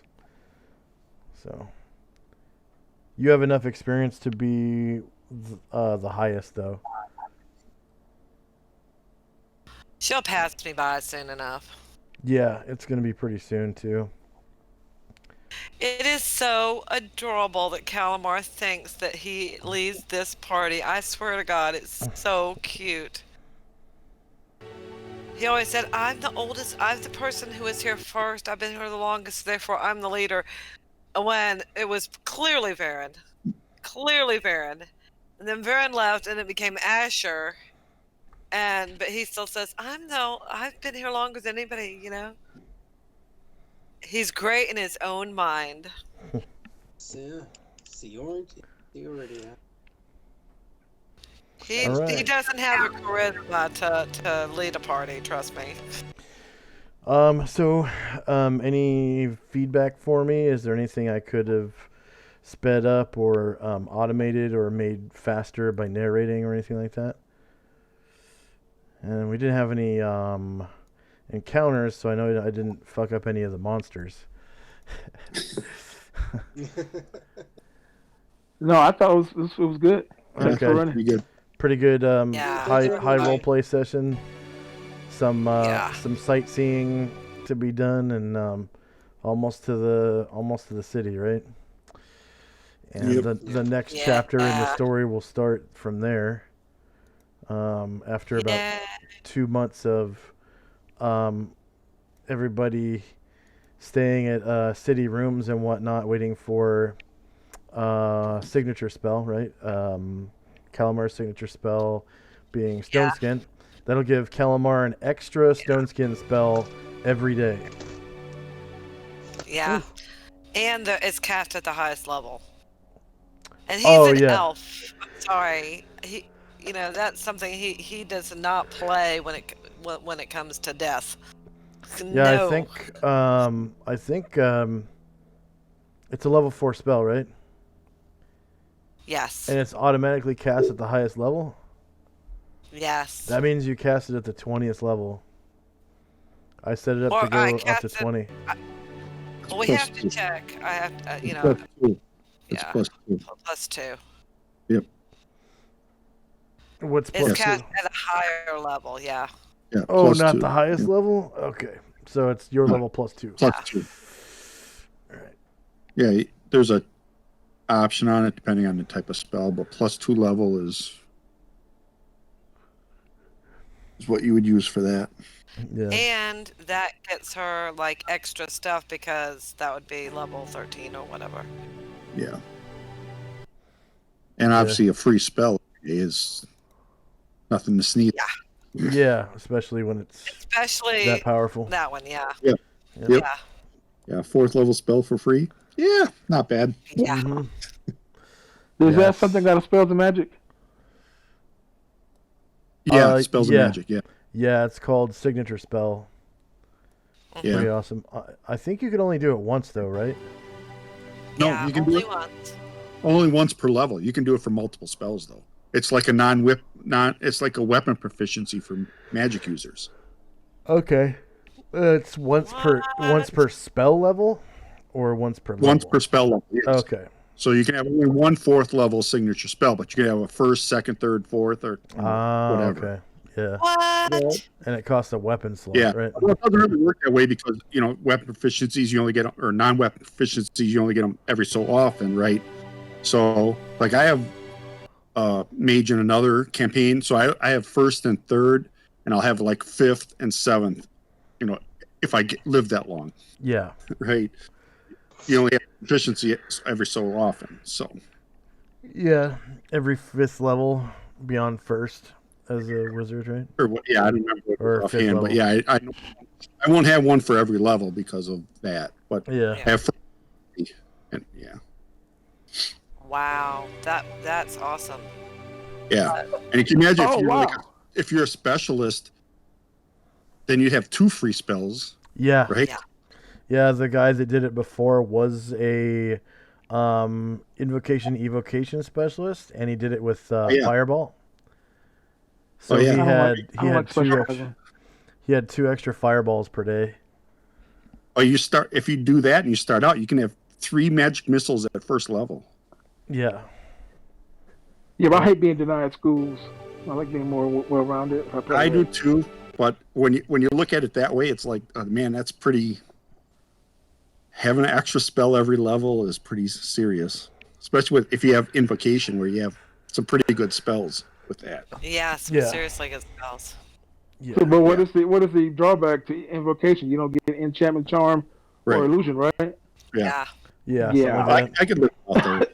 I can't. If I play a mage, I want to be casting a spell. That's fine. Yeah. Fortunately, though, all the spells that are used to create magical items are now universal instead of enchantment. Yeah. So any specialist can make magic items now. Yeah. When you just had the player's handbook for spells and the wizard's handbook, it was only enchanters could make magic items pretty much, or anyone who had enchantment charm access, like mages. Right.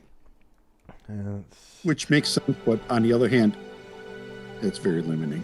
Yeah, it is, especially when, there's things that a necromancer should probably be able to make, like, Yes. a scythe +1 or something, I don't know. Yep. I always wondered if magic users are the only ones that can make magic weapons, why are they making all these magical swords instead of like magical daggers and stuff they can use? Right? Oh, both wizards and priests can. Make priests can? Yeah, but the cost of it is the cost of doing it is so high. Yeah. I normally wouldn't make anything I couldn't use. I'm like, oh, you want a magical sword? Good luck with that. Well, like if you're evil mage, you'd get some lower level one to do it for you. Because you lose a constitution or something, don't you, when you enchant an item? When you use permanency, yeah. But permanency. But I think it's only a certain percentage chance. It's like 5% chance per time you cast permanency or something like that. Yeah, that's 5% more than I want to do. But when I played a magic user of that level, I researched a spell called semi-permanency, which actually exists in Dark Sun, and I did that in game time. So I had to sit out sessions because I wasn't going to do that permanency stuff like that. Right. It was 7th level, so it wasn't that bad. It faded away over like years. Like after 20 years, it was a chance it could fade away. Really? Well, I don't care about that. Right. Yeah, I never wanted to chance it. I don't know. I never have, but. Now, for Josh, for when we go out shopping, most of it is basic stuff. I don't care to role play. Do you want me to send you a list of the stuff I want to buy and how much it costs, and you approve it or you don't approve it, or do you want to actually do it in game? Well, we're not gonna role play the 2 months. So what's gonna happen is somebody's gonna pay for city rooms and docking fees for the boat for 2 months, and then during that time, everyone spends as much money as they want to on whatever they can get out of the player's handbook, or the parts of the skills and powers too, like, So I just send you the list of the stuff I'm gonna buy and then subtract the money, and that's it. No, just run it by me item per item, and I'll tell you if they have it. It's basic stuff. From the player's handbook. Things If it's in like little pots. If it's in the player's handbook, I don't need to know. You just buy it. Okay, cool. Yeah, everything. Because I want to buy about stuff that's in the player's handbook. So, everything that's in the player's handbook, you can just buy there. Livestock too. I mean, you can buy cattle, you can buy tigers, you can buy elephants. We're in fucking Africa. Like, they have chickens, they have donkeys, they have mules, they have everything. That will be cool. My thing is not in the player's handbook, I don't think. It's probably equipment. Equipment guide? Yeah, I think it's in arms and equipment. What is it? My size? I don't think they're in player's handbook. Yeah. They have. They're also in the ninja's handbook too. Okay. Yeah. That's the ninja's handbook. Yeah. I know they're in arms and equipment. So.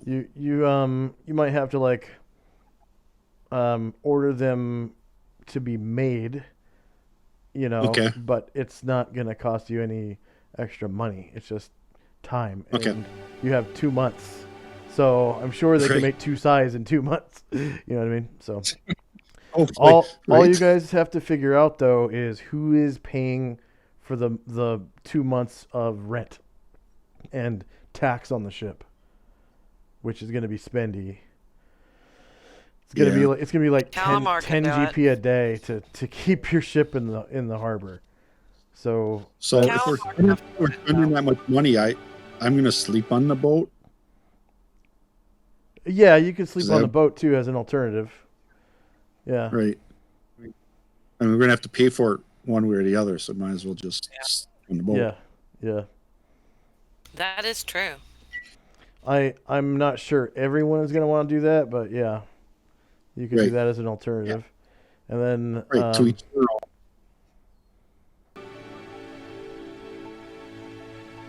Excellent. All right, So but I have to go.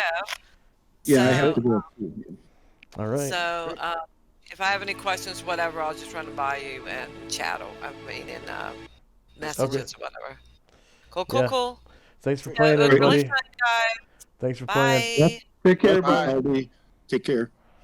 Thanks for playing, everybody. And then, were there any other questions for me? Is anyone else in chat? Nope. Okay. Nope, I'm good. I'm still here. Did you have questions for me? No, I'm just hanging out. Okay. We'll see you next week. All right. Thanks for playing. Thanks for running. Yep.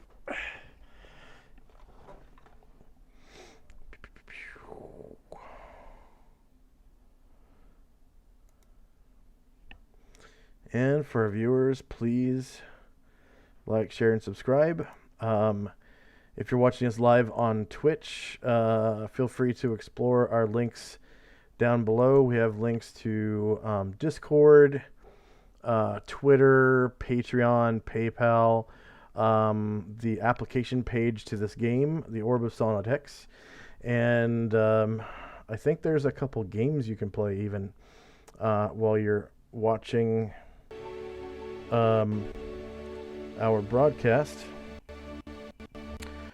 If you like who we are and like what we do, feel free to click on those links to Patreon and PayPal. I highly encourage anyone who wants to help out to check out our Patreon. The PayPal is for like one-time direct donations. If you don't want any of your money to be taken out by a third company or a third-party company, if you want to just tip us directly from a credit card or something, you can use PayPal to do so. And then if you want to do like a monthly pledge, that's what the Patreon is for. However, Patreon does take out a certain percentage. It's something like like 9. It fluctuates from month to month. I think it's between 9 and like 11%. And because of that, if you, for example, pledge at the $1 level, it will add 9 or 10% to how much it takes out of your account, so that on our end we always get the amount that you pledge. So word to the wise, if you ever pledge to someone on Patreon, that's how Patreon does it now. When that first started happening, there were a lot of people that stopped using Patreon, obviously. I still use it. It seems to be pretty dependable, and people are familiar with it, I guess. Stay tuned for a raid. I want to raid one of my friends playing D&D. We'll see who's up right now. We've got Arcadum Pro Jared, Lord Gosumba, Aqua Dragon, and Weave the Tail. We'll probably raid Lord Gosumba. He's a great guy. He and his friends constantly research Greyhawk, the world of Greyhawk, and everything that has to do with Greyhawk. They know all about it. He actually has a friend on Patreon. Her name is... I actually follow her on Patreon. See her name.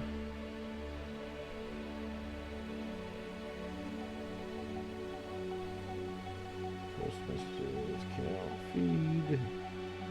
Her name is Anna B. Meyer, and she's an artist, and she does nothing but illustrate Greyhawk maps, and they are so highly detailed. These maps, they're like 4K resolution maps. She goes to the tiniest little pixel, and they're so good you can zoom in and zoom out. And she's actually putting on lately she's putting on more like symbols on her maps, and names of cities and stuff, so you can see like little trade routes and roads and historical places and cities and things like that. So might want to give a shout out to her while you're watching Lord Gosumba, because she's always on their show, almost always. It looks like she's in the top middle camera on here. So here we go. I'm going to start the raid.